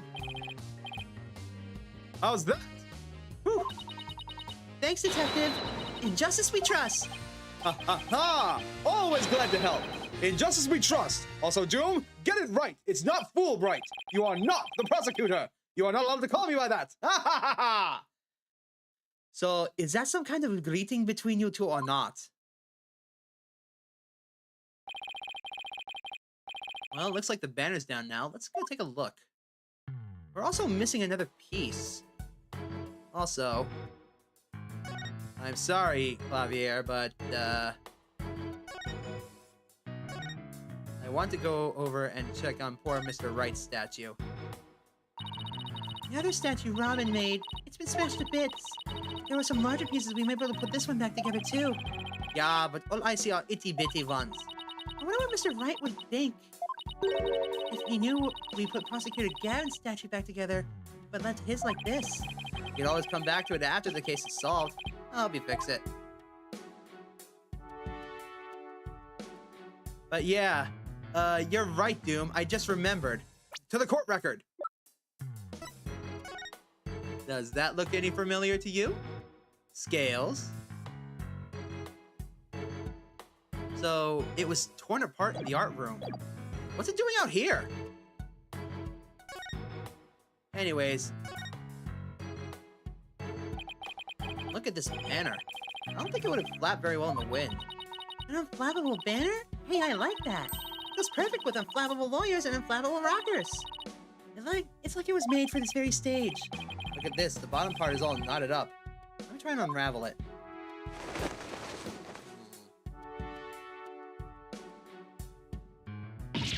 Jeez, did you really have to?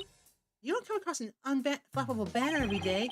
Athena, there are some things you have to yield to forces beyond themselves. What a cruel world we live in. Hey, a scrap of paper was caught up inside. It's blowing away. I got it. Yes! Great catch, huh?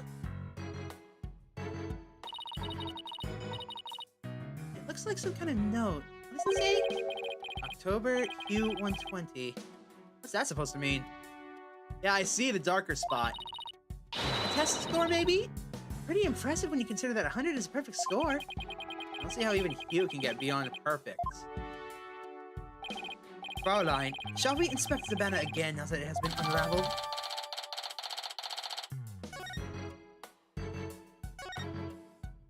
yes, Doom, I see the darker spot. This is the emblem of the junior school uniform. Doom, stop trying to drop hints on me. Let me experience the game myself until I ask for help, please. It's hard to see against the red material, but look. There's dark red stain here, just under the emblem. This banner was on a wire connected to the art room. Right. And the art room is where the murder occurred. You thinking what I'm thinking? This stain might be from the victim's blood.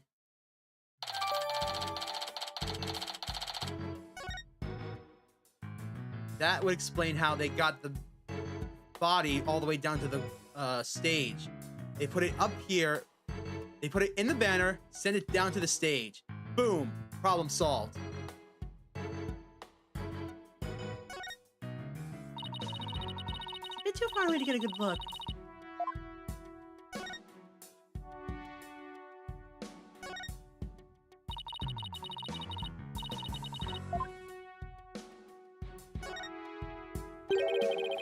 Statue doesn't look anything like you or Mr. Wright.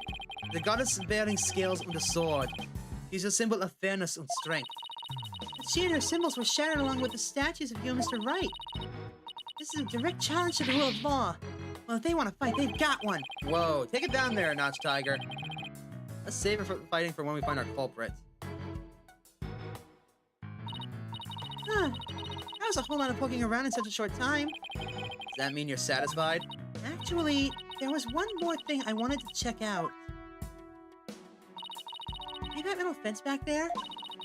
There's just that one segment, so it seems out of place. It looks like they were in the process of removing them after the stage was set up. But they were never able to finish on account of the murder. You should take a look at it if you think it's important. This track looks man-made. Hey, you're right. It looks like it starts from behind the backdrop. Maybe it's a big money pro wrestler that was hiding back there. Well, that was totally random, but we'll never know until we take a look. It looks like something was being dragged through here. And this is where it started. Yeah, but whatever it was, it's long gone. It must have been pretty heavy. Perhaps it was used in setting up the school's festival. Then I guess it wasn't a pro wrestler. So this could be something important.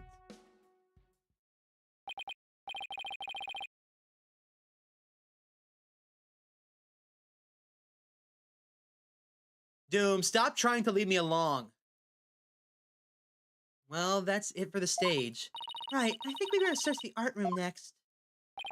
I think I'll hang around here for a while. But make sure to go tell me once you find it, yeah?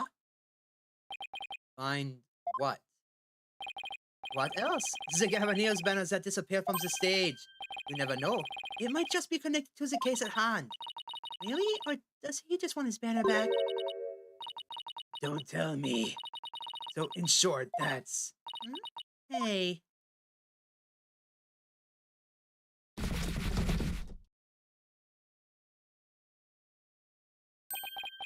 That box. It just took off running. I have a pretty good idea who that is. As I suspect you do, too. Come on, we can't afford to have any weird articles written about us. The maintenance area is over in that direction. After that box! Hold it, Scuttlebutt! No way left for you to scuttle! Demis Legal Academy, maintenance area!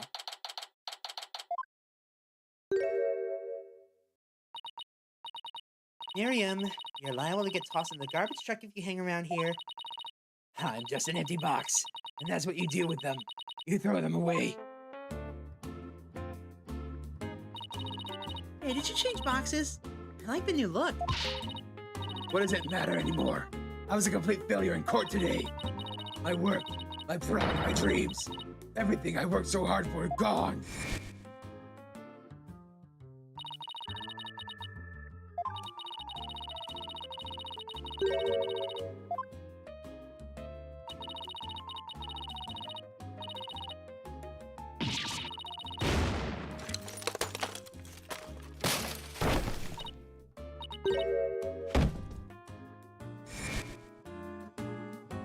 Come to think of it, calling her a failure as a reporter might have been a bit extreme. Uh,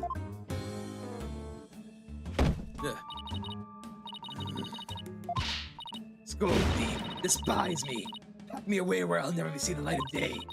I've been cast aside to waste away into a big pile of mushy paper mache. I don't feel responsible for this, but...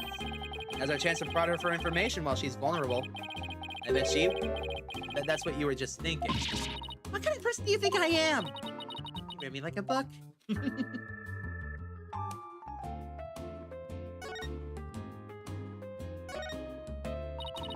That was you on the stage earlier, wasn't it? Why'd you run off like that?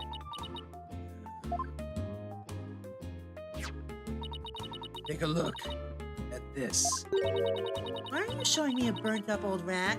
No! Wait.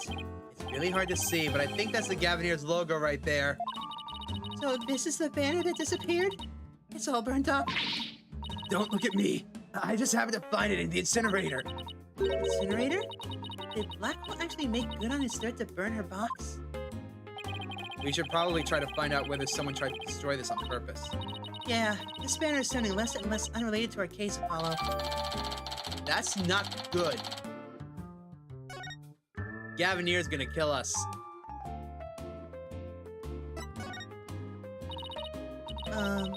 Miriam, I owe you an apology. I shouldn't have said you were a failure as a reporter. Too late. I already decided that journalism isn't for me. The last step is to erase all the photos on my PC. I'm really going to do it. Here goes. 5%, 10%. 4 years of my life down the drain. Shouldn't we stop her, Athena? Miriam, you should keep publishing your paper. I didn't mean what I said, okay? You didn't mean it. Oh, no, my photo, stop, cancel, abort, abort! Colonel, stop the download. Did you stop it in time? Deletion progress, 99% complete. There are only 2 pictures left. All my blackmail, gone. What are you going to do now, Athena? You owe it to her to make this right. I know. How's about this? You'll get first scoop on the result of the trial. Don't worry, Miriam, your photos may be gone, but the memory of your photographic genius will live on forever in all of our hearts. Ooh, Athena, that was cringeworthy. Hey, Miriam. Check this out. You took some amazing photos of the 3 of them. I'm sure they really appreciated it. Obviously, I'm the ace member of the newspaper club. The only member, in fact. I know this won't make up for the photos you lost, but here are your newspapers back. You do a pretty good impression of me. He does that a lot. There's no rest for the wicked. I plan on pursuing those three for as long as I live. Miriam, why are you so obsessed with Juniper, Hugh, and Robin? Obsessed? I'm not obsessed with them. It's just as they were so close. Ever since our freshman year. So, well, Nina, are you thinking what I'm thinking? Yeah, I think that's the only explanation. wait a second. You're not thinking what I think you're thinking. Objection! That's exactly what he's thinking, Miriam. You wanted on their little trio. How could you possibly know that?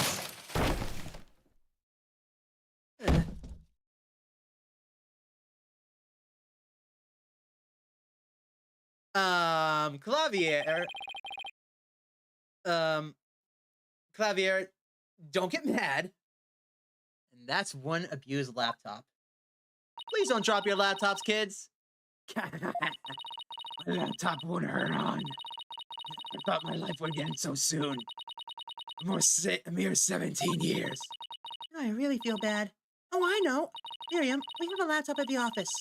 We'd be happy to lend it to you. You have a laptop I could use. Sure, but on one condition. I want you to ask Junie, Hugh, and Robin if you can hang out with them. What? Like I could ever do that? Sorry, but that's the deal if you want to borrow our laptop. You scare me sometimes, Athena. You're like a good cop and bad cop all rolled into one. Shush. Fine, I'll do it. If that's all you want. Yay. I'll be by later to bring you the laptop. Wait. Not like I owe you anything. But here. Pictures. Thanks. Oh, it's a set of pictures. Looks like they're setting up the stage. What's Means doing there? Yeah. I took them when they were putting the stage backdrop into place. Aha! That's where the photo came from! Wow. You sure have an eye for photography. From what I can make out anyway. There's Means again. These are the last two photos that didn't get deleted. They're all yours.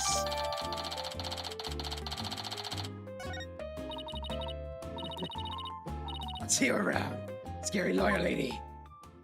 Goodbye, Colonel. That was really impressive, Athena. What's next? Well, I'd like to talk to Hugh or Robin if possible. Okay, let's walk around and see if we can find them. I would also prefer to get inside of the art room, please. Thank you. October 25th, Famous Legal Academy, Art Room, 3rd floor, at last! Oh, here it is. The art room where the ghastly crime occurred. Let's start looking. Stop right there, criminal scum. This is an active crime scene. No unauthorized personnel allowed. What? Can't you make an exception? You won't even notice where... Freeze! I don't think so. No exceptions. Now move along. Nothing to see here. He doesn't seem very accommodating this time. Try again later. Damn it.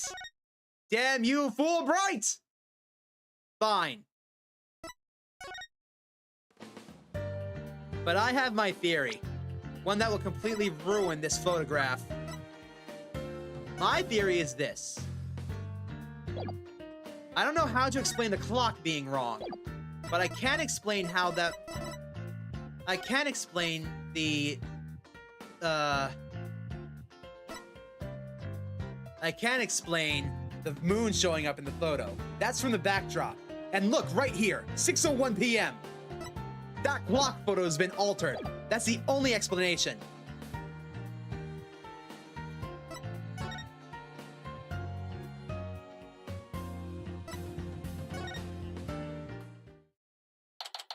October 25th, Themis Legal Academy, 1st floor, hallway.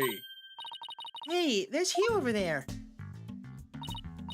Hugh, we wanted a word with you if you don't mind. If it was Mr. Wright, then sure. You two? Meh.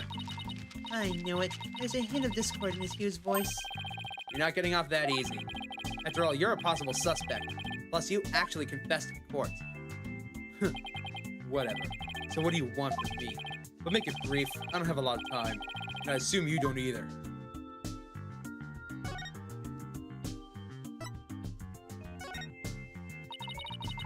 Sure like Prosecutor Blackwell was twisting your arm to testify earlier today. Is there some sort of secret he's using against you? Yes. The you-know-what.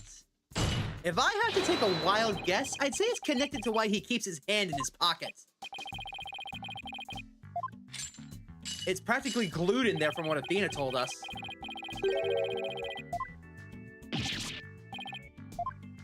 He even uses his teeth to draw his bowstring. That's weird.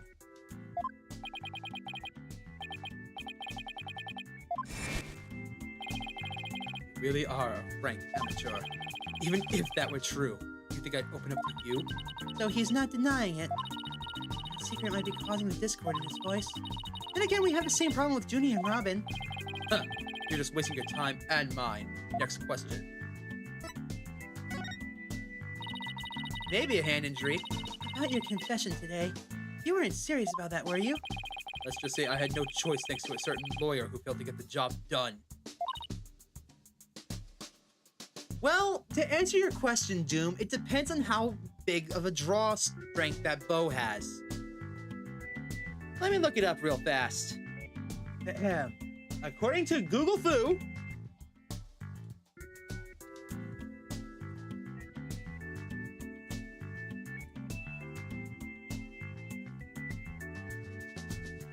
a typical archery club bow for high school students, especially in programs like the NSAP, is designed with a draw weight ranging from 10 to 20 pounds.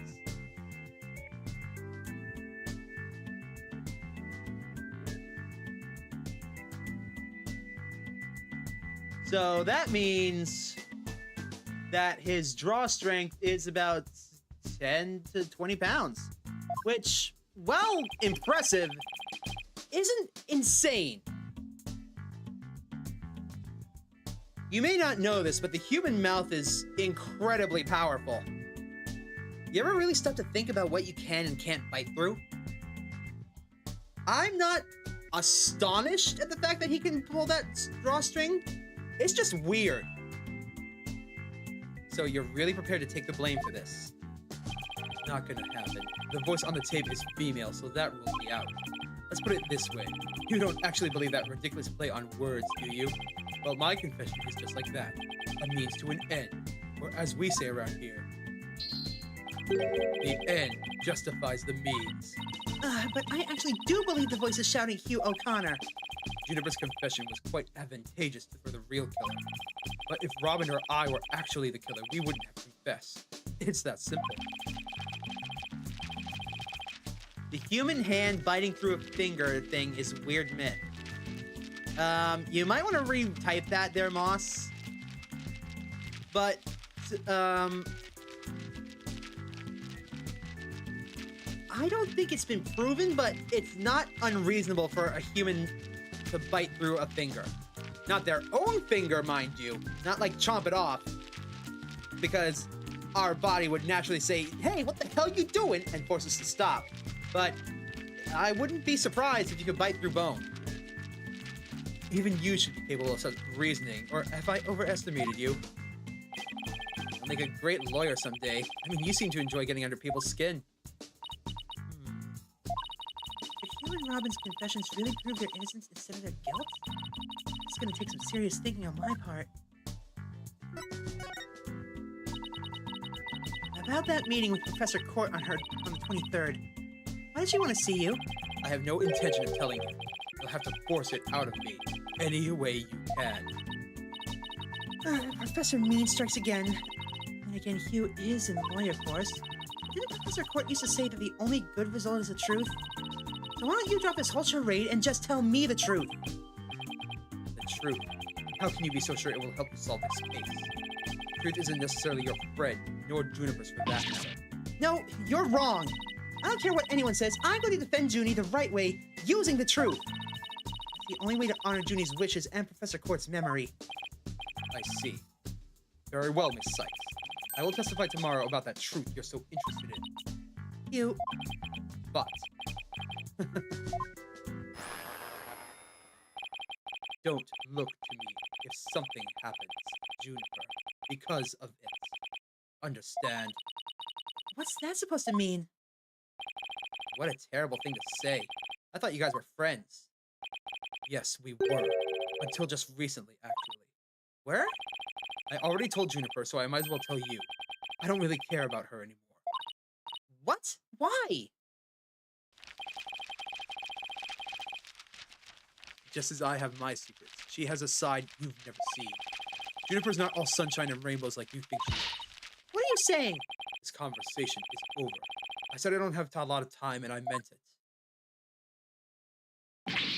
You, wait. He's gone. He doesn't care about her anymore. Why would he say that? That didn't go so well. I guess we'll just have to pin our hopes on his testimony tomorrow. Athena, what do you say we head over to the art room? That might be a nice change of pace. Hopefully the police have completed their investigation. All right, we don't really have much time left anyways.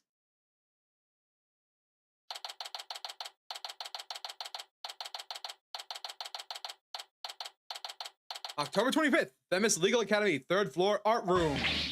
Ha ha ha! What if it's in my little lawyer friends again? Thanks again for loaning that school banner for us earlier. Don't mention it! Helping those in need is what my brand of justice is all about. Right. So this art room was where the murder actually occurred? That's right! You can't see it with the naked eye, but there's blood on the floor. That area roped off in the middle of the room marks the spot. The police investigation is done, so if you want to look around, knock yourselves out. Don't mind if we do.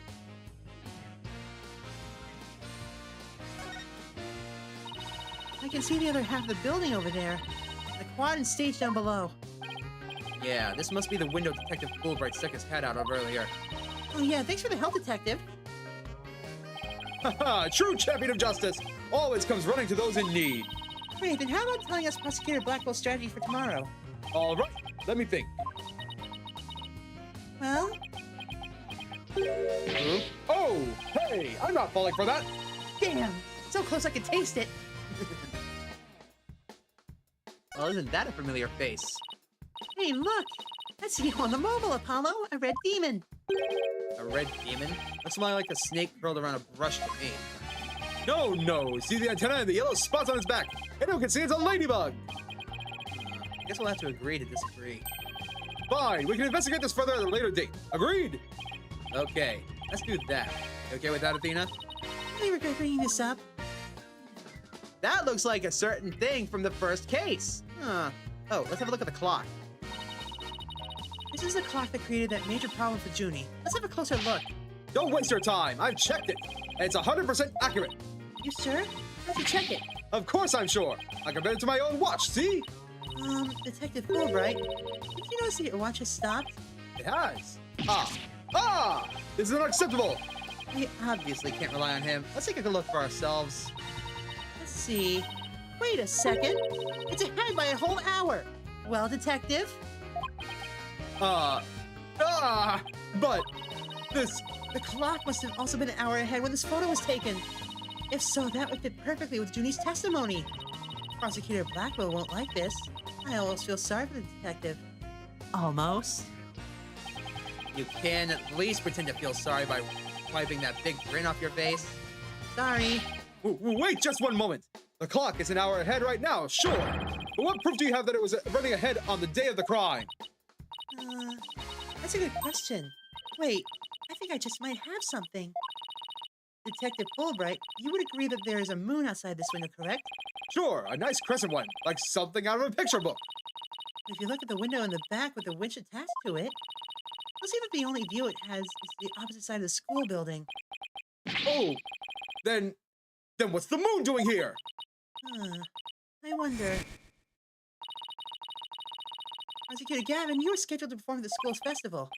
That's right, but I haven't seen the stage until yesterday.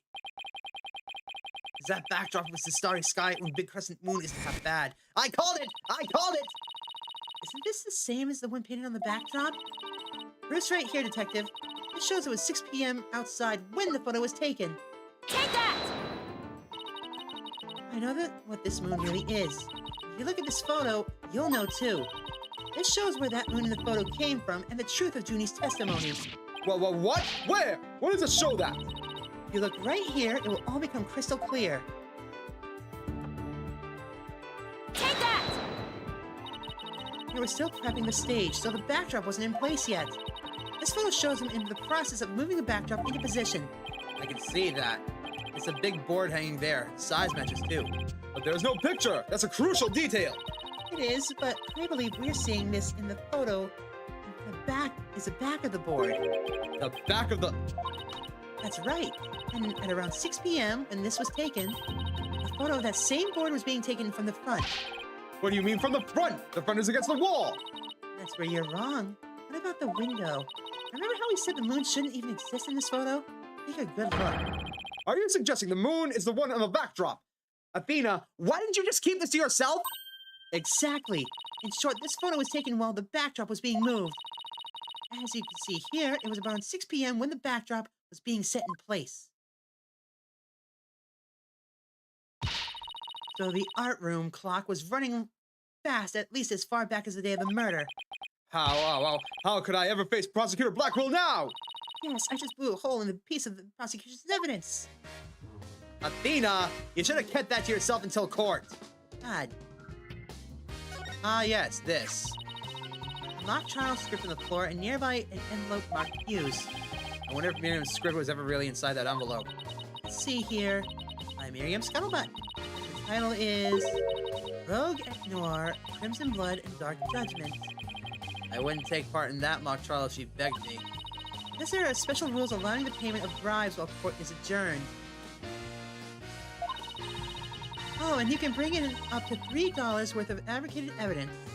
It also says, welcome to the darkest mock trial ever, where the end justifies the means. The prosecution claims this is the script that was supposed to have been used. The scripts were selected by Professor Court, considering how much she valued the truth. I seriously doubt she'd ever pick a script entitled Crimson Blood and Dark Judgment. Wow, you had that title memorized already?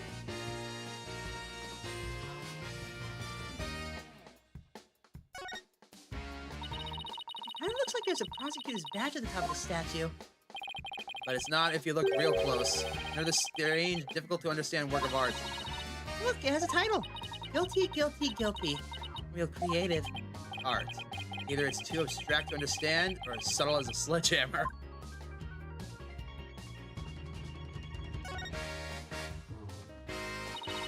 Look, a piece of pottery. Looks like it's already been fired. I bet Robin made it. I bet it won't last long. Not the way she deals with her own work, anyway. And it seems like such a waste. I mean, this one's already has some color on it. Looks just like bloodstains the way the glaze was dribbled onto it. Just like bloodstains. In justice we trust! That does look like bloodstains! We better examine it at once! I get it. The victim was stabbed in the middle of the room, where the big bloodstain is. And then brought over here, at which point some of the blood dripped onto these pieces. That means the body would very well could have been dropped from this window. In a mock trial script, the body was dropped onto a mat. Then a ball cart was used to move it over to the stage.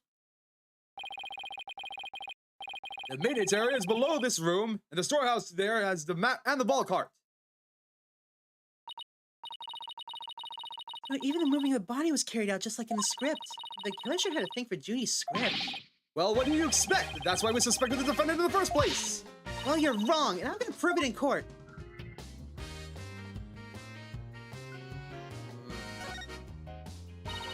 Three busts sitting on a shelf. A judge, a defendant, and either a lawyer or a prosecutor.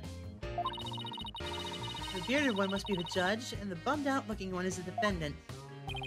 Look, there's another one that's fallen onto the floor. I wonder which one fell. The lawyer or the prosecutor? Think, Apollo, think. This could tell us how tomorrow's trial will go. I'll just wait for tomorrow's horoscopes. Thanks. Oh.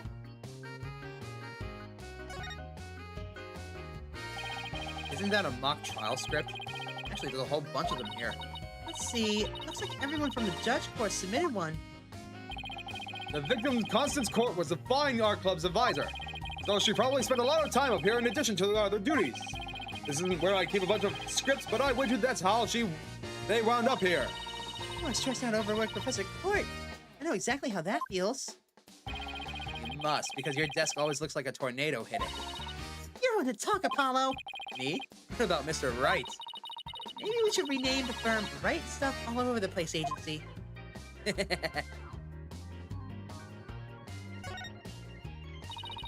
Picture of a girl wearing a floral hat.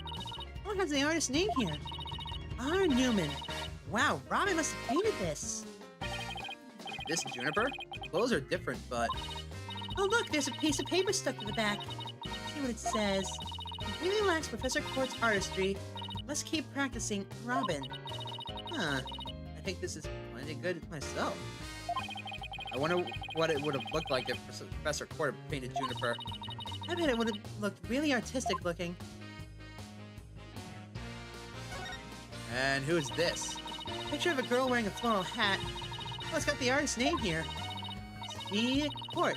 So this is Professor Court's painting. So this is what they consider art? I really don't get it. I swear I've seen this girl before. There's an air of fragility about her, and those beauty-inducing eyes. Who is this again? Name's on the tip of my tongue. Athena. Come on now. Hey, it's gone. Remember that strange statue in the school camera photo? You're right. I wonder what it is. Robin's a member of the Fine Arts Club. Maybe she could shed some light on this. Some wire and a winch. So this is how they reel the banners in and out. A nice view of the stage from here. Prosecutor Gavin is still standing in front of the broken statue. There really was something with Apollo. Don't worry, you can tell me. I won't tell anyone. I'll never ever clear my name unless we catch the real culprits. Alright, this is about grasping all the important stuff.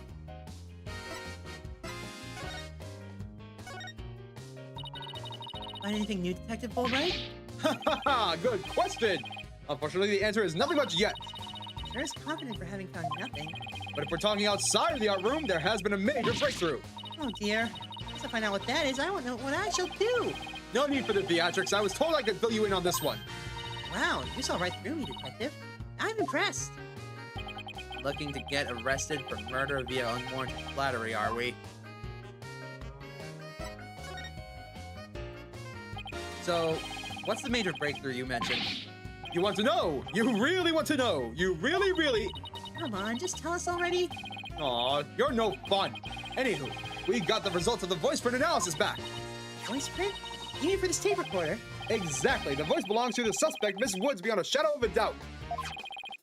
See right here, they analyzed the voice on the tape inside and out. Uh-oh. And you thought the voice on the tape was saying, Hugh O'Connor? Ha ha ha ha! Thanks for the good laugh, Miss Sykes. He's the last person I want laughing at me.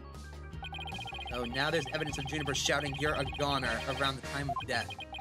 If we were to take this as truth, how are we supposed to make sense of it? I don't know. I can't think of any reason why Julie would shout that in the first place.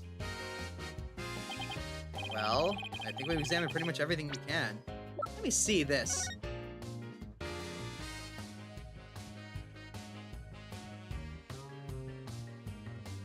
"10 minutes and 35 seconds of noise requiring further testing." By the way, did Prosecutor Blackwell happen to tell you anything about tomorrow's trial? In justice we trust. It's no use trying to pry more information out of me. Having just learned that the clock had been 1 hour fast. Means we're back to square one concerning the suspect's actions that day. I wonder what the main argument will be about now. How the body was moved would be my guess. But Prosecutor Blackwell's got his own plans. Oh, does he now? I'm Detective Fulbright. Try as you might. I won't say another word about the investigation. No, I wasn't going to ask about that. I was just wondering if you'd seen Robin. Oh, you mean Miss Robin Newman? She was here just a moment ago. She mumbled something about watching videos in the lecture hall. Video? What video? Thanks, Detective. Athena, I think we should stop by the lecture hall. Right, let's go. To the lecture hall!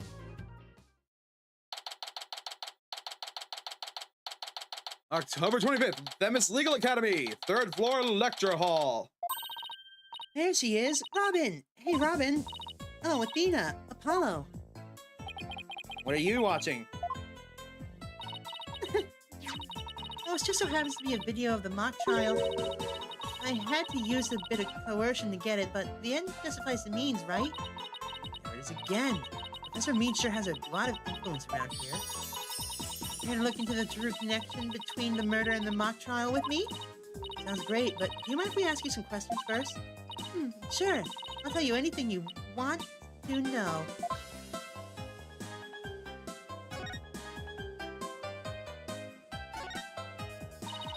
About your confession today. Why'd you do it? Because Juniper hasn't done anything wrong. I had to stop the trial by any means possible. Right, the end justifies the means. So you're a follower of Professor Means too? Professor Means is a wonderful teacher, as was Professor Court. I like them both. You brushed that one off like a pro. But with that style of justice, you run the risk of breaking the law. Well, I'm prepared to quit school because of this case. What? Why? I want to be an artist. That's what I really want, man! But no, my parents forced me to study to become a prosecutor. If the trial went south, you'd have to drop out and give up on being a prosecutor. That's what you're really after, isn't it? Mm-hmm. Talking about someone who literally changes the fat of an eyelash. I guess she's been dealing with her own problems too. That totally makes sense, actually. I suppose so, but that doesn't make what she did right. Could you tell us about what you were doing on the night of the murder? Finishing a statue. I was on the stage until the last bell. That's right. You made the statues of Mr. Wright and Prosecutor Gavin, didn't you? Oh, yeah. Yeah, I did. Both of them. This is just formality, but can you prove that you were making the statues at the time? Can I prove it? You think I'm the killer now? No. That's not what I meant. Both you and Robin were still at school after 7. And neither of them can prove exactly what they were doing.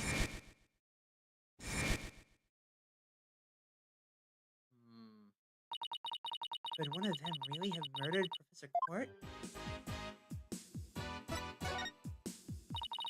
Have there been any problems now that everyone here knows you're a girl? No worries there. I discussed the matter with Professor Court some time ago. I told her I wanted to let everyone know I was really a girl. And just today I found out that she spoke with the school administration on my behalf. Wow, they must really like you.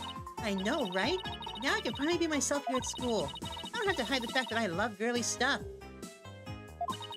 That's why, Athena, I simply must have this and this by any means possible. What? But this is evidence we need for the trial. Sorry, but no can do. Come on, don't be a party pooper, Athena. Come on, please. Pretty please. Stage costume related evidence taken in classic and justifies the mean style. Oh, darn it. Anyway, thank you again, Athena. Thank you for revealing who I really am. I wanted everyone to know before the snitch found out. Snitch? Sounds like a new lead. Oh, is it Scuttlebug? There's a rumor going around that one of the students here is a snitch. I hear they're watching everything we do. Our activities, our relationships, our interests. And reporting it all to one of those professors. Why would anyone do that? Officially, I heard it's to seek out misconduct among the student body. But rumor has it that grades were being brought and sold through the surveillance network. That's bribery! The situation at Themis Legal Academy is worse than I thought. All of this important stuff. I still want to ask about that thing in the art room. I have to present some evidence to show her what I'm talking about.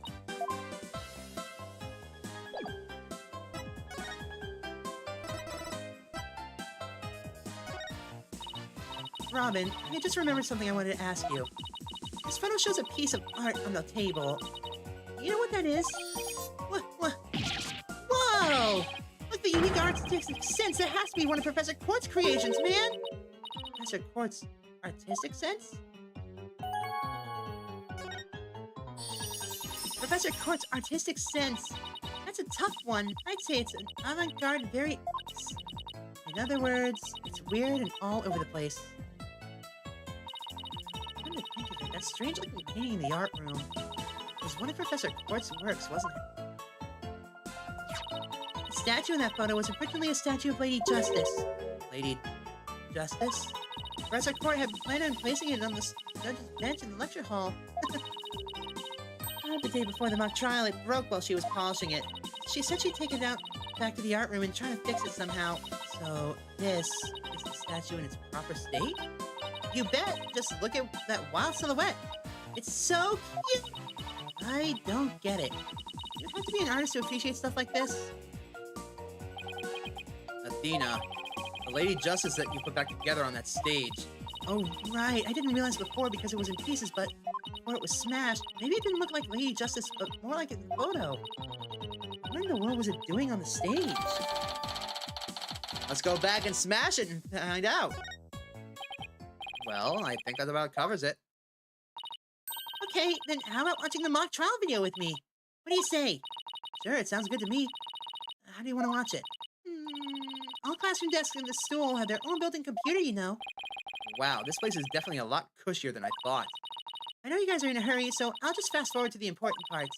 Let's start with the professor's pre-trial speech.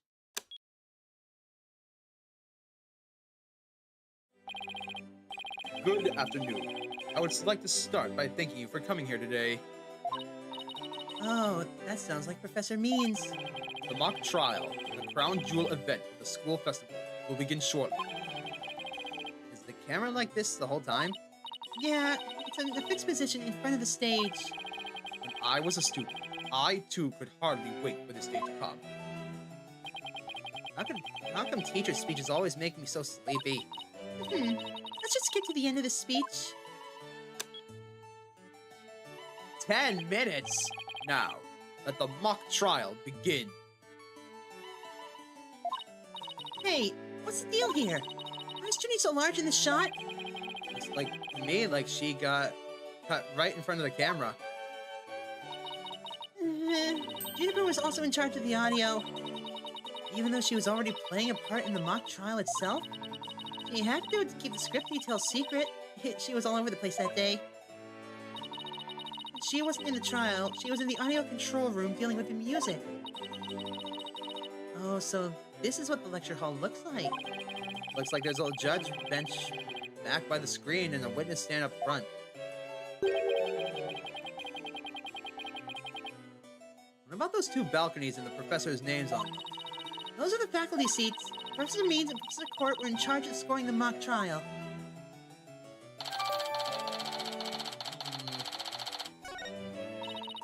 Okay, let's fast forward this a bit. And that's why the defendant is definitely guilty! Ah, that was me. Could you tell? Objection! A frail co-ed used her bare hands to stab her professor with an arrow? I don't think so. I read that line in the mock trial, Apollo, but you made it sound like kind of weird. Got me some slack. It was my first time reading that script. I think Juniper's gonna speak next. I didn't do it. I suffered a breakdown and I pretty much lost it. It's true I shouted, "You're a goner," but I didn't mean it. Wow, what an emotional performance. She put a real actress to shame. Wait, could you go back and play that scene again? You really think that's necessary? Yes!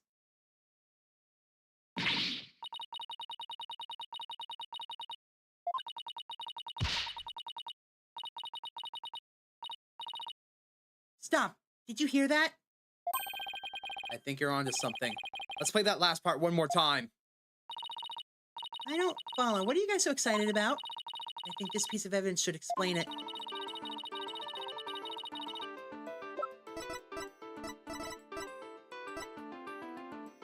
Take that! That's it?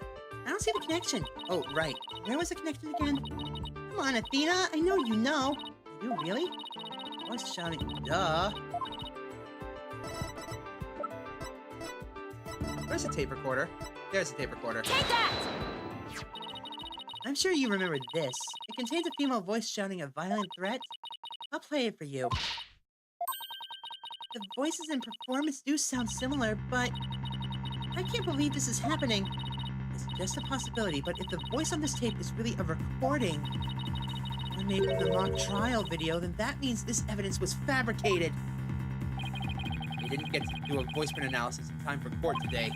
That's why the gender of the voice became so important. If The real killer had foreseen that gender would become key in today's trial. He would have tried to deflect attention away from himself by making the suspect female. So basically, the only one with something to gain from doing this is our sole male suspect.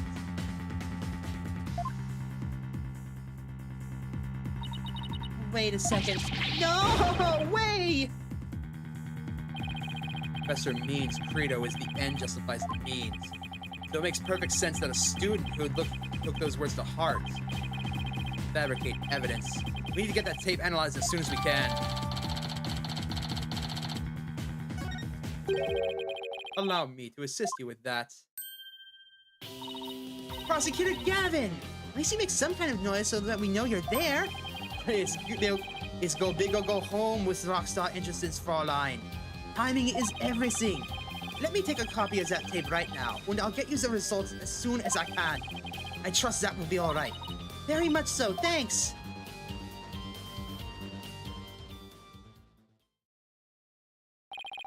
Well, Athena, it's almost sundown. Isn't it about time we head over to the detention center? I think Junie will agree that this is something that can prove her innocence. But will her heart really be open to accepting it? I had to have known this was what I'd find. Crap. October 25th, Detention Center Visitors Room. And that about covers the main gist of our investigation. I see. Very interesting. You've been quite the busy beaver today. Thank you for all your hard work, Athena. Well, my time is about up. It will be getting dark soon, so... Junie! You must be tired after being on your feet all day. You should go home and... No, wait, you have to listen to me. I don't want to hear any more. I know what you're going to say, Athena. Junie, you promise.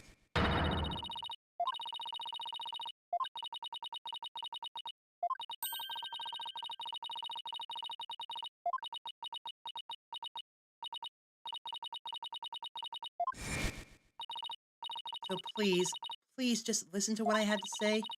Once you've heard me out, I'll let you decide what to do.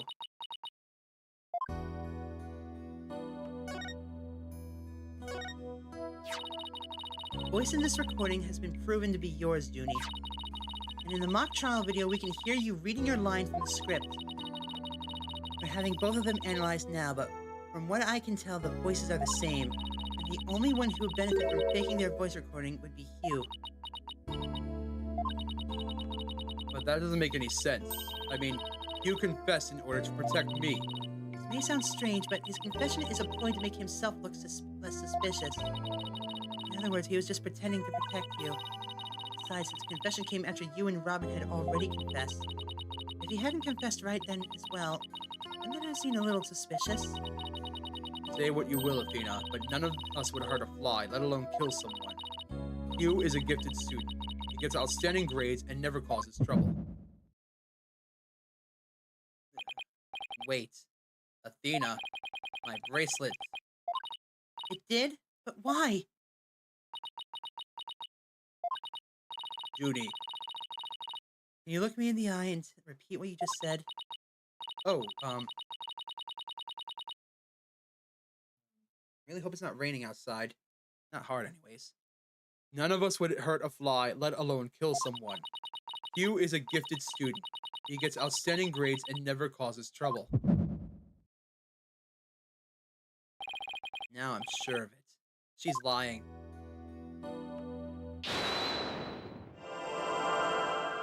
All right, let's do this.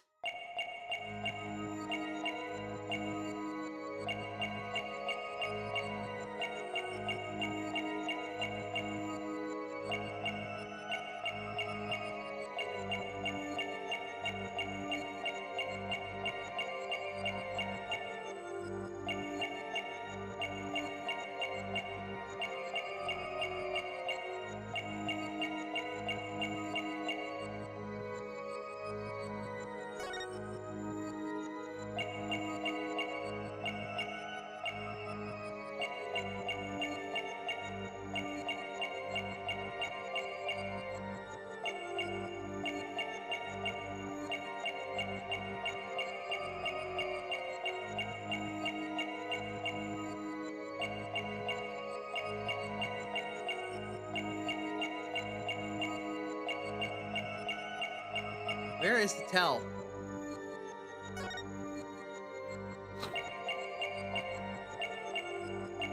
Is it her ear?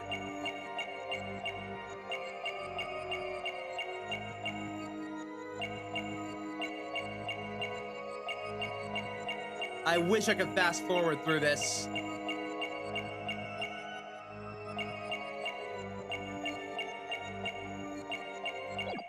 Oh.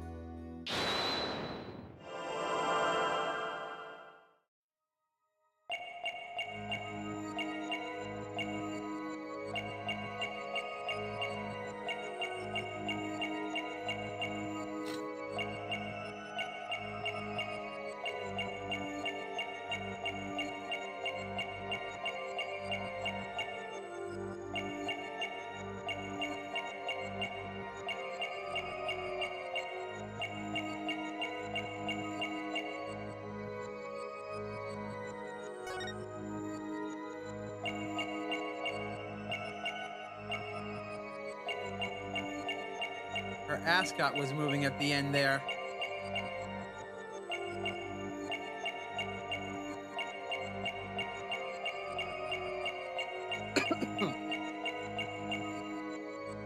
Right there. She's breathing rapidly. Gotcha! Juniper, you start coughing when you're under stress. You can't hide it from me no matter how hard you try. When you said, "and never causes trouble," a cough escaped and made your scarf flutter. As for why you're stressed, it's because you were lying.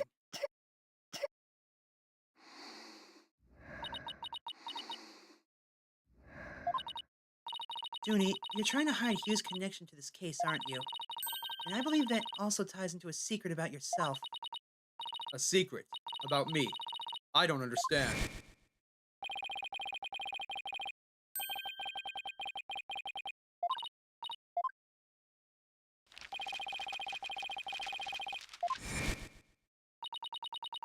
He ended their friendship after he found out about Junie's secret, which means Hugh must have felt betrayed by Junie, making her The snitch.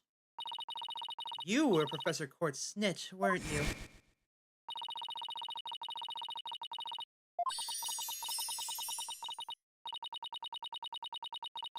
It makes sense. I didn't think about much of this at the time, but the second that showed up there, this makes sense for everything. It makes sense the student council president would be the snitch. And while fulfilling that role, you learned something about Hugh you'd rather forget. I don't know what you're talking about. Junie, please, stop hiding things from me. I hate having to force things out of you like this. Looks like we'll have to do this the hard way. I'm gonna review the evidence and see if I can't prove my hypothesis. I must have something that proves that Junie's a snitch and Hugh's connection to the case.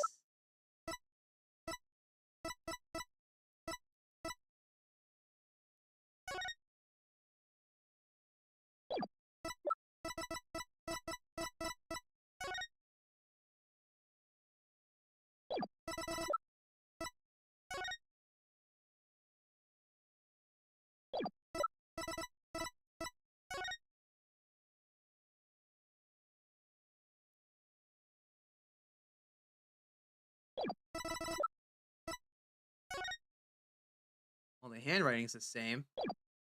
Let's try this. Take that! I'm relieved to see you're coming around. You see, I wasn't trying to hide anything. Juniper's one cool customer, Athena. Wait, I don't think that was the right piece of evidence. Whatever you show me won't change the fact that I've already told you all that I know.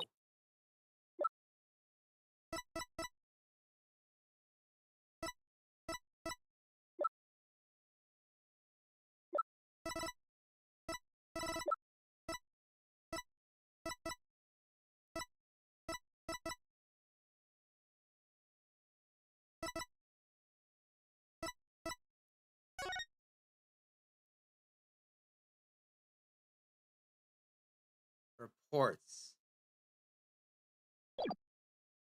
Take that! Right there in Professor Court's planner, it says, routine report. I believe this is to mean when the snitch would report in to Professor Court. I also believe Professor Court planned to meet Hugh in private based on the snitch's info. And from their meeting, Hugh must have put 2 and 2 together and figured out your secret. So you see, it all makes sense only if you're the snitch, Junie. Sniffle. Sob. Sob. Forgive me. Forgive me, Thena. Sob. I've been lying to you this whole time. The truth is, I suspected you from the start. You did? Now this is surprising. I'm so sorry. I've talked about friendship so much, but I've been terrible friends. Cough. Cough. Juniper, I don't have that special kind of hearing that Athena does. But I don't need it to sense the pain you're feeling right now. And its intensity is directly proportional to how you feel about your friend. Right? Sob. Apollo. Please, Junie, tell me why you suspect Hugh. I have a feeling that it will be the key to getting to the bottom of this whole thing. What exactly was your role as a class snitch? Professor Court told me how Academy alumni had strayed from the path of justice. Dark age of the law, huh? She didn't want any more of our students going astray like that, but few others at the Academy shared her view. I thought her ideas were beautiful, though sad and unrealistic. She asked you to be her eyes and ears, didn't she? I used to report to her once a month about any wrongdoings I had seen or heard about. And that report session in her planner, the one from October 22nd, that was you. Yes. That is when I reported Hugh to Professor Court. She snitched on her own friend? Why? What was this report about? I had accidentally overheard Hugh talking. What did you hear? He was talking to someone on the phone. I think it was one of his parents.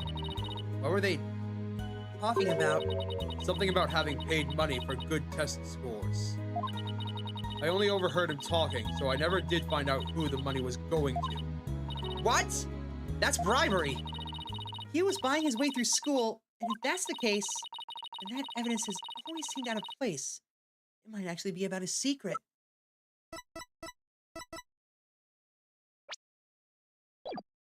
Take that! We found this while we were investigating the stage. It's got Hugh's name on it. I didn't know what the number meant at the time, but now that I'm hearing about bribes... It must mean that a bribe of 120 grand was to be paid in October. What's more, take a look at his mark. That same mark is on the page of Professor Court's planner. Hey, you're right. Wait. But why would Professor Court have that kind of information in her planner? You don't really think the person who was taking the bribe money was... It's just a possibility at this point, but it may indeed have been Professor Court. But... that is impossible. She'd be the last person I'd ever suspect of accepting bribes. Like I said, it's just a possibility, but a rather good one. Maybe their private talks had to do with the possibility of the bribery being exposed.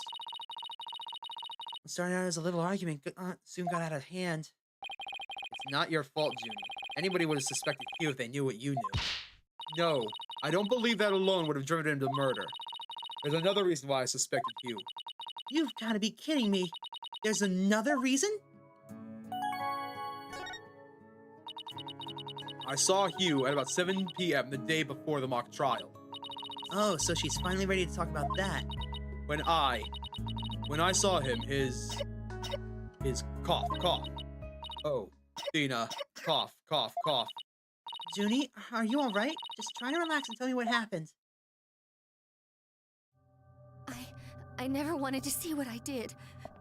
But I'll have to live with it, won't I? In that hallway, Hugh's hands... His hands were dripping with blood.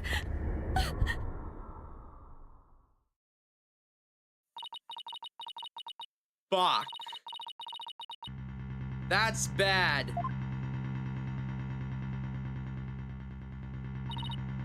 What? But why? What am I going to do? Deep down, I know Hugh can't be the killer, but my mind keeps telling me he is. No matter how hard I try to convince myself he isn't. Cough, cough, sob. Oh, what am I going to do? Hugh. Peace. I can't take this anymore. Athena. She hid the fact that she had seen Hugh. Said she went home at 6 because she wanted to avoid talking about what she saw. Junie. Must have been terrible holding all of that in. Poor Junie. Yeah. But it's going to be okay. I'll get to the bottom of this. And that's my promise from one good friend to another. I'll be defending Juniper tomorrow. If that's okay with you, Professor Means. My main concern is to whether you can defeat that prosecutor. But I won't try to stop you. I will be watching from the gallery, and I shall look forward to seeing what sort of results your methods can produce. Good luck tomorrow. Now, if you would excuse me. Tina, I'm sorry. I really mean it. I wish I had trusted you from the start. You have to uncover the truth tomorrow. I know you can do it. Don't worry. We already know what the prosecution's key piece of evidence is a fake.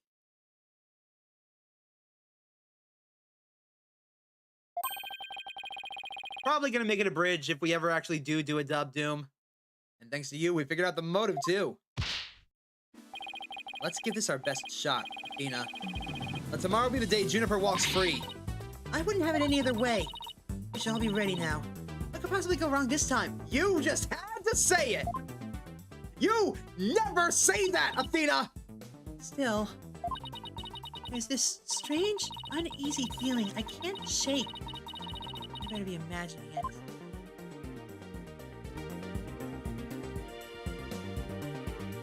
You never say that, Athena! You dummy! Bad defendant! Bad defense prosecution! Bad defense lawyer! Bad!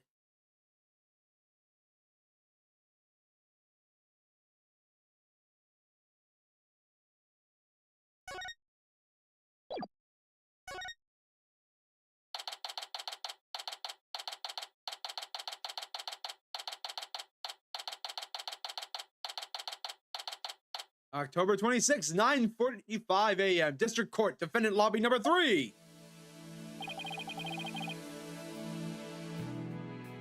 Hey, we'll figure it out, Doom. I would love to do a dub of all the games. That would be fun. But, I call not being Phoenix. Sorry. I'll be Apollo, though. Were you able to sleep last night? Huh? Oh, sleep. Sure, I slept. For a grand total of 0 hours. Oh, and I also call being Clavier. Guten Morgen, you two. You look like you are ready to put on a real show. But before you do, I have a good luck gift for you. The voice print analysis came back, and the results couldn't be more clear. The voice in that mock trial video and the tape recording are one and the same. In other words, the recording's a fabrication.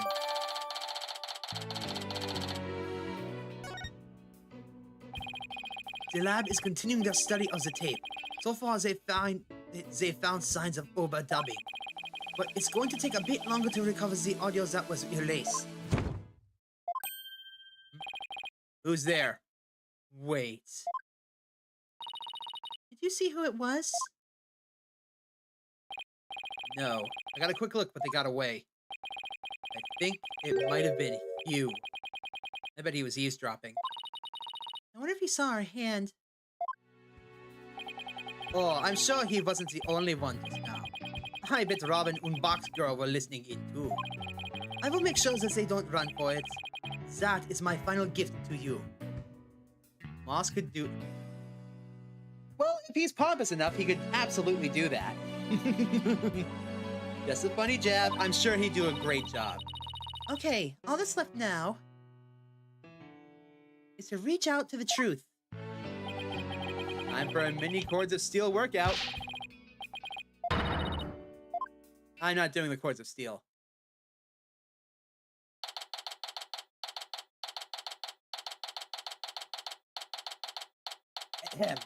October 26, 10 a.m. District Court, courtroom number 4. According to Moss, this is going to be the final day. So let's get this started! Court is now in session. I also call being the judge. All rise. Court will now reconvene for the trial of Juniper Woods. Sex Brigade is totally psyched. I mean, the defense is ready, Your Honor. The prosecution is ready as well. Isn't that right, Prosecutor Blackwell? I don't think I can pull off Blackwell, though. Yes, well, moving right along. Yesterday's adjournment was unexpected, yet necessary. But I'll be running a tight ship here today, so no funny business from anybody, understood? Baldness. Robin Newman and Hugh O'Connor have recanted their confessions. Later, I shall grill them at leisure to find whether I can charge them with perjury. Well, this sure complicates matters. Still, one must not overlook the facts. Now, about the school camera photo that was submitted yesterday. A pity, but that evidence is no longer relevant to this case. The art room clock runs fast. It cannot function as an accurate measure of time. As for the bungling detective who overlooked that, he is paying for his failure as we speak. Poor Detective Fulbright. I hope he returns to work with all of his body parts intact. But if that's the case, then what will we? The accused is the sole person who could have moved the body from the art room to stage. And I mean to prove it here, this day. It's just like Detective Fulbright said. What else does he have up his sleeve? My understanding of this heinous crime is this. The murder took place near the center of the art room, as evidenced by the bloodstain. Blood was also found on some pottery next to the window over the maintenance area, which is to say the body was carried over to that very window. From there, it was dropped down to the maintenance room below, and though there was nary a scratch on the body aside from the fatal wound. That, too, was per the script. A high jump mat was employed to cushion the fall. Then, a ball cart was used to haul the body over to the stage. It's not very clever. I mean, it's the same exact body-moving scheme as the script. Anyone could have moved the body Objection! that way. Your propensity to spew forth words before you think is not very clever either. Why, you... Moreover, the prosecution has a witness, which is the most unfortunate for you. Witness, it's time for you to come forth. Hugh.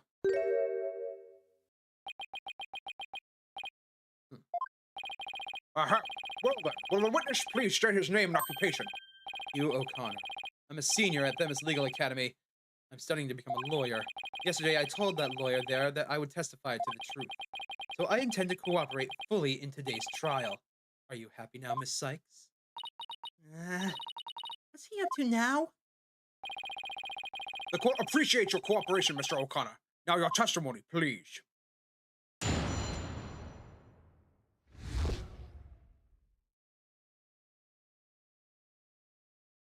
Valen. Oh.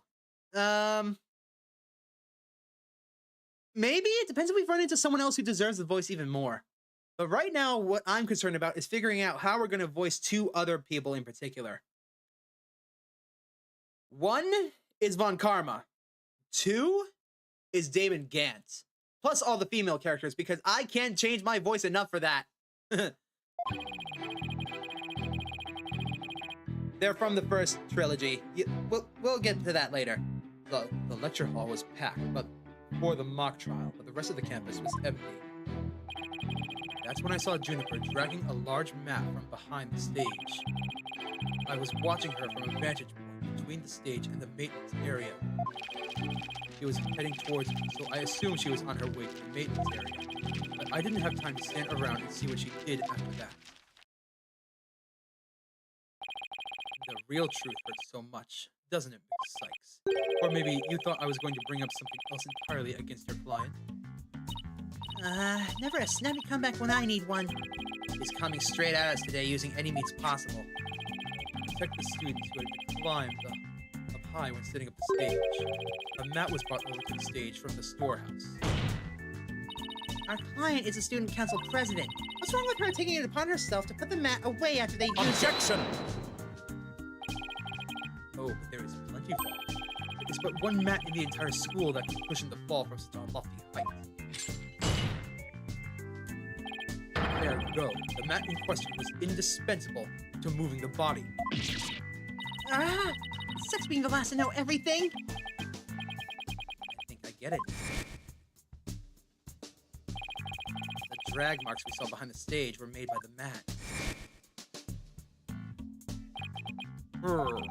If the only mat of that thickness was there when the body was assumed to have been brought, it would be hard to deny a possible link to this case. We're off to a bad start again. You sure you're okay, Athena? It's game on, Hugh. Game on. I'm gonna turn your arrogant perfect score grin into a teary-eyed frown of failure.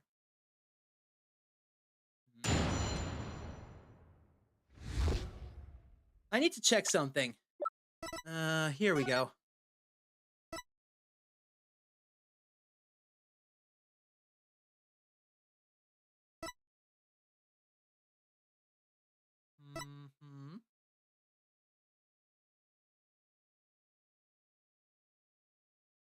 Huh.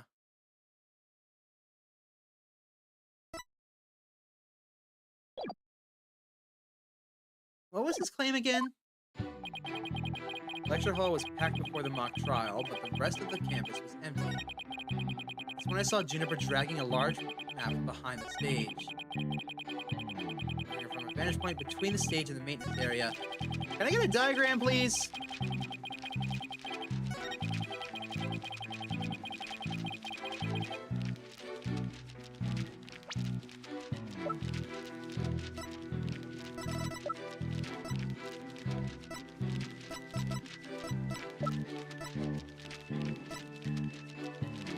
No, I can't. Okay. Time to press everything. Hold it! Hold it! Hold it! Hold it right there! What? I was just getting to the important part. Eager to achieve your blade, Sykes. Your heavy breath leaves where I stand. Objection! How rude! This breath doesn't have anywhere to travel that far. So the only issue is distance. You're not denying that you're a heavy breather. I'm just saying that scientific studies have proven blah blah blah. Hang in there, Athena. No matter how many insults they hurl, it won't affect the judge's opinion of you. Not on my own self-esteem. Let's get back to what happened before the mock trial.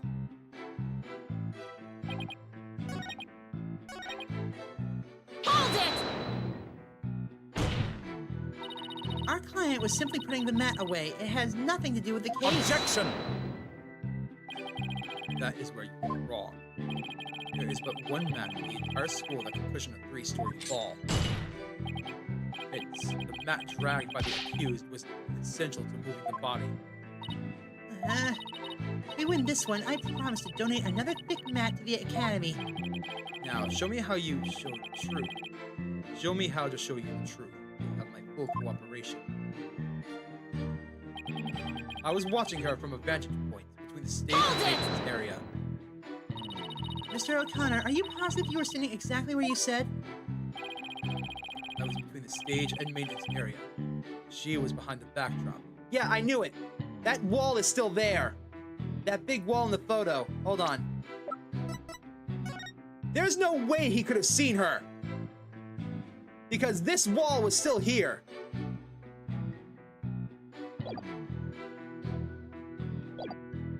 And what does the history say?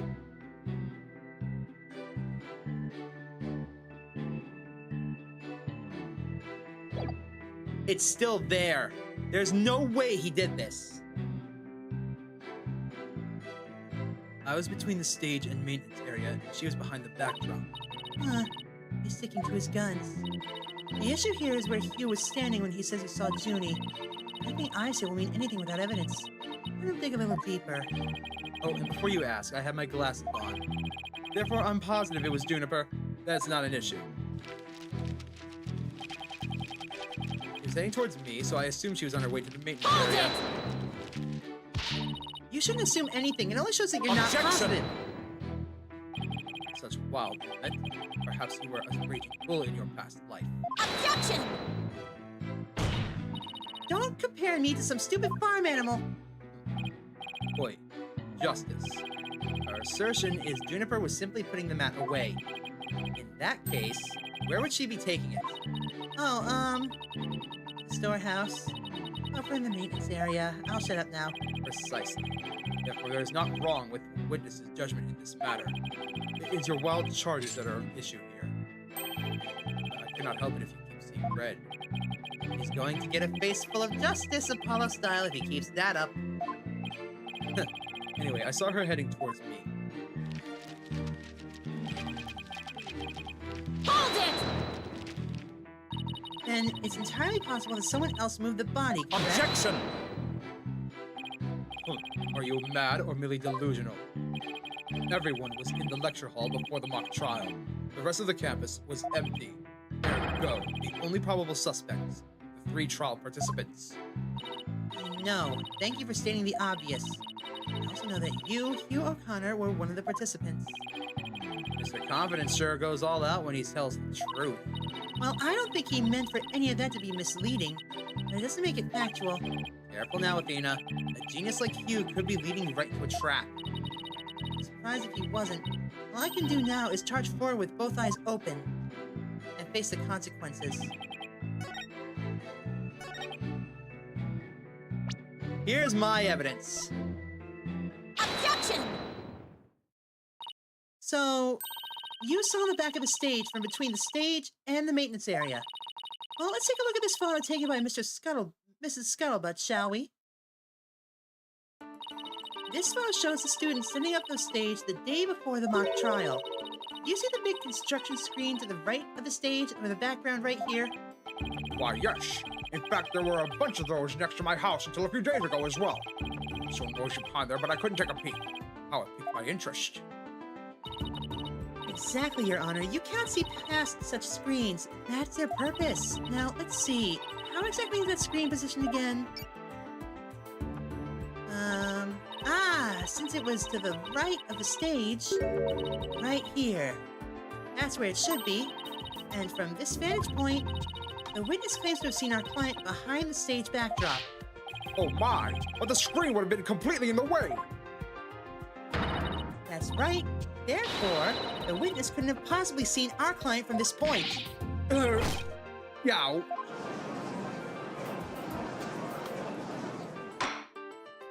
Order! Order! Mr. O'Connor, have you been lying to this court? The screen. Right. This slipped my mind. What? Are you telling me you, Mr. Genius, forgot something as literally as big as that? There are 2 kinds of memory lapses.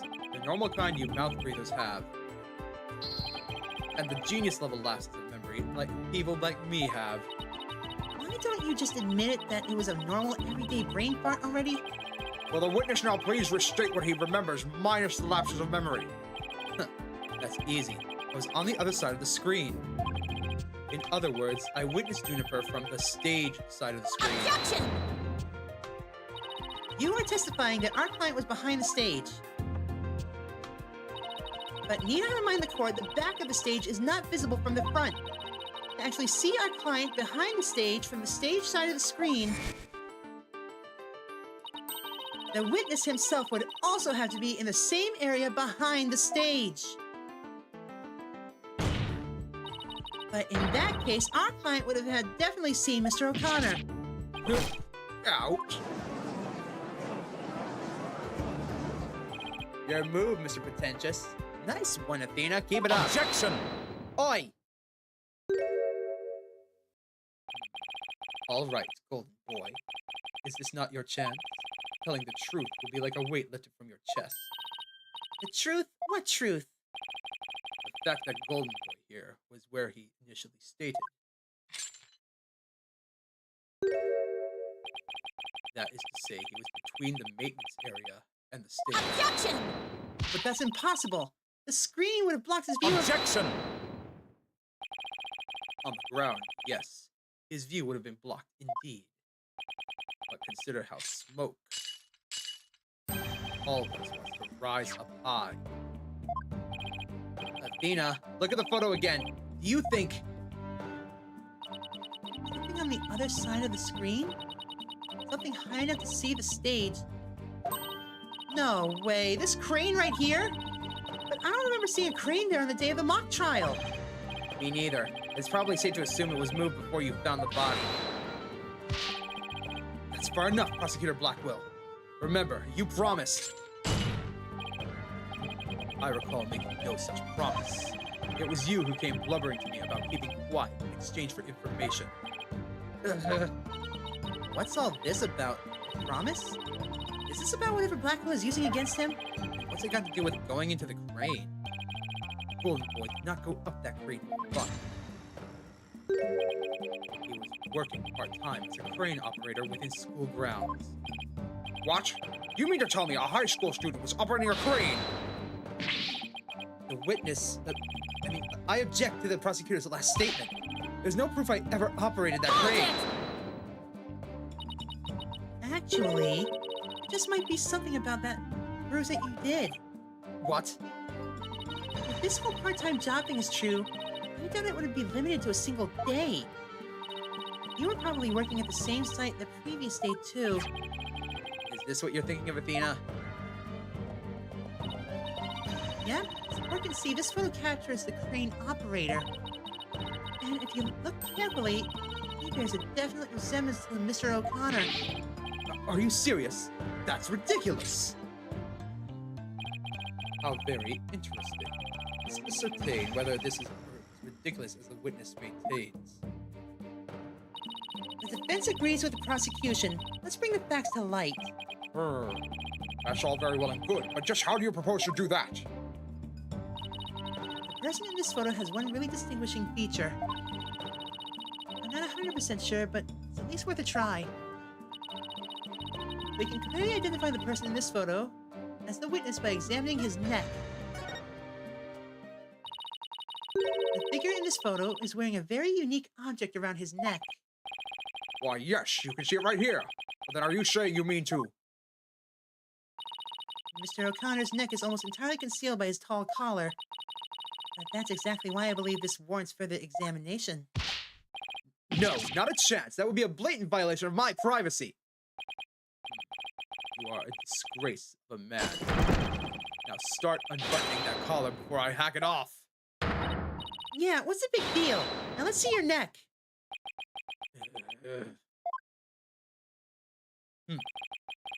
Guess I have no choice.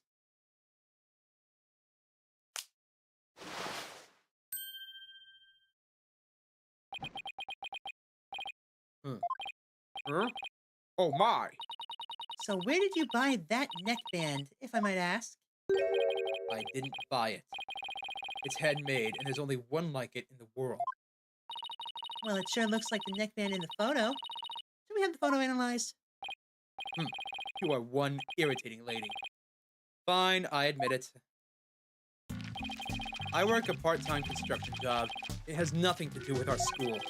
Operating heavy equipment is no big deal for a guy who can parallel park one-handed. But I never expected one of my jobs would take me to my own school. But when you factor in all the required tests and apprenticeship periods, wouldn't you have to be at least 20 to get a license for operating a crane? Oh, about that. You see, I'm a genius, so, you know. You're not licensed, are you? Objection! Let us dispense with this inane charade, old boy. No, Prosecutor Blackwell, please don't! High school seniors are 19 at most, thus they fail to complete the requirements. But that does not apply to you. Does it, Mr. O'Connor? Why doesn't it apply? He's a senior, so he's around that age, right? No, don't, please! Actually, Golden Boy here is 25.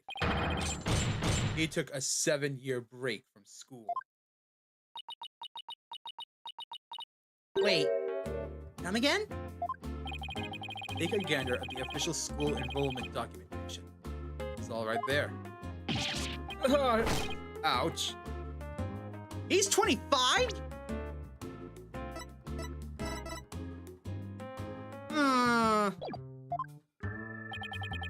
25? You mean he's older than me? A 25-year-old man in high school? Uh-oh. Hold it. 7-year break. 7 years. Just one thing to say. There are 2 kinds of 7-year breaks. Blah, blah, blah.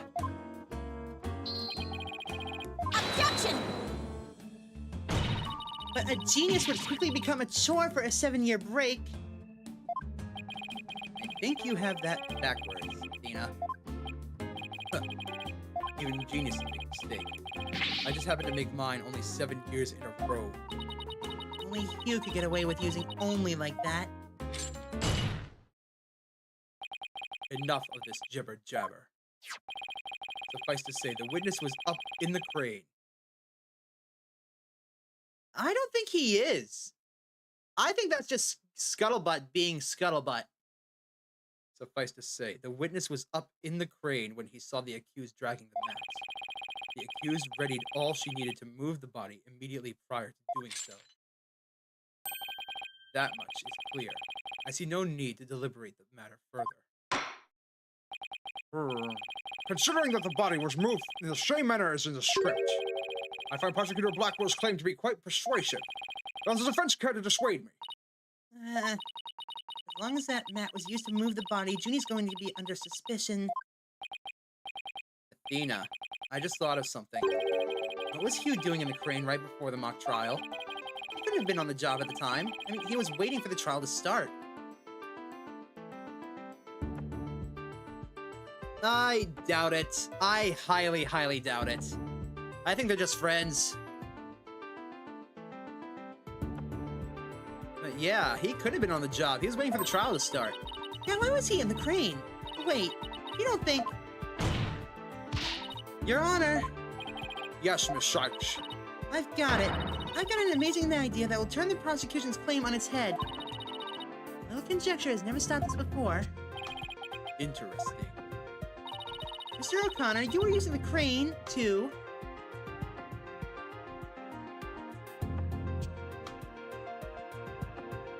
Move the body, perhaps? The body was just like it was in the script, so it must have been moved like in the script too. At least that's what the prosecution believes. How simplistic, even foolish. Those are pretty strong words, Athena. Are you sure about this? The witness is a licensed crane operator, so he could have used it to move the body. Objection! Oh, well, golden boy, care to chime in? I intend to say no more on the matter. Save that this does not bode well for you. Wait, he's on my side this time? Or is this another trap? Watch this. See? With his teeth. I can use a bow and arrow one-handed. Wow, that's a crazy level of dexterity. I can even drive a crane with one hand. That's easy. But operating the crane itself is so complex, it requires both hands. Now, I would have the court look at this. Oh, please tell me that's a ketchup stain. You wish. My hand was injured and required surgery. That's the reason I kept my hand in my pocket all this time. I have already verified this with the hospital of treatment. Quite a nasty wound, they say. So, how did you hurt it? I see no need to discuss that. It has no relevance to the case.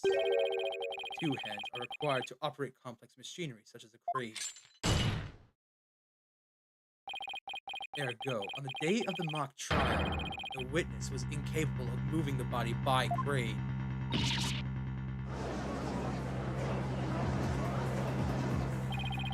I planned on moving the crane the night before the mock trial, but then I got injured. Wanting to keep my part-time job a secret, I had to do it just before the mock trial instead. And here I thought this was the big break we've been waiting for. Now that the defense's secrecy isn't fair, I would have the court recall my claim. The body was dropped out of a third-floor window to a mat near the maintenance area. Then a ball cart was used to move it to the stage. She? I've been paying attention. Well done, your baldness. Now consider this. The accused was sighted dragging that mat. Ergo, it was she who moved the body.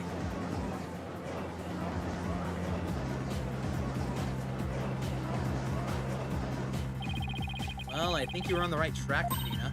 You do? Yeah, Juniper remains a prime suspect if we assume the body was moved on her script.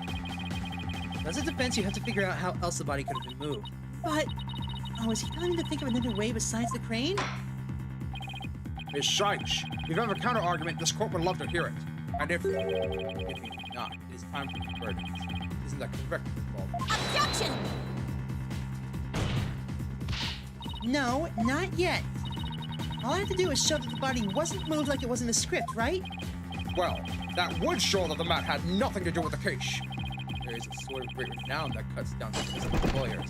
Its name is evidence. You don't scare me. Just smile, Athena. You can do it. What's wrong with your face, Athena? A weird mix of terror and a creepy grin. Just focus on how the body could have been moved without it being dropped. How could anyone lower it without just dropping it? It's not like it could just fly. Or maybe it could. After all, there is a way to zip between the art room and the stage. I called it! Someone could have easily used that thing. Oh, yes, of course. Miss Shikes, the court would like to see what you have for us. All I have to do is show the tiniest shred of a possibility. The mat and ball cart weren't used to move the body. This is what was used. The school banner on the wire. Take that! The key here is the thing that ties the art room and the stage together. Might I propose an idea? It might do you well to tie your lips together, lest you further expose your ignorance. This isn't exactly the time for black comedy, Prosecutor Blackwell. Anyway, the court will call the wire on which the school banner was hung. That wire was strung between the art room and the stage, which allowed students to run or reel in the school banner from the art room. The body could have easily been lowered down to the stage via this wire. Objection! Spare me your armchair theories. This wasn't some kind of high wire act. The body surely would have fallen. Yet there were no signs of blood trauma. Objection! Oh, you surprised me, Prosecutor. You didn't actually think I failed to account for that? I'm sure that's exactly what he thought. When we investigated the stage yesterday, the bottom part of the school banner had been tied into a pouch-like shape. And pouches are useful for carrying things. Now, what do you think this one could have carried? Well, go on, please explain. The body was bundled into this pouch-like section of the banner and sent down the wire. The body would have been down on that stage in a flash, and there would have been no need for a mat.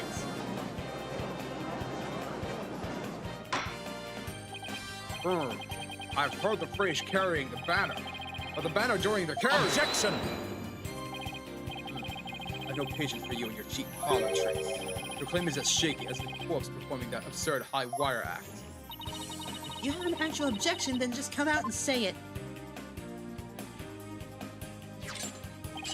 I trust you recall the bloodstains left on the art room pottery. The wire had been used to move the body. It would have been via the window above the quad, the one with the witch. However, bloodstained pottery was next to the window above the maiden's nose. Where that blood? Ergo, the wire and the banner had not at all to do with this case. Oh? The bloodstained pottery, I remember that. This doesn't look good. We'll be back to the mat theory if you don't do something. Well, Miss Shikes, I hope you have something better than... this time than a circus act. My wire theory is true, then that blood in the pottery must not have been...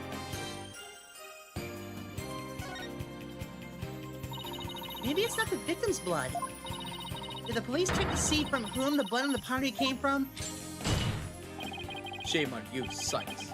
A little more respect for the Constitution.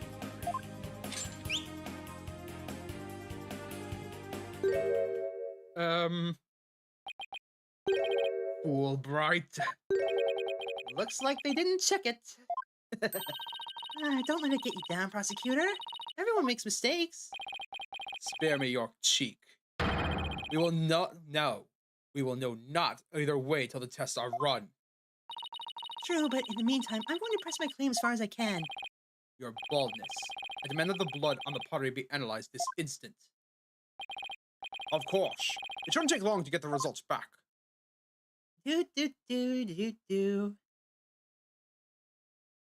Haka! Oh my, that was quick.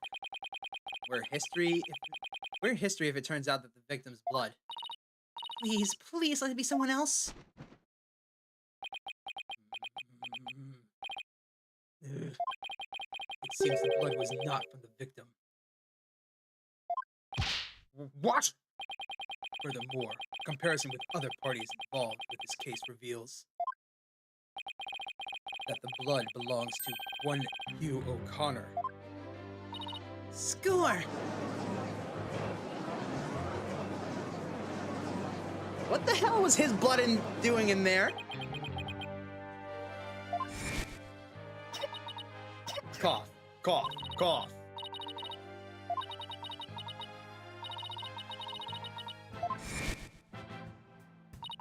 Your Honor, as we saw earlier, the witness's left hand has suffered a serious injury. He sustained this wound in a struggle with the victim, and his blood got on the pottery. Then Junie saw his blood-stained hands as he passed each other in the first floor hall. The only explanation that covers everything. Objection! There is but one way now to turn aside her blade. Do not cast the blame on me. Your grudge is with Sykes. Or is she who forces me to expose your secret? Fine, whatever. Wow, how much dirt does he have on Hugh? The court will observe this oddly. It was inside this that Miriam's Scuttlebutt script was found. Miss... But didn't the prosecution already claim that this envelope is the one that contained her script? Circumstances have changed. You see, Golden Boy had hidden this from us all. What the hell is that? Let's see here. My word! Talk about the world's most painful paper cut! Indeed, you can clearly see that if this envelope was not opened correctly, the powerful spring-loaded blade will shoot forth, leaving a horrible gash upon the pad. The only one who had been told of the correct way to open it was Constance Ford.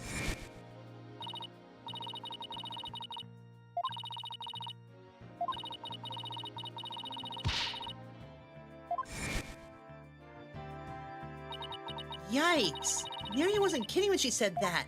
She booby-trapped the evidence? The blood on the blade is the witnesses. Our genius here tried to sneak a peek at the wrong script and paid for his foolishness. Ouch! That guy's the worst genius I've ever seen. Don't worry, Athena. The wound isn't that deep. You still got the wire theory. Yeah, I've got it. Since the blood on by the window overlooking the maintenance area isn't the victim's, there's no longer any basis for denying the body was moved using the wire and the banner. Therefore, the defense once again asserts just that. Hold it. You call yourself a lawyer? Don't you see the glaring contradiction in your thinking? The court would like to remind the witness that his role is not to point out. And you, how can you adhere to such outdated beliefs? But whatever. It seems you've forgotten the two statues that were on stage directly below the wire. The body said sliding down that wire would have crashed into them. Care to explain that away? Why, I believe he's right. The statues and the wire are extremely close together. So the body would have collided with the statues? What if they did collide? Wait, that's it!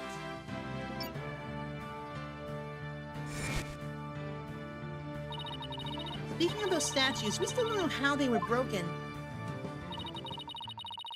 But if we assume the body crashed into them, that would also explain the loud sound we heard while we were in the waiting room. Oh, now that you mention it, You and Mr. Wright went out to the stage after you heard that sound. Objection! Interesting. How very interesting. But may I ask just one question? When was it that you two heard said sound? It was a little after the mock trial had started. Mr. Wright and I were practically bored to tears there in the waiting room when... Precisely.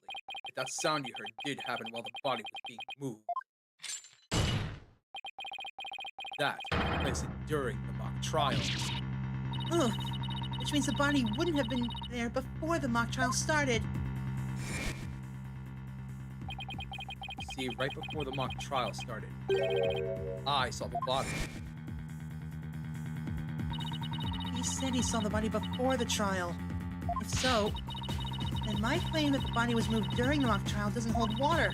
Stupid contradiction! Just want to get our case killed! The focus was on just 3 suspects before the body was moved before the mock trial. That has been the major premise thus far. Your assertion, therefore, contradicts the very foundation of this case. Objection! Both sides still lack incontrovertible evidence. So, should we not also treat both boys' testimony with some level of suspicion? A good point. Prosecutor Blackwell is on our side. I bet he's figured out the truth behind this case. Well, great, as long as he's not up to something else. Statues really were broken when the body hit them. Then Hugh's statement about seeing the body before the mock trial is a big fat lie. Okay, Mr. O'Connor, let's get to the bottom of this contradiction about when you saw the body. Look me straight in the eyes and repeat your statement to me. Like I said before, before the mock trial, the body was, you know... I shall say this only once, well, you had best tell the truth. Do it now. That is, if your head wishes to enjoy the continued companionship of the body. Yikes! Ow. Now, out with it. Did you truly witness the body? Or were you just lying about it? Which is it?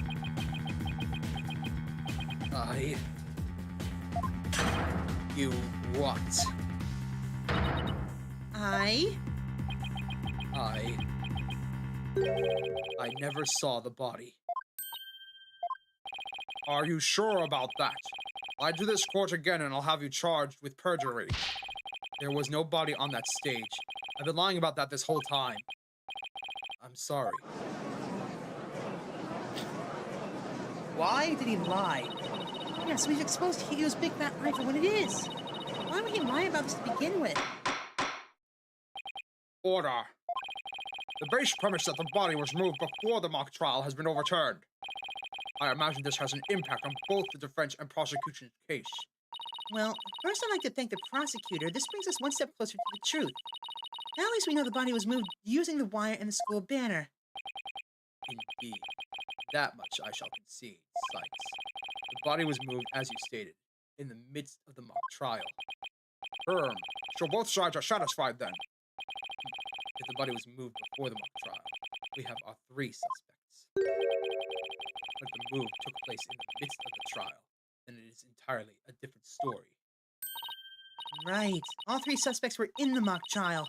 That gives them all solid alibis. Objection! How simplistic. Did you forget about a student in charge of the audio? Amidst the mock trial, she was the one soul who could leave and re-enter the lecture hall. What's this? Who is this person in charge of the audio? Uh-oh. How could I forget? That was Junie!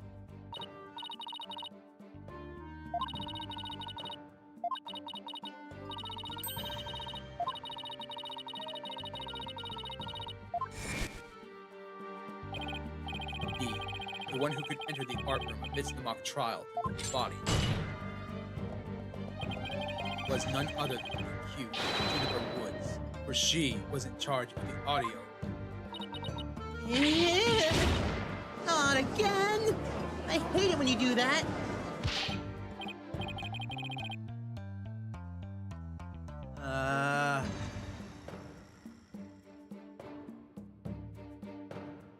Yes, I see. That does make perfect sense. This can't be happening. Instead of exposing Hugh's crime, Junie's in even deeper. How you slice it? We're cooked. And here I thought Prosecutor Blackwell was on our side. At least on this issue. Twisted Samurai strikes again. Twisted? It's more like dirty rotten. Your baldness. It's time to put an end to this farce. The prosecution has presented a quite convincing case, but the defense has one last chance to voice any remaining objections. Well, Miss Sykes? Apollo, what are we gonna do? I've got nothing left. Nothing. Not a... I'm trying to think of something.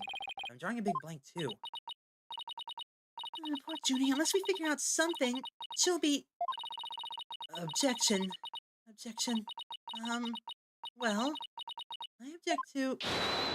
Hold it.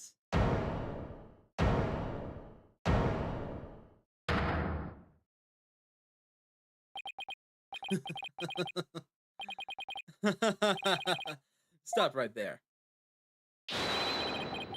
All ears to me.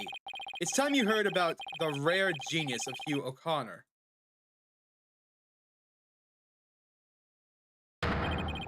Listen and you will hear the secret behind my perfect crime. Perfect Crime? Oh, he's gonna confess again.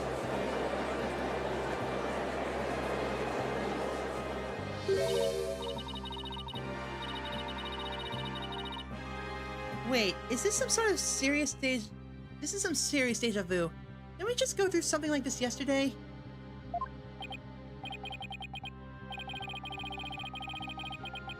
Yes. Yes, we did. This better not be another one of his raging traps. The murderer, moving the body, the cover-up, it all sprung from my brilliant mind.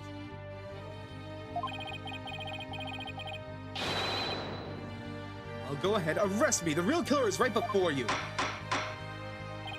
Order. Order, I say. Mr. O'Connor, you already confessed yesterday. Then earlier today, you retracted your confession. Now the readers could comprehend my genius. The end justifies the means. Now bow down and kneel. Kneel before my great and maddening intellect. Objection! Enough. The only thing maddening is the ignominy you bear for us to see. For it is impossible for you to have been the perpetrator behind this crime. There is no perfect crime, only a perfect alibi. You were at the mock trial, and it is silly that I must remind you of this. You were a participant the entire time. I shall give no mercy if you persist hindering the trial with your silly little acts. You doesn't seem the least bit shaken by Blackwell's threats. Listen, Mr. Prosecutor, calling that a perfect alibi is beyond contempt. Your Honor, I'd like to take this opportunity to offer further testimony. I will now demonstrate the very moment of the genius that transcended even perfection. Oh boy.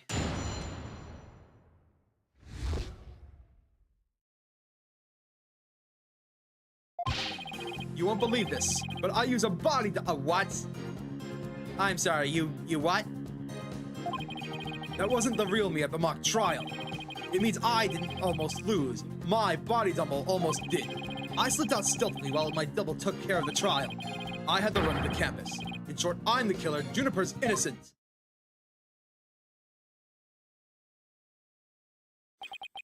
I have a question I was hoping the defense and prosecution might help answer. Is it just me, or does the witness's testimony make no sense at all? No, it's not just you, Your Honor. All I got from listening to that was a headache. Yeah, that was just plain weird. Especially the whole thing about a body double. Well, I'm relieved it's not just me. The prosecution. Your baldness. Summon an ambulance to this instant. The witness is stark raving mad. Yes, I think that would be for the best. Now then, let's pretend that never happened and move on to my verdict. You people don't believe me. It's not a matter of not believing you. It's more along the lines of questioning your sanity. Yeah, the funny farm just called. They want their genius back. Shut your pie holes. The intellect of a genius transcends even logic. Besides, don't you guys have that weird device for testimony like this? Objection! Widget is not a weird device, and I don't waste time on ridiculous testimonies. Easy there, Tiger. Think of it this way. We don't want a verdict to be passed just yet.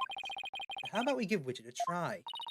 Well, is against my better judgment, but I'd like to conduct a short therapy session. You better judgment? I'm a judge and it's far beyond mine. And I find it hard to say no.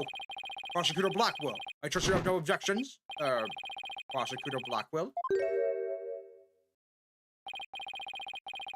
The prosecutor said, "Rubbish. We will be out on a stroll," and then left with Detective Fulbright.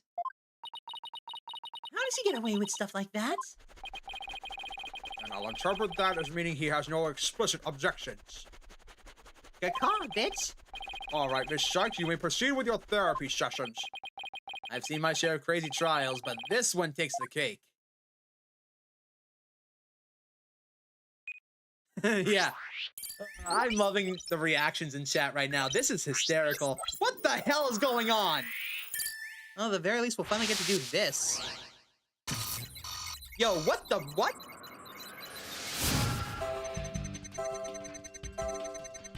Okay.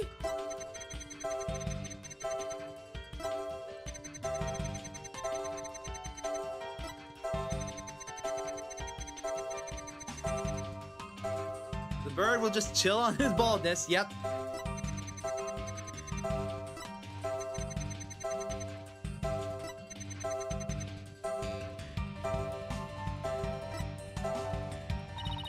I don't get it. His confession is overflowing with happiness.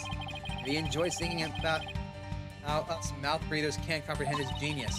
But this goes way beyond normal happiness. He seems to take an insane level of delight in his confession. A normal level of delight would be weird for a confession. And again, he's not what I call normal. Why are you confessing? What is this really for? I feel like that's the key to this out-of-control emotion.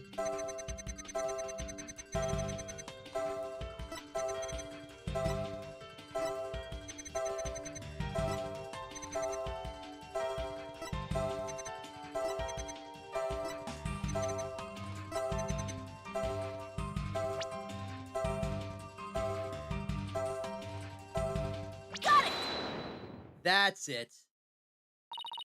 Mr. O'Connor, yesterday you said that you didn't really care about Miss Woods anymore.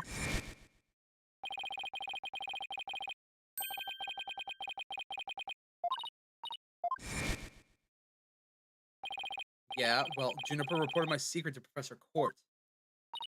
His secret? Oh, the bribe. She wanted nothing to do with me because I had disappointed her. That's why I don't care about her anymore. I was never trying to protect her. My confession was always about one thing and one thing only. The truth. Objection! Mr. O'Connor, we feel great happiness in the fact that you might help set Miss Woods free. So much so that it overshadowed all of your other emotions. What are you... I can hear it clearly now, Mr. O'Connor. The discord you've been trying to suppress. People don't normally feel like you do when you confess. So Hugh really was trying to protect Juniper. Yeah, I'm sure of it. His feelings for her are the real deal. But that means his confession is... Finally figured out the obvious, have we? Oh, he's back. Hi. Why, Prosecutor Blackwell, you're back! The confession was not but lies, save for the part about being in the mock trial. And we all agree now that the killer is one in charge of the audio, i.e. the accused. Why couldn't you have taken a longer stroll? No, you haven't unraveled the genius of my body double trick yet. You can't be serious. You really expect us to believe you had a body double? Yes, I do, but if you think I didn't, then prove it. Either we quit here and Juniper is found guilty, or we play along with Hugh's delusions. Let's go with the least worst choice. But first, let me update his testimony.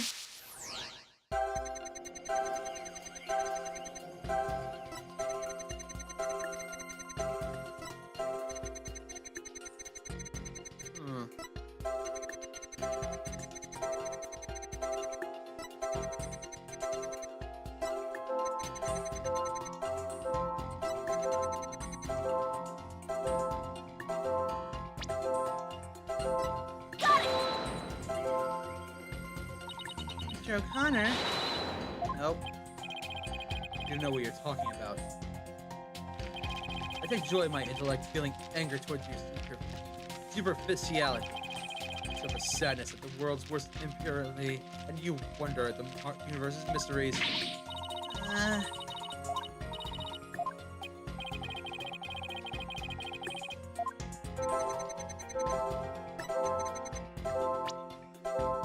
Got it! Nope. Okay. Blah, blah, blah, blah, blah.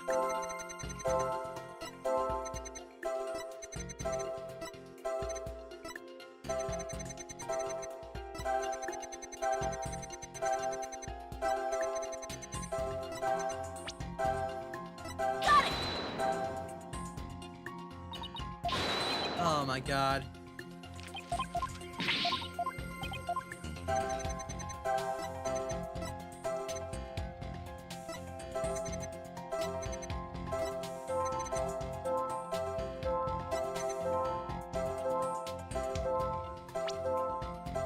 Got it!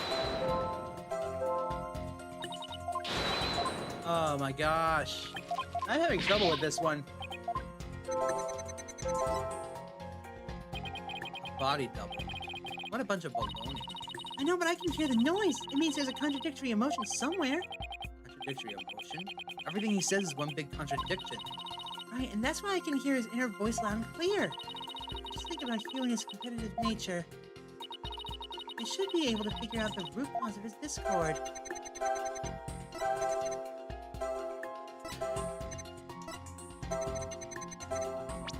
Is it this? Got it! Nope. Oh my gosh. There's no emotion here. Got it! That's right, lack of emotion! I didn't almost lose, you say. Very odd. You exhibited happiness the entire time, except during this statement. You don't know when to give up. Wait, now that I think about it, No, don't. Stop making stuff up. when I left the lecture hall, it was during Professor Mean's pretrial speech.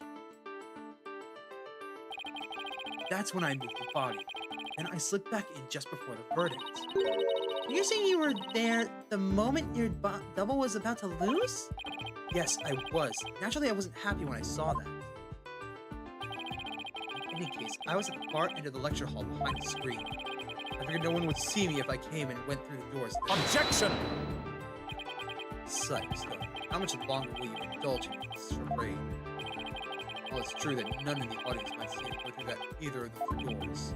The faculty seats on the balconies are a different story and have a splendid view. I thought you could do better than that. The lawyer's bench is on the right side when facing the front of the hall. I use the door on the right side near the lawyer's bench. That means my movements were only visible to someone in the left balcony seat. But that seat was empty at the time, which is only natural. After all, it belonged to Professor Court. And as we all know, he was already dead by then. That can't be right. An empty balcony seat on the left side contradicts this piece of evidence. It contradicts this, the lecture hall diagram. Because that's Professor Mean's seat. Take that! I have no idea where this contradiction is going, but I don't have any other moves at this moment. I guess I'll just have to follow it and see where this takes me. You said the left balcony seat was empty, but was it really? I saw it with my own eyes. It was definitely empty. But what about this diagram? According to this, Professor Means was supposed to be seated in the left balcony seat. But if you left the lecture hall during his pre-trial speech, he would have been standing there at his seat addressing the students and faculty. No, this can't be right. You do no one any favors by exposing the falsities of his confession. I've told this plenty of lies so far, but this part is true, I tell you.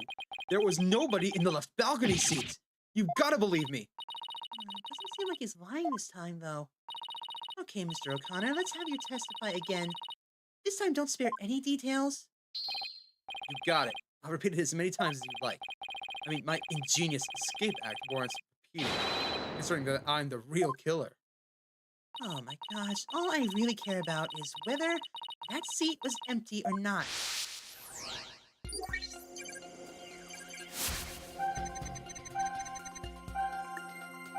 Why is he shocked about that? Mr. O'Connor, Oh, God.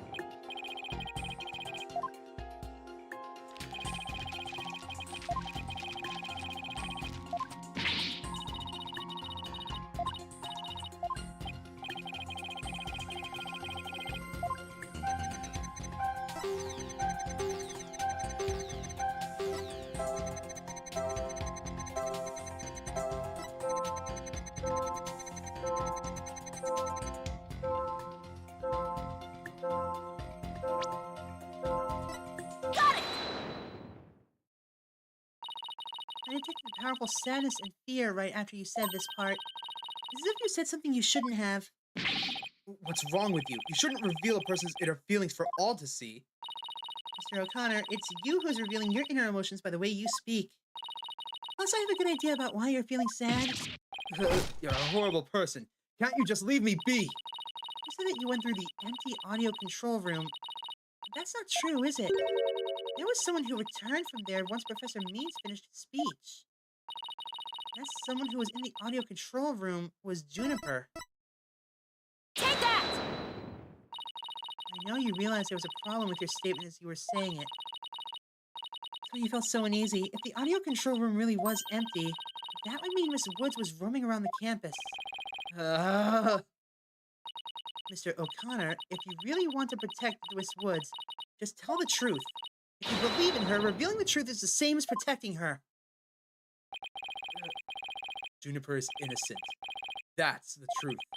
But in this dark age of the law, the truth can be easily twisted to serve anyone's needs. The end justifies the means. Your only choice is to fight back with lies. Miss Hart won't hold on under his battle between truths and lies. There's something I can do to make him recant his false testimony. I fear nothing now that I have lost everything. Go ahead, Mr. Blackwell. Cut me down if you wish. I thought you'd never ask. You've gone, we may finally swiftly proceed with verdict. Yeah! Damn it! Not again! He broke out of his shackles again!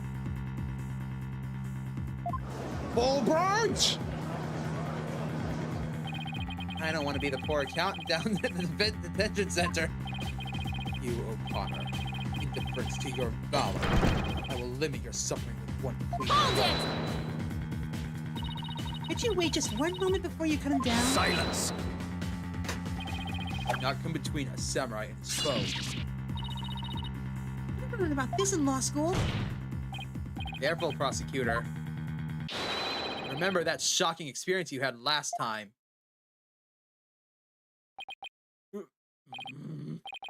Very well. Golden Boy may live. For now. Enough already, Mr. O'Connor. Miss Woods would never want you to protect her this way. She values the friendship between the three of you more than anything. That's where you're wrong. She doesn't feel anything for me now. What does it matter anymore? I might as well tell you everything. This is no doubt news to you.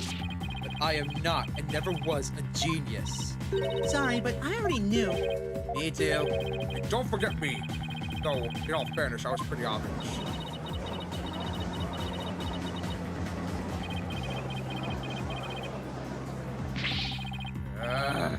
No need to rub it in. Just shut up and listen.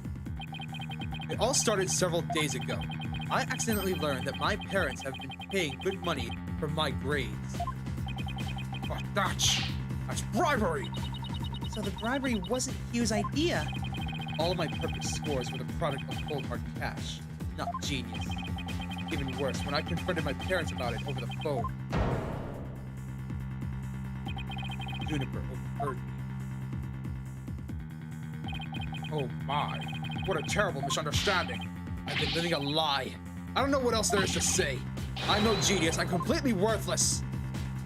A perfect 0.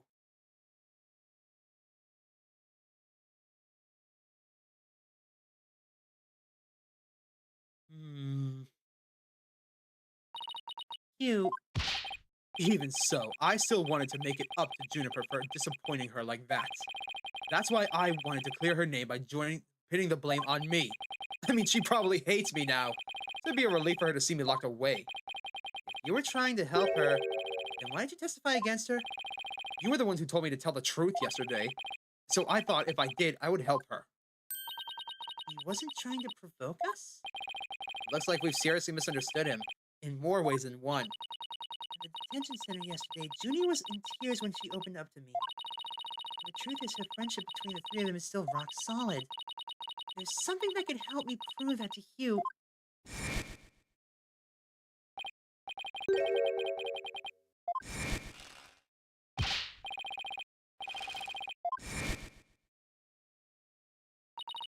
I know. What about that proof of friendship they mentioned? I wonder where or what it is. I didn't buy it.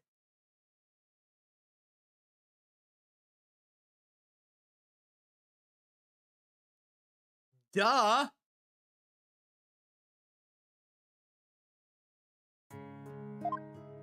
Oh god, the soppy music's coming in. Maybe it's... Oh, that's definitely it.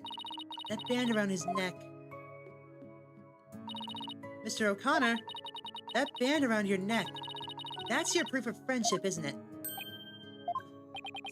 Proof of friendship? Is that anything like a proof of purchase barcode? In court, evidence is everything. That's why the three friends created friendship bands. It's the evidence that proves their friendship. How very interesting. And chic. If they have doubts about their friendship, they can look to the proof they have on their hand.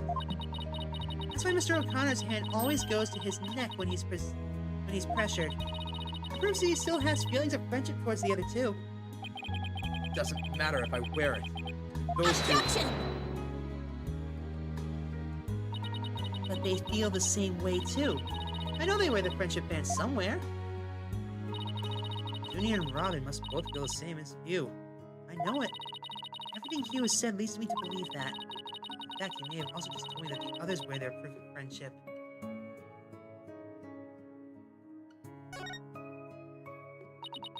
All we have to do is think back to their testimonies. Ready? Miss Newman holds her arm when pressured. And Miss Woods holds her wrist. I know Miss Woods very well. She would never abandon her friendship with you over something like this. And taking the blame for her will only succeed in making her terribly sad.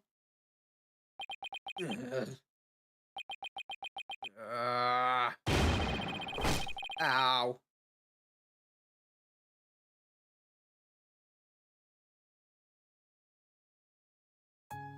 Ooh, cutscene!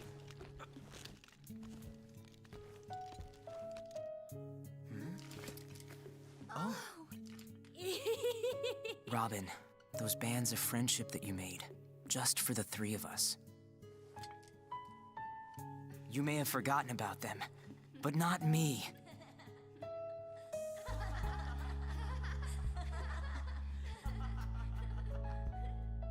Hugh! Ah. Hey, Hugh!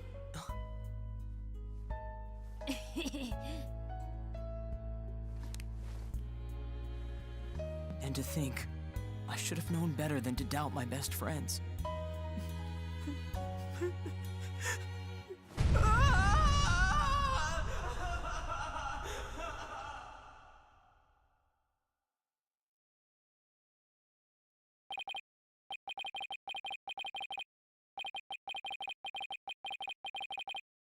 I couldn't listen to that. I took my headphones off. I hate soppy stuff like that. Anyways, I didn't kill anyone, and I didn't have a body double. I didn't move the body. I didn't even see it. And it may look like I'm speed reading. Then in the Art of Mastering Your Bar exam, but I haven't read a single word. Well, you could have fooled me. In fact, you did. You. So, Miss Sykes, can I place my trust in you? I'm going to save Junie. So yes, you can place your trust in me. Now am I to understand the witness is recanting his confession? Yes.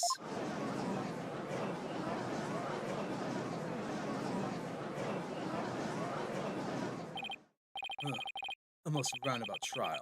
I much prefer the turnabout variety myself. Oi! Yeah, I wanted to ask, how the hell did they get them on their neck and their arm? They're made out of clay. They don't snap open. There's no hinge. Now we have back to the fact that there was but one suspect who lacks an alibi, which is, in the end, the truth you've been seeking this entire time. So we're back to square one. Now I'm exhausted and depressed. It probably doesn't matter at this point, but I might as well update the mood matrix.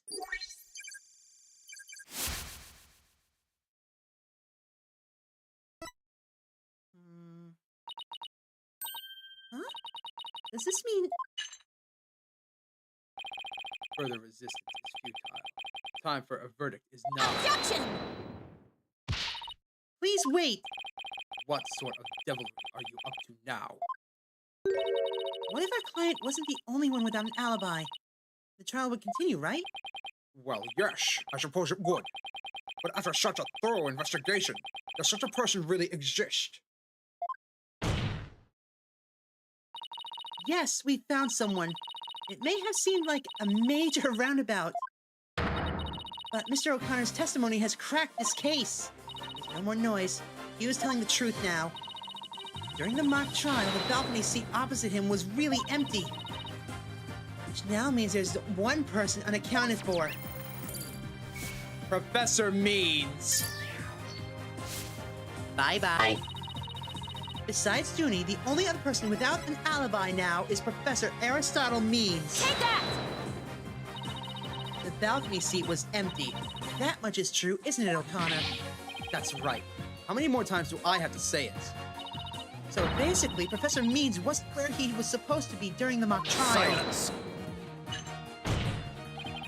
Need I remind you, every last soul in the lecture hall heard him deliver his... Objection! I know, and that's not in dispute here. Now let me explain how a speech could be given from an empty seat.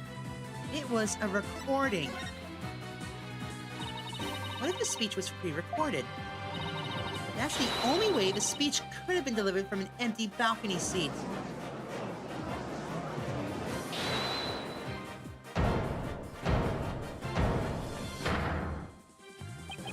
Wait, are you accusing Professor Means? That's insane!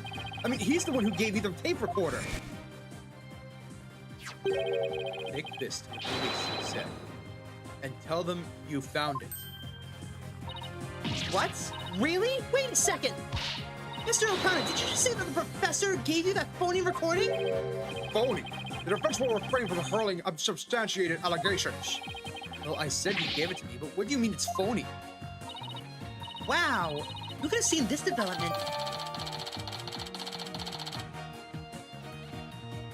So that's how it happened. The voice shouting "You're a goner" was recorded on this tape. It was dubbed onto it using a line our client said in the mock video trial. Why, this is an extremely crucial piece of evidence!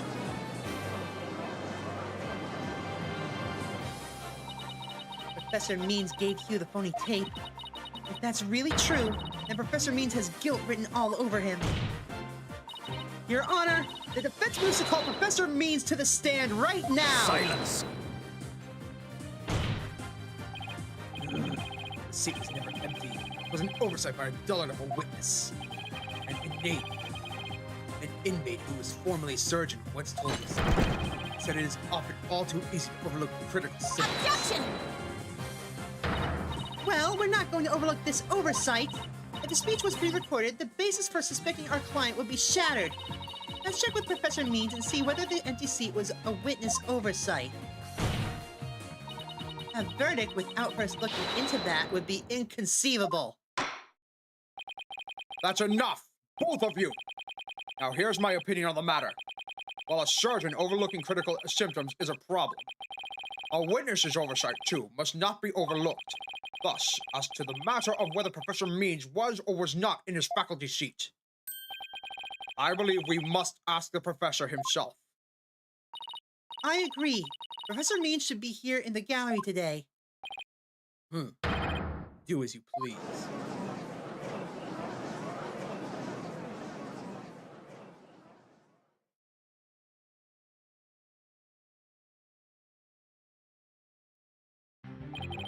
Will you please state your name and occupation for the record? Certainly. I am Aristotle Means. I teach the lawyer course at Themis Legal Academy. And let me add that while I welcome any opportunity to assist the trial, I don't care for this undue suspicion. Don't worry, Professor. We're just interested in the mock trial video right now. We just need to take another look at that speech you gave. Can we count on your cooperation in this? Very well. If that is all you're interested in, please proceed, Sykes. We need to find some sort of evidence that shows the speech was pre-recorded. All right. I believe we're ready. Let's move on the video.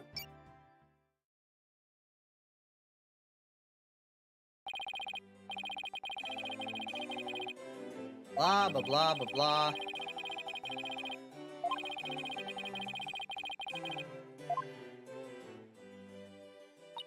Oh no, I've forgotten how long and boring his speech was.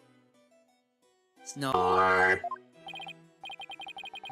Wake me up once this is over. Hey, no fair!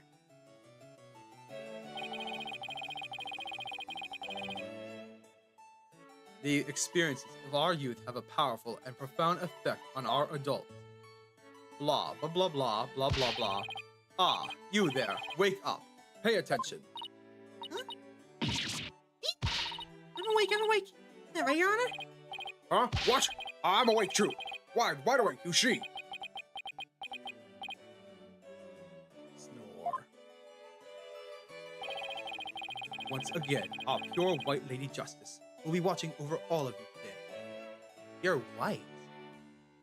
There's our contradiction!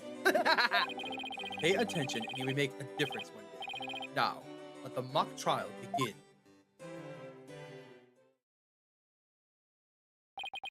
That is about it. One of my better speeches, if I do say so myself. I even saw some of our students with tears in their eyes. He's obviously not familiar with the phrase bored to tears. Listen, Sykes, Dono. If you have subjected me to this epic study in tedium without purpose,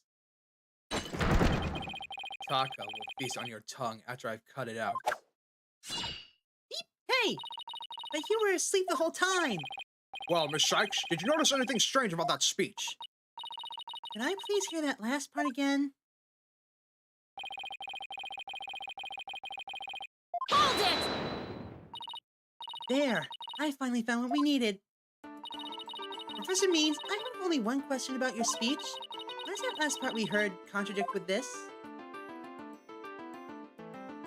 Take that! The professor said that pure white Lady Justice would be watching over them. The Lady Justice in this video isn't even close to being white. It's as gold can be. I'm not sure I can wrap my jaw around that to test its authenticity. I didn't say it was made of gold, Your Honor. Now, it's true that this statue is pure white, but it broke before the mock trial began. The one you see here is its replacement. Oh, well, that's a shame on every count. Ironically, this golden statue sticks out like a sore thumb compared to the white one. Hey, thanks for sticking around, Shu. I think we're almost done here. Meaning the professor wouldn't have made a mistake in its color if he'd been present. It seems that I have caused some confusion, but it was merely an oversight on my part. Objection! The statue was in the middle of the room. How could you not know what it looked like? Well, I was in a balcony scene. Furthermore, the statue had previously been white. I'm afraid this isn't sufficient evidence of the speech being pre-recorded. We had our answer long ago. The accused was the only one to leave the lecture hall. No, wait. There's got to be something that can prove that the speech was pre-recorded. According to the mock trial video, the speech started here and ended here. It was a little over 10 minutes, but I doubt anybody wants to be tortured again. See you next time, Shu! It was only a little over 10 minutes? It felt like it went on forever. Did you figure out how long it was? Easy. There's a timestamp at the top right. All you have to do is subtract the time speech started from the time it ended. Speech goes from the 10-minute mark to 20:35. Wait a second. I could swear I've seen the same interval of time listed among the evidence. Maybe there's a way for me to use the speech time to show that it was pre-recorded.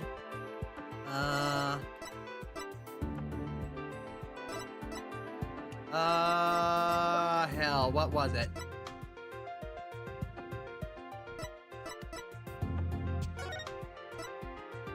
Oh, that's not it.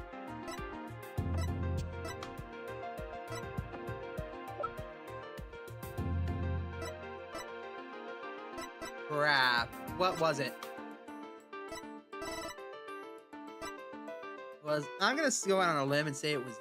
You know what? Hold on. Options. A save.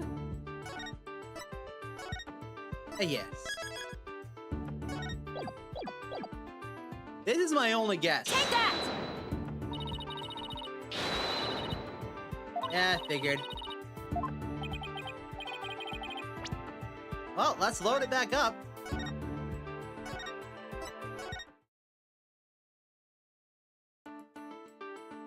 Okay.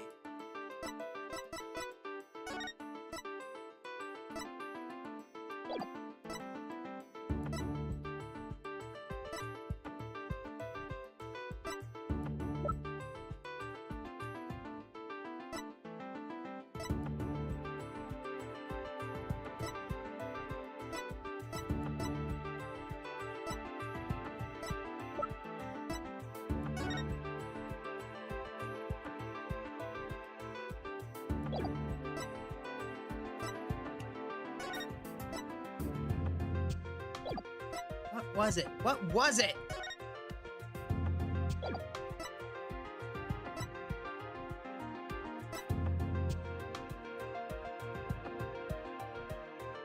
The tape recorder? I guess? That's my only guess, really.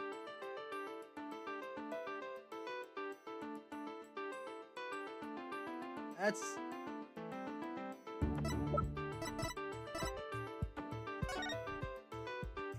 Oh! Take that! I would like the court to take a look at this. And this is... The voice print analysis that proves the voice on the tape recorder belongs to our client. Yes, but didn't we just establish that the voice on the tape recorder was a fabrication?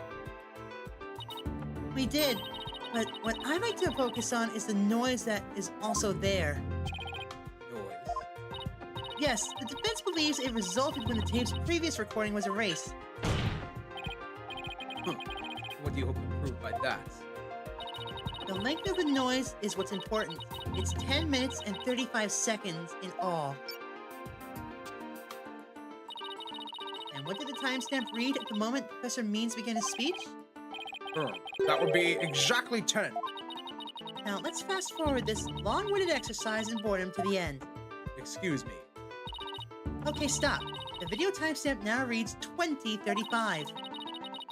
Based on this, we know the time it took for the speech alone. Right, subtract 10 minutes and you get 10:35. 10 minutes and 35 seconds. Right, 10 minutes and 35 seconds, the same as the noise on the tape recording. I assume you all understand what this means. Professor Means' pre-recorded speech had been where the noise is now. Silence! You seem rather confident, considering this is a mere happenstance match of numbers.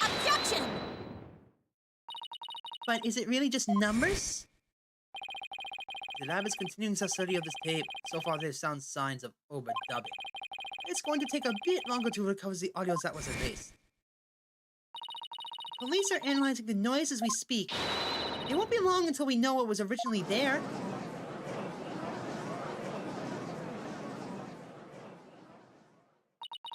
Now I'm sure of it. The professor was trying to create an alibi with a recording by pinning the crime on Junie. Well, he's not going to get away with it. Not on my watch. Miss Sykes, I believe you are well aware of my methodology. Even if Juniper were the perpetrator, I would vigorously defend her as per my word.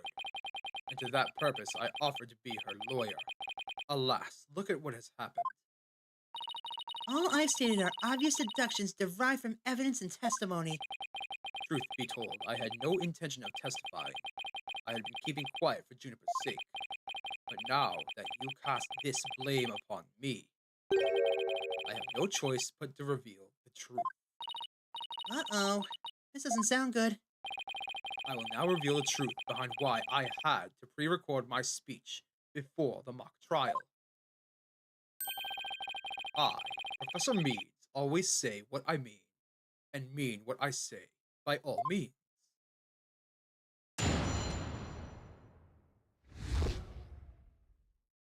The defendant came to me, and what she had said was very important and by necessity a secret. She asked me to pre-record my speech and come to the audio room during the mock trial. Juniper confessed the murder and asked that I get her declared innocent in court. She also said I'd become an accomplice after losing my alibi due to the pre-recording. But when I said I would protect Juniper, I meant it, because it is the humane thing to do.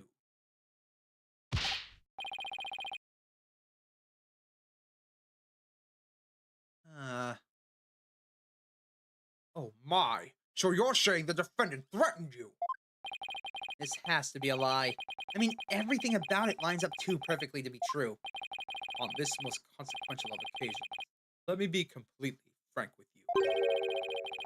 Juniper has truly taken to heart my teachings and stated the end justifies the means. I don't believe you. When she asked me to defend her, she said I must also prove her two friends' innocence. Her two friends? The witnesses? Correct.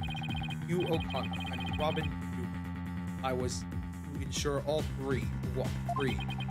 All three were to achieve their dream. That was the result Juniper received. And she was even willing to threaten me, her own professor, to that end. You no doubt had high praise for her ruthless tactics. Yes, well, that is why I vowed to vigorously defend her, despite her threatening.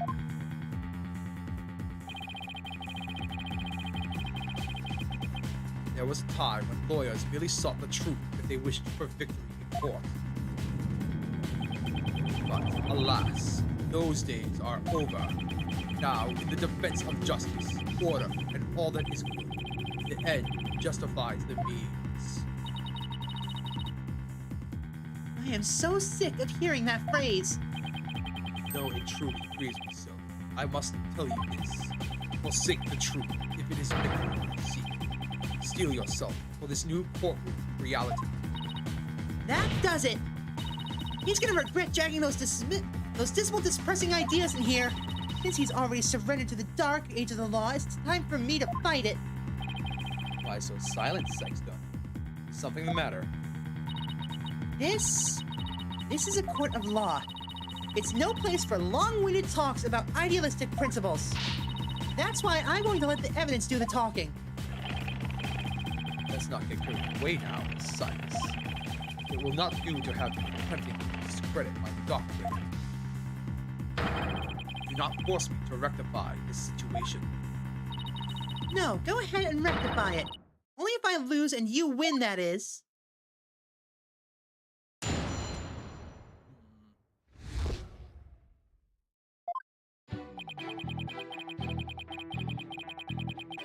Yeah, we know you're lying. Hold it!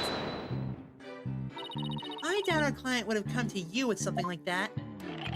You have a point there. If only Professor Court had been alive, I suspect Juniper would have gone to her instead. So, our client came to talk to you after Professor Court was dead. Let's go through this step by step, shall we? First, Juniper came to me that day.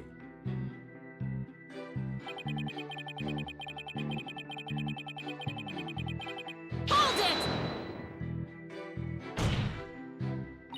Are you suggesting it was our client who told you to fake an alibi? You have every reason to be surprised. I, too, was shocked when she told me that. Simply put, Juniper has a secret, and she wished to protect that badly. Is he kidding me? That lie couldn't be further from the truth. The problem is, how am I going to expose it? It was an earnest request from an outstanding student. How could I possibly have refused? Juniper confessed to the murder, and acts that I get her declared innocent in court. Hold it! Did you consider that a threat? Yes, but it's now you who she has passed her demands on to.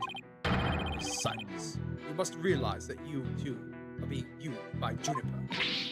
What? Your Honor, I ask that you, too, do not let her feigned weakness and innocence fool you. Juniper Woods is quite clever and extremely powerful. And, perhaps most important of all, she is a fervent follower of my teaching. Objection!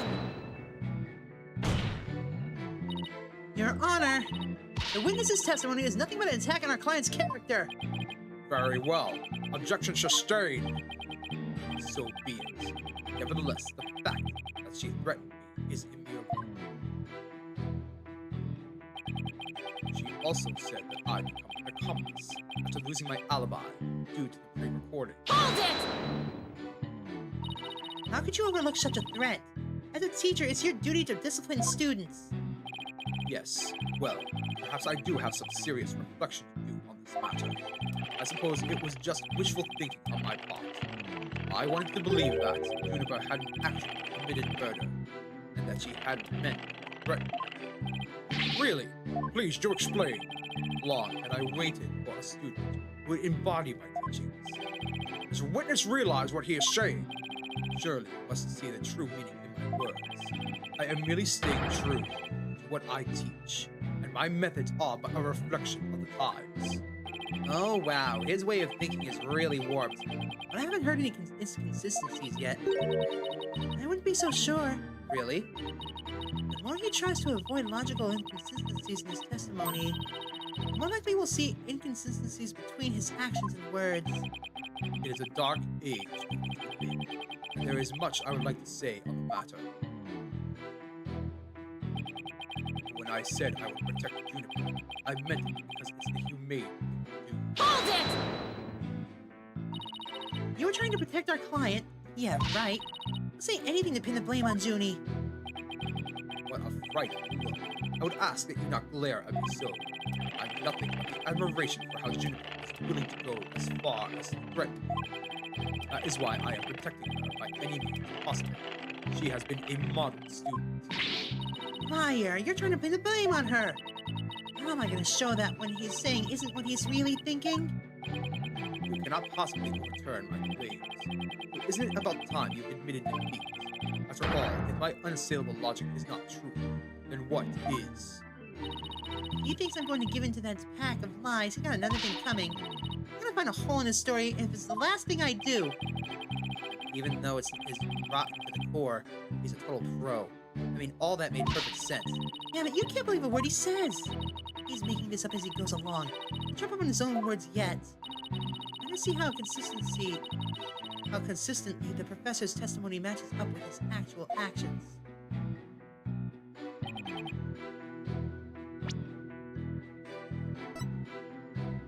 That's nothing to do with it. No. No. We'll narrow it down by looking at the things he would actually have interest in. That's... Hold on.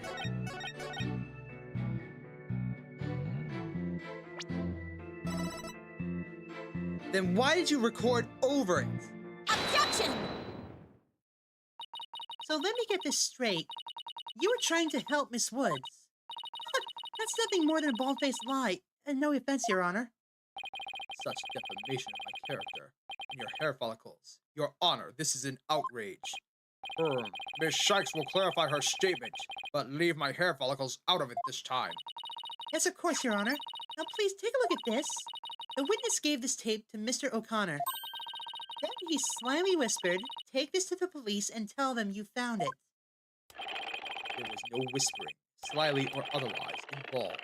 I simply did that out of kindness. Objection! The tape contained our client's voice. In short, it is incredibly damaging evidence against Juniper. Why would it even exist if the witness wasn't trying to pin the murder on our client? They say the road to hell is paved with good intentions, but not yours.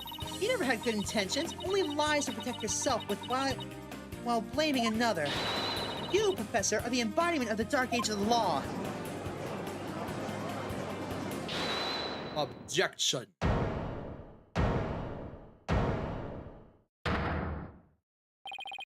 Why, you dare call my teaching and methods lies?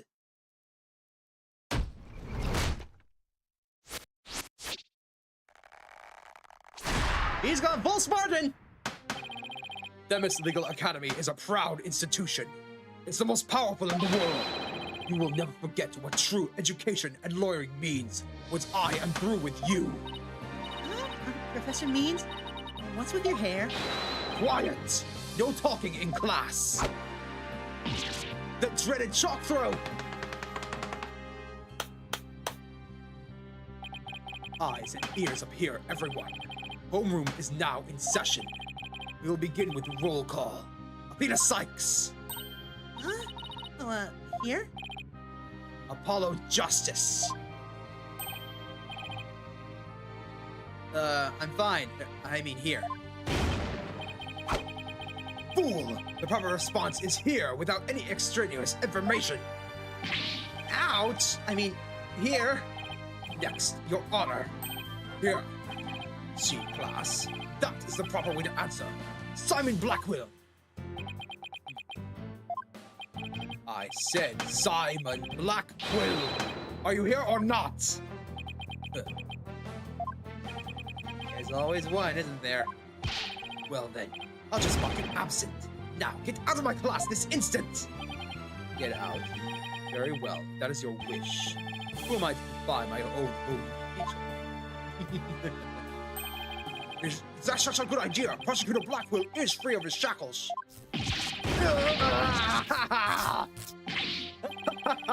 It just so happens I was a member of my high school's disciplinary committee. I didn't... But is that really so shocking? Fool Bright, I didn't even do anything this time. A similarly lapdog teacher's pet. What a malleable butt you are, Fool Bright. Very good, Bobby. You just earned a gold star for promotion to head disciplinarian. All right. Class is now in session. Why do I have the sudden urge to go to the nurse's office with a stomachache?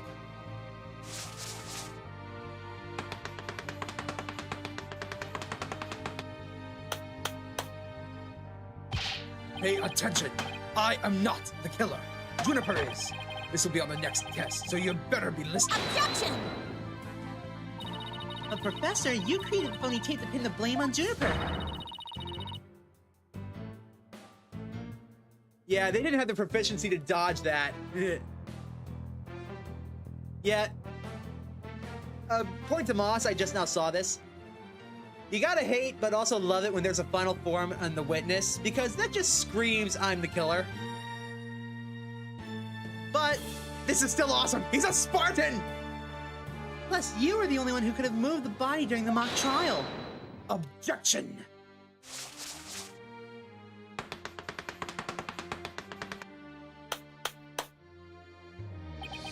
Athena, you disappoint me so. You think you would label me a murderer? Now pay attention. The murder occurred on the 23rd, between 6 and 8 p.m. But I was already at home by that time. So how could I be involved with this crime? Objection! Professor Means, can you really prove that you had already gone home by that time? Objection! Can you prove that I was still at school? No. No, I can't. So you admit it. Well, you just earned extra credit for your honesty. But you have also earned yourself a lavatory cleaning duties until you graduate. Ew! I do enough of that at the office.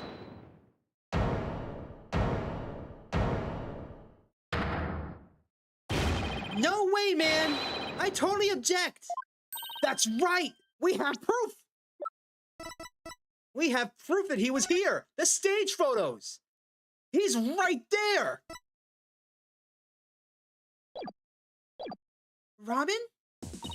I can't believe I fell for the professor's silver-tongued lies. Why, you!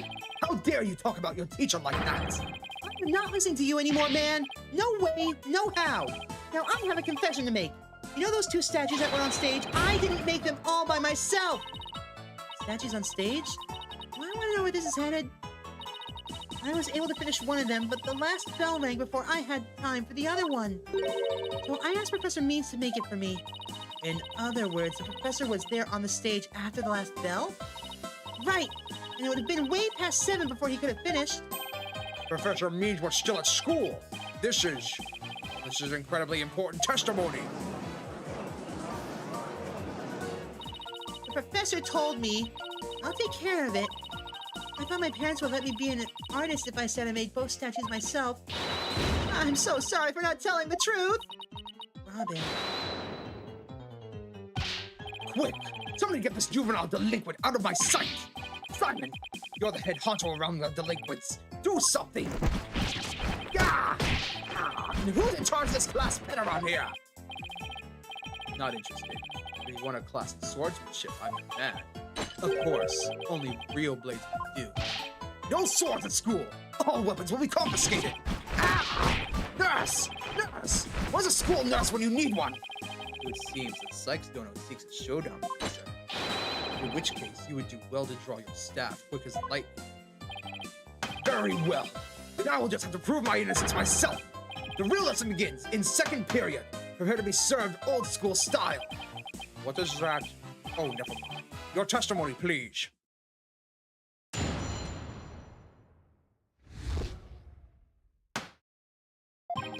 Now pay attention. Robin took over half a day to complete one statue. I, however, finished most of the other statues between 7 and 8:30. The defendant Juniper saw the two statues with her own eyes at 8:30. Completing a statue so quickly meant I could not leave the stage for a single second. How could I possibly have had time to go to the art room and commit murder? You're saying the defendant saw the finished statues? Precisely. She said so herself at the detention center yesterday. Her defense team was there and heard her say so too. Don't try to deny it now. That evening, I went back to my dressing room to get something. It was well after the last bell rang. I'd say maybe around 8:30?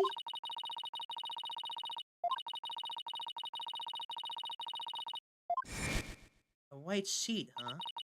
Oh, right. The professor was there when that matter came up. Before I address the professor's charges, I have a question for Robin. How hard would it be to complete a statue like that in 1.5 hours? It would probably take me at least twice as long. So personally, I think it would be incredibly difficult to finish it in such a short time. Yeah, that didn't exactly help our case.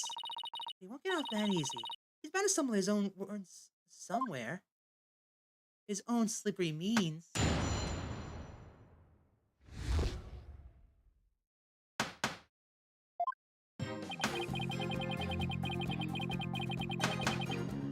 Pay attention. Hold it! Press! Miss Newman took over half a day. Can you please be a little more precise than that? Ha ha ha ha! What a wonderful question! She was having quite a tough time, you see. Prosecutor Gavin's statue alone took her from morning hours into the evening.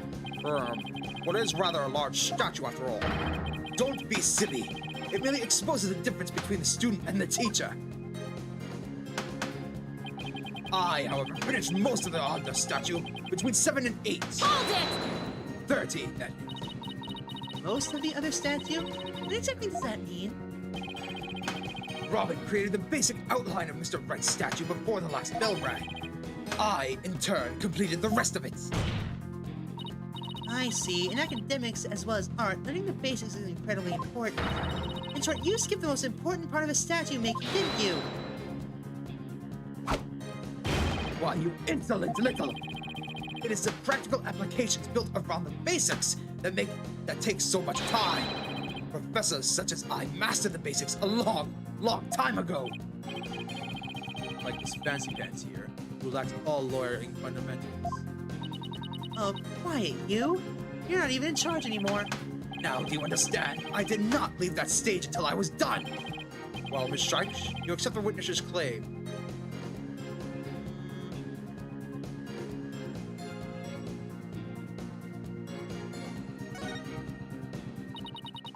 I tried everything, but I still can't prove anything. I guess I concede. I couldn't hear you. Say it louder this time. I can see that Professor Means never left the stage. That's right, but what took you so long? I was there at the stage the entire time. I couldn't possibly have committed that crime. I'm not gonna give up here. I'm afraid I have to side with the witness, Miss Sykes. Unless you have any further objections, I'll have to put this issue to rest. Objection! I'm not done with cross-examination. The defense still has an objection. Athena, you've thought of something. Well, as I said, not yet. Oh, so it's time for the legal smoke and mirrors? Not yet, Athena. It's not your time to quit. Times like these, when it seems like there's no way out, that you have to... I have to turn the case upside down. Instead of focusing on whether Professor Means could have gone to that room, I should focus on how he could commit the murder without going there. It seems our young lady has a real bona fide idea. But I'll use any means necessary, even casting stones, if it will distract her. Who brought this bird to school? Sykes, don't I hear one word of your usual gibber. I shall have it then. The murder occurred in the art room, yet the witness was on stage. How do you propose to fill a vast gap between these two events? I accept the premise that the professor was on stage the entire time. The only other answer that we got is something else is wrong. That's it. Every last one of us made a huge mistake. We were totally wrong about the... Crime scene? If Professor Means was on the stage the entire time, then he must have been the killer. Objection! Ridiculous! The defense has become utterly incoherent. Objection! No, it's just the murder wasn't commit where we thought it was. Continue, Sykes. Okay, the murder was actually committed here. The waiting room? Take that! The murder was committed here. Can you explain how I got there and how I moved the body? Of course. We'll have to think this over together. No, that task is for you and you alone, as is this penalty. Ah! The location we're looking for didn't require the professor or the body to move. These are raised to place. Take that! The greatest riddle on this case has been how the body was moved from the art room. But if the murder occurred on stage, that means the body was never moved at all.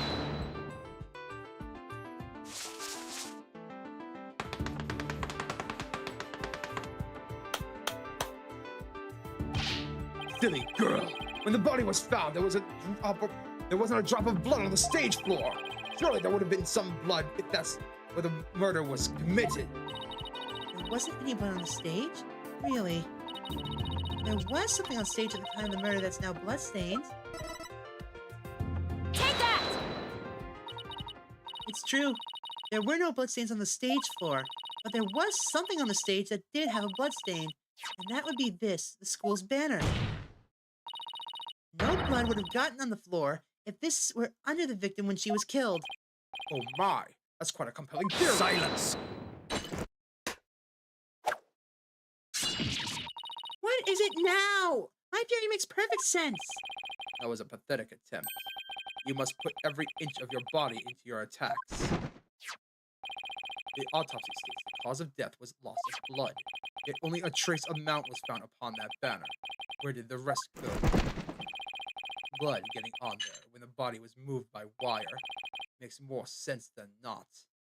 Ha ha ha! Very good, Simon!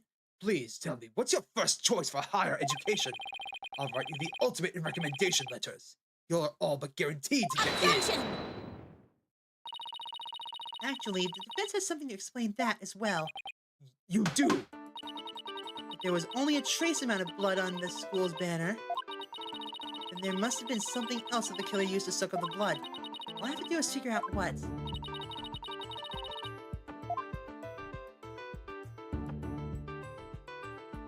Take that!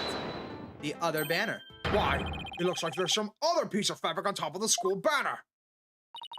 It's the Gaffineer's banner that had been specially made for the school concert. Since it's on top of the school banner, the blood would have hit it first. It could have easily absorbed most of the blood like a dishcloth. By the way, Professor Means, Kristoff, Clavier is going to kill you. And only a small amount would have soaked through the school banner below. So it makes total sense for the school banner to only have a little blood on it. So that banner absorbed the blood like a dishcloth. Yes, that would explain it. Gavinier's banner was like a dishcloth. Surely it was at least towel quality. That's not important, Apollo. What's important is we're not going to die. Simon, don't just stand there. Do something. Silence! Silence. You are learning to wield a blade quite well. But how will you respond when I come slashing you like this? A remnant of a large bloodstain was detected in the art. But why would there be blood there if the murder occurred in the stage of the play? Objection! Let's say that the art room was faked. How? I'll tell you how. All that was needed was something that could transport the blood upstairs. That something was a piece of evidence we've just finished discussing.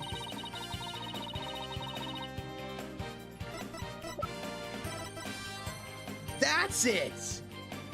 Isn't it? Take that!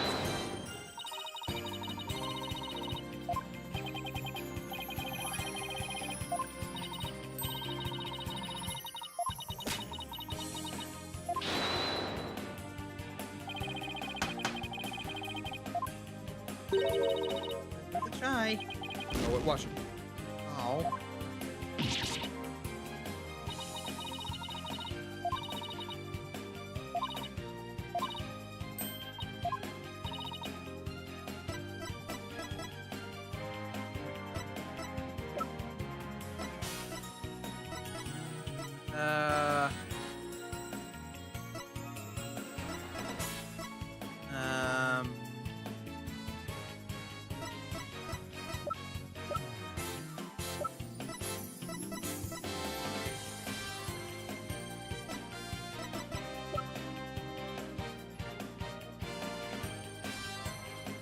There's no fucking way. Take that! The killer could have used... No.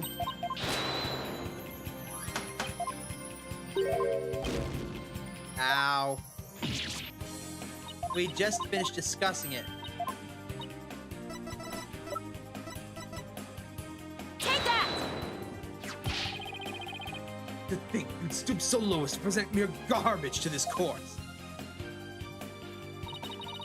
It's only garbage because someone tried to destroy it by tossing it in the incinerator. That someone was most likely the killer, seeking to get rid of crucial evidence. The killer used the wire to bring the blood-soaked Gavinier's banner to the art room. Then the blood was wiped onto the floor to complete the ruse. That makes perfect sense. Good. Ah! Ow!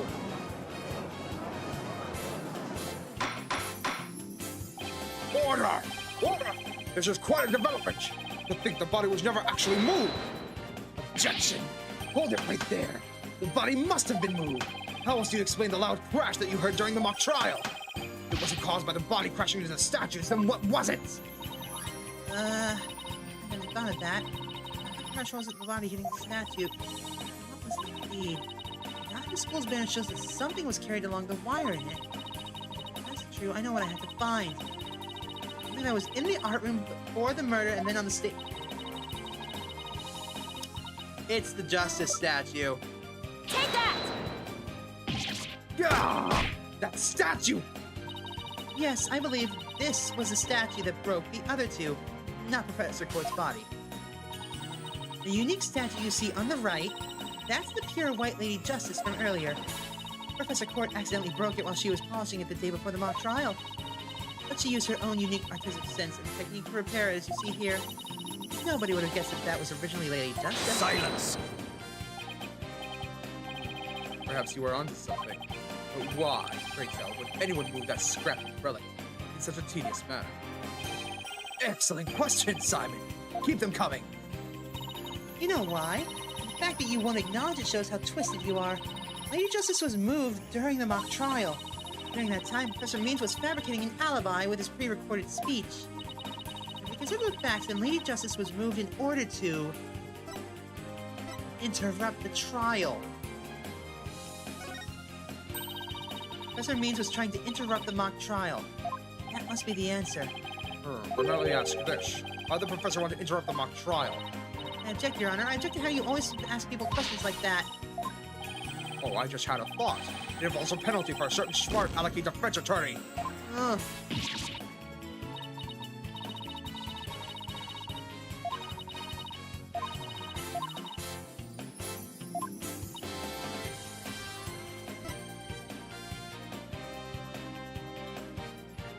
Point us to the body. Professor Means used his pre-recorded speech to fake an alibi during the mock trial. He wanted to make it look like he couldn't possibly have moved the body. Moving Lady Justice was his way of pointing us to the body and cementing his alibi. Gah! That's quite a persuasive argument. For a while there, I thought you weren't taking the trial seriously. Well done. Objection!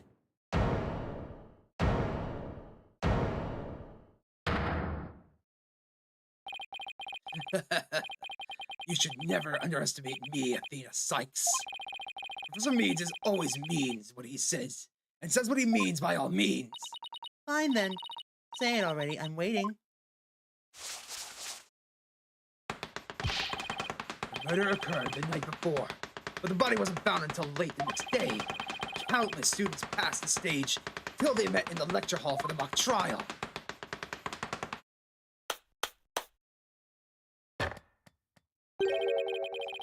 Oh, answer me this. Why didn't anyone see the body that entire time? That can be explained by, oh crap! If the victim was murdered on stage and left there.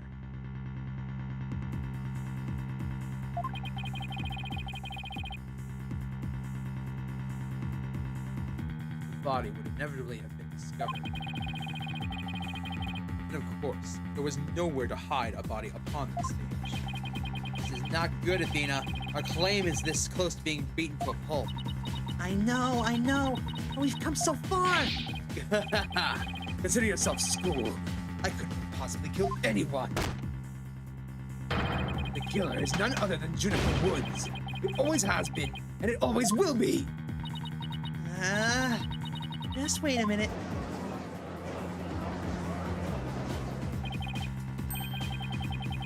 Poor Juniper. She must seriously regret having asked you to defend her.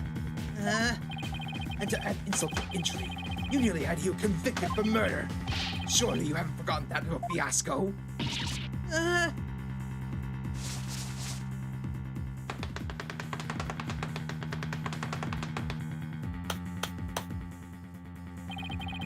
Not only did you fail to defend your client, you also raised false charges against her friend. You have no right to call yourself a lawyer. Uh-oh. That might do it. There goes a mental breakdown. It's bright white. Why is it bright white?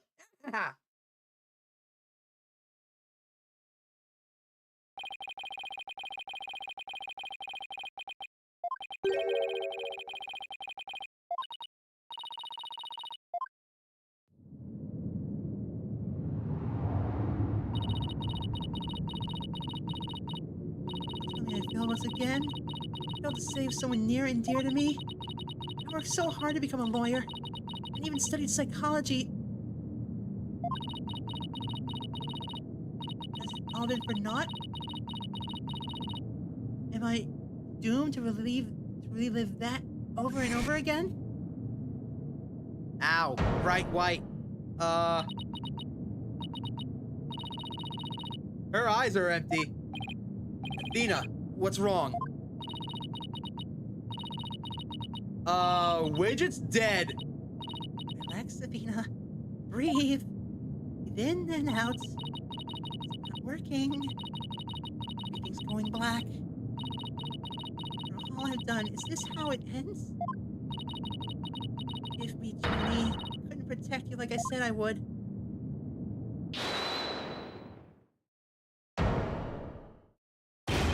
You leave Athena alone, man! She's the one who saved me!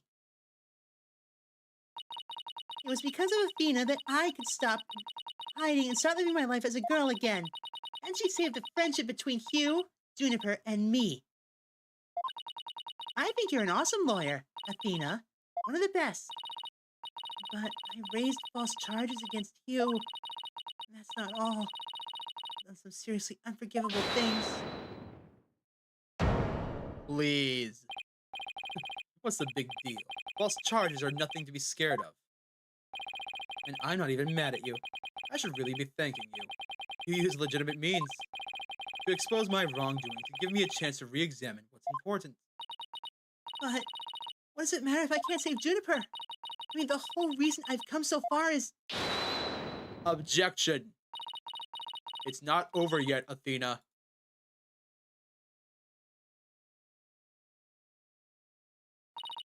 Even now, at this very moment, I still believe in you.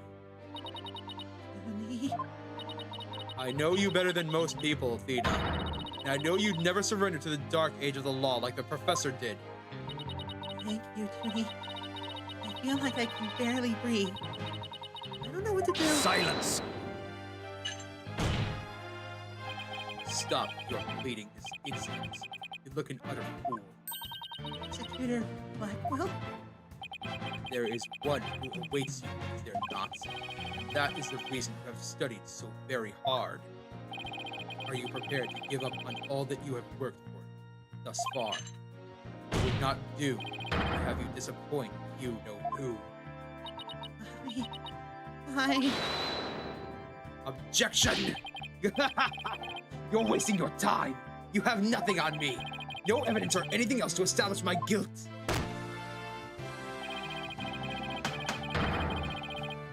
You are helpless before the might of lawyers, for whom the ends justifies the means. Objection! Don't worry, Athena. You're doing fine. The truth will always win against people like him. But, Apollo, what am I supposed to do now? Listen, all you have to do is take a deep breath and look back over the entire case.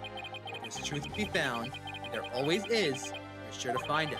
Now, let me see you smile. Remember what Mr. Wright says? The worst of times are when lawyers have to force their biggest smiles.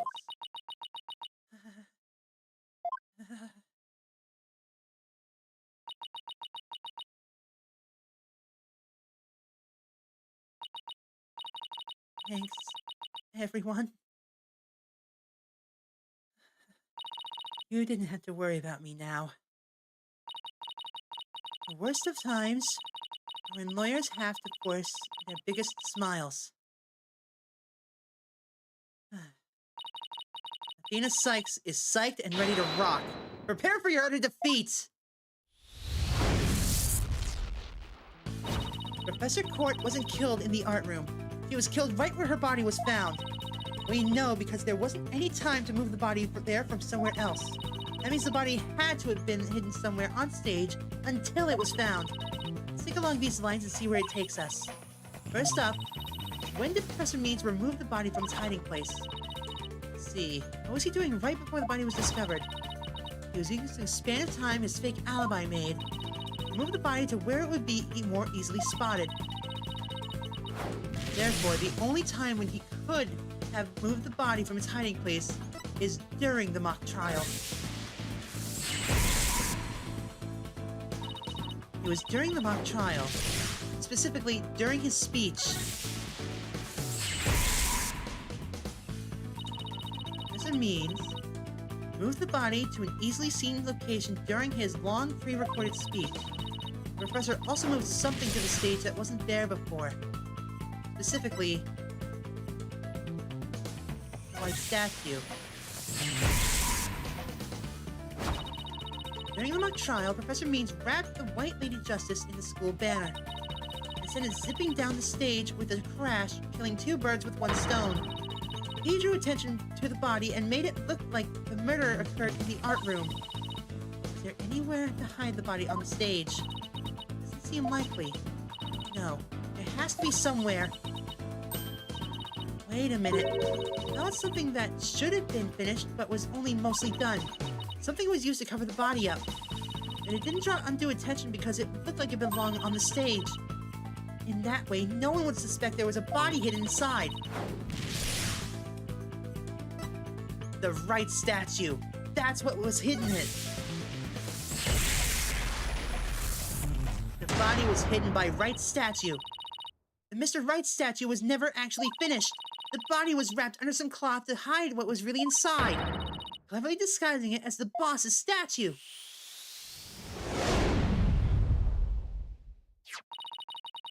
Miss Newman gave up on the Wright statue, yet Professor Means finished it in a single night? Yes.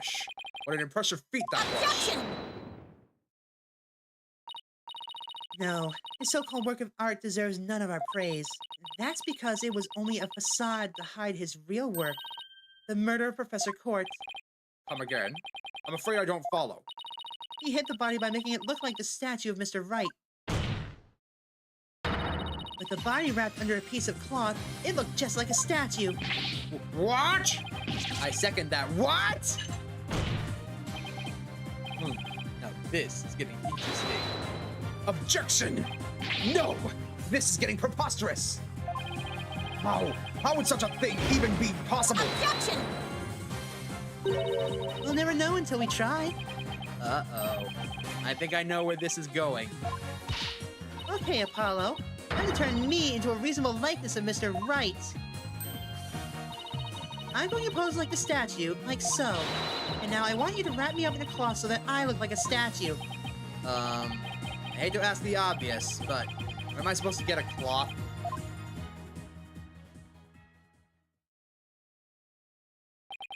I'm afraid that this isn't the right color, Mr. Justice.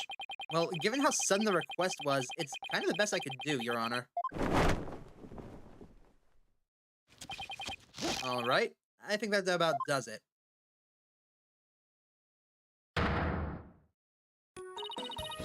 Well, what do you think, everyone? Do I look just like the statue of Mr. Wright, or what? Looks like some random person to me. Wearing the statue's a pair of busts? Phoenix Wright has that spiky hair on the back of his head. Forget the hair! The statue's head is way bigger than your average person's anyway. Gotta hand it to me for trying anyway. Wait, that's it, the hands! Her arms are raised over her head. There's dark bruises around her wrists. The professor was probably tied up with something. That explains that! The marks on her wrists indicate she'd been tied up. Apollo, tie me up in a new pose. Wait, you're not used to this kind of thing, are you? What? No! Besides, it was your idea! Just tell me how you tie your hands already. Professor Quartz's wrists were tied together. I can't help but think that it's related. How should I arrange myself to match the shape I want? Her hands were tied.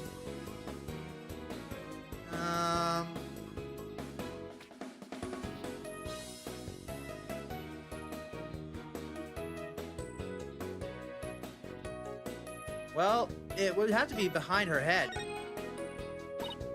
Apollo, both of my hands behind my head. See? This makes it possible to fake the spikes on the back of Mr. Wright's head. Sure, but what about the statue's arm? With both her arms behind your head, you can't exactly complete the pose. Yeah, it would be awfully hard to make the objection pose like this. I can't help thinking you've forgotten something, Dina. Something on the body that you don't have right now.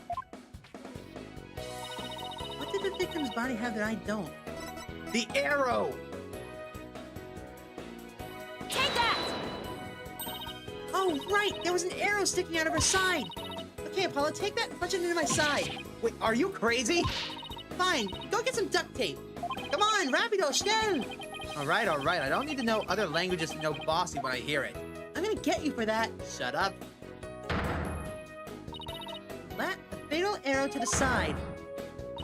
Spiky hair created from 2 hands. Masterpiece in the making. Now cover me with that cloth. But remember to make the arrow stand out, okay?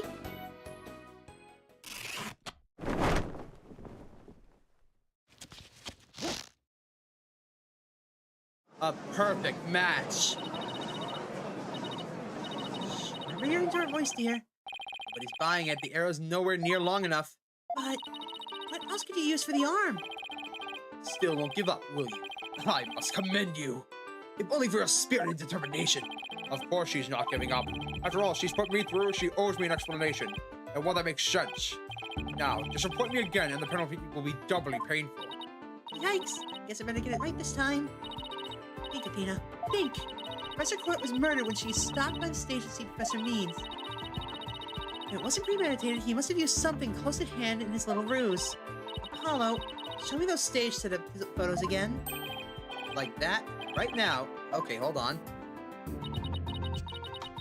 Please, please, please, please be in this photo. It just has to be.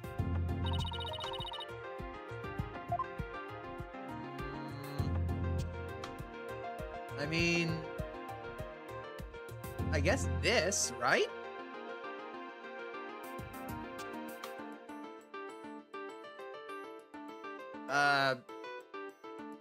I'm going with this.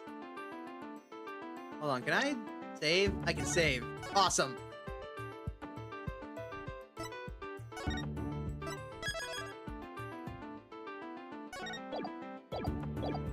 Take that! Got it. I know what to use for the arm of the statue of Mr. Wright. This is absurd. There's no such thing in this photo.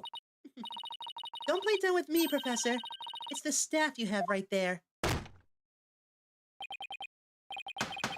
Stop! This is the spear of a great legal warrior.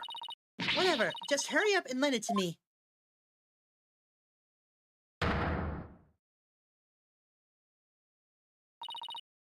The length is perfect. Mr. Wright couldn't possibly object to such an awesome arm. Okay, go for it, Apollo. Sure, I'll give your arm a hand. Cloth and binding coming right up.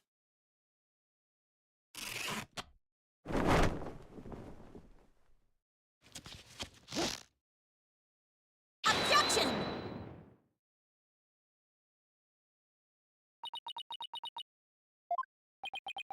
It's the perfect match. It's Phoenix Wright. Look, it's that famous lawyer. That's definitely him. I know that pose anywhere. We did it. Did we? Well, am I not a spitting image of the legendary Phoenix Wright? The man who will bring us out of these dark ages and into a new era of brilliant golden light? Golden light. All I see before me is the big specter of a man. That's just because Mr. Wright likes his statue. It's positively tickled pink. Get it, Apollo? Bah! That joke deserves a pink slip. Oi! It seems the gallery is quite impressed with the defendant's sharp thinking. And the witness? The resemblance is nothing more than a coincidence. Objection! Not so fast there, Buster. Unfortunately for you, I can prove my theory to be more than mere coincidence. To prove that the spear was thrust into the victim, all I have to do is test the spear for blood. We assume the victim's jagged wounds came from the arrow forcibly shoved in, but the wound was from the spear instead. Then we should be able to detect traces of the victim's blood on it. Your Honor, a brief recess, if you will. By any means possible. What if I get rid of my spear? Wait, what if I burn it?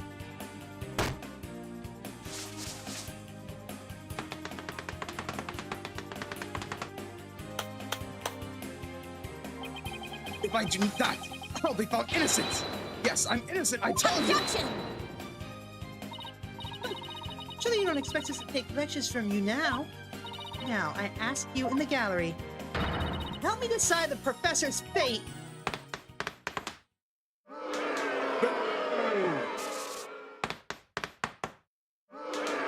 Oh, hell no!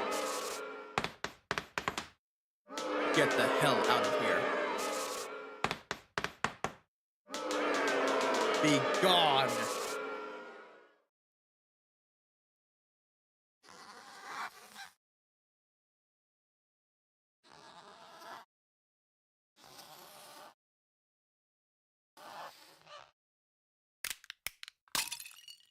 Ow! Oof! That had to hurt. Teeth breaking hurt like hell. Luckily, I don't know about that. Prosecutor Blackwell, what has become of our witness, Aristotle Mage?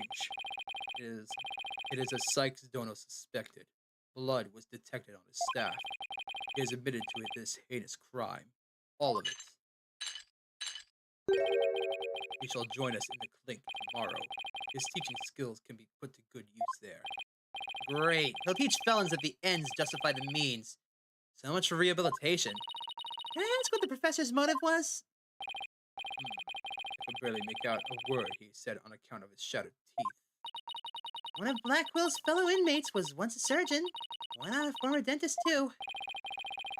I eventually had him put pen to paper. It turns out Professor Means was the one taking bribes. The victim had suspected him after a report from the class snitch. That led her to question him at length the day of the killing, right there on that stage. The result, the heinous crime that was brought before us this court.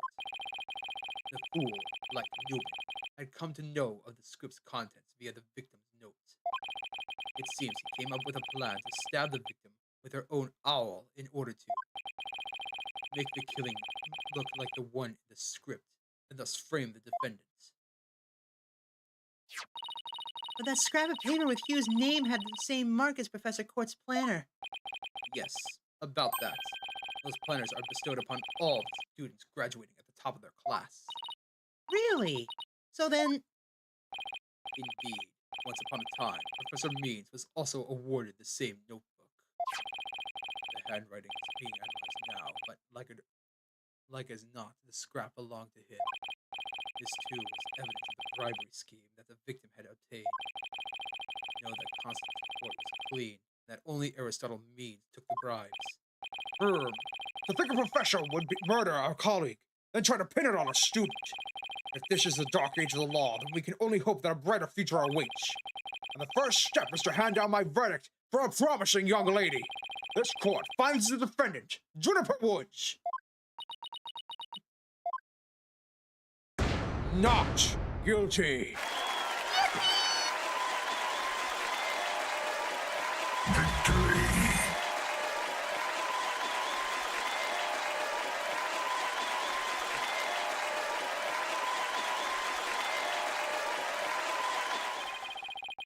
I wish you all the best on your road to becoming a courtroom judge. We will need young people like you if we ever hope to restore the law to its former glory. Yes, Your Honor. I will work as hard as I can.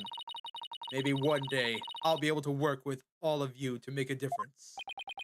Proudly serve Professor Court's memory. Do not let her death be in vain. That's the last thing I expected to hear from him today. Court is adjourned. That was an awesome case.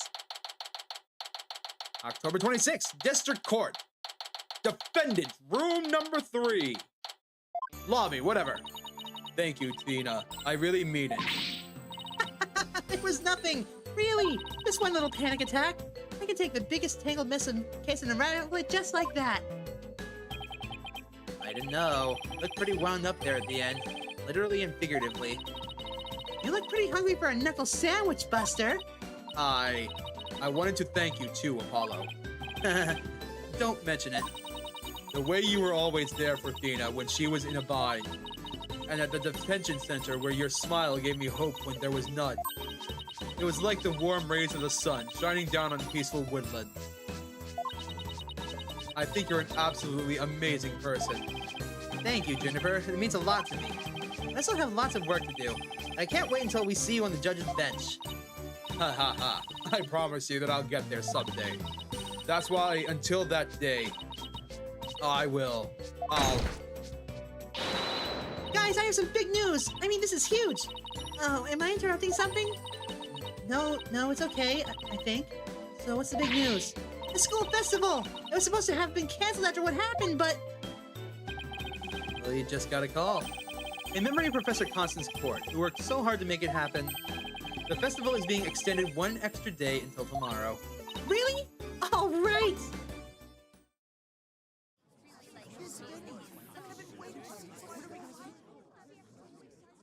Uh-oh.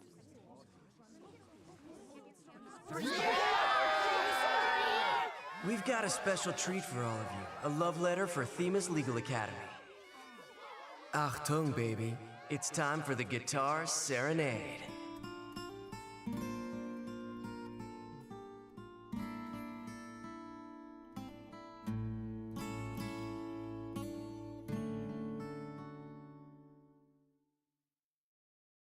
Yeah, I could never pull off Clavier's actual voice.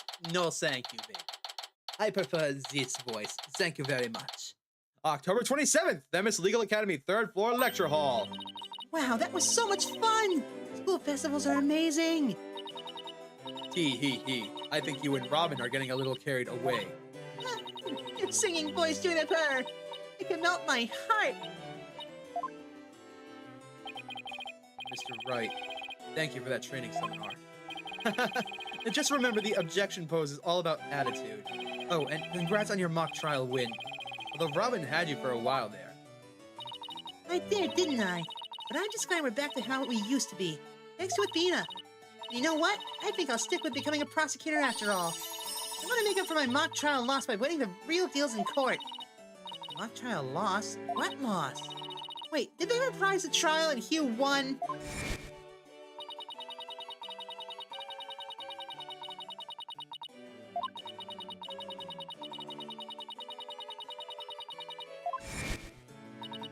So, does this mean it's really gonna happen?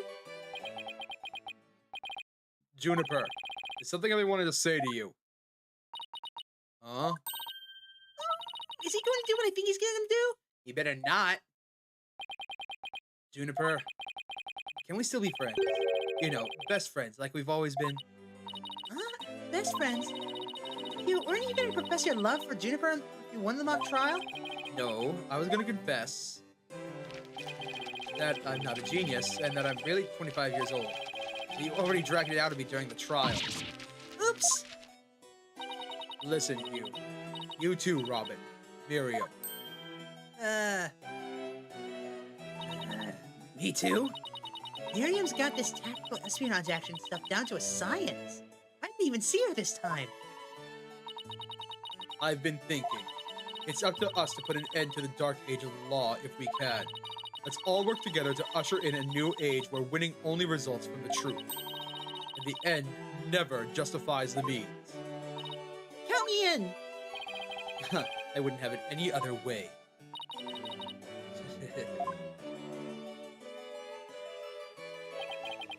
Best friends forever, huh? No matter what anyone says, nothing beats true friendship. You bet! And what about your BFF, Apollo? Aren't you a bit old to be using that word? But yeah, he's the best friend a guy could have. Which reminds me, we're supposed to meet up and gossip about the new girl in the office. Hey, no talking about me behind my back! So what kind of guy is he anyway? Well, if I had to describe him in one word... And so after some slight arm twisting, Apollo promised to bring me to meet his friend. Unfortunately, that promise was never meant to be fulfilled. For not long after, their friendship was mercilessly severed by fate. And the bonds between us began to fray and unravel as well.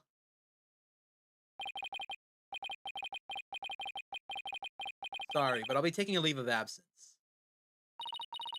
Even now, those words continue to ring in my ears. The discord in our ever-cheerful Apollo's voice made him sound so cold and distant. Why, Apollo? Why would you leave us all behind?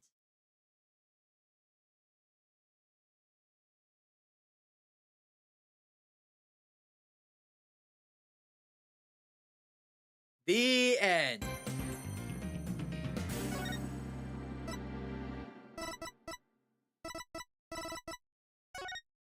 Nope, not this one. Yeah, baby. All right, I'm going to end things here. So, thank you all so very much for watching. Be sure to tune in tomorrow for the first part of what I believe will be the final non-DLC case. But until then, be sure to make an impact in someone's life today. Make it a great one, not like Mr. Means. See you guys tomorrow.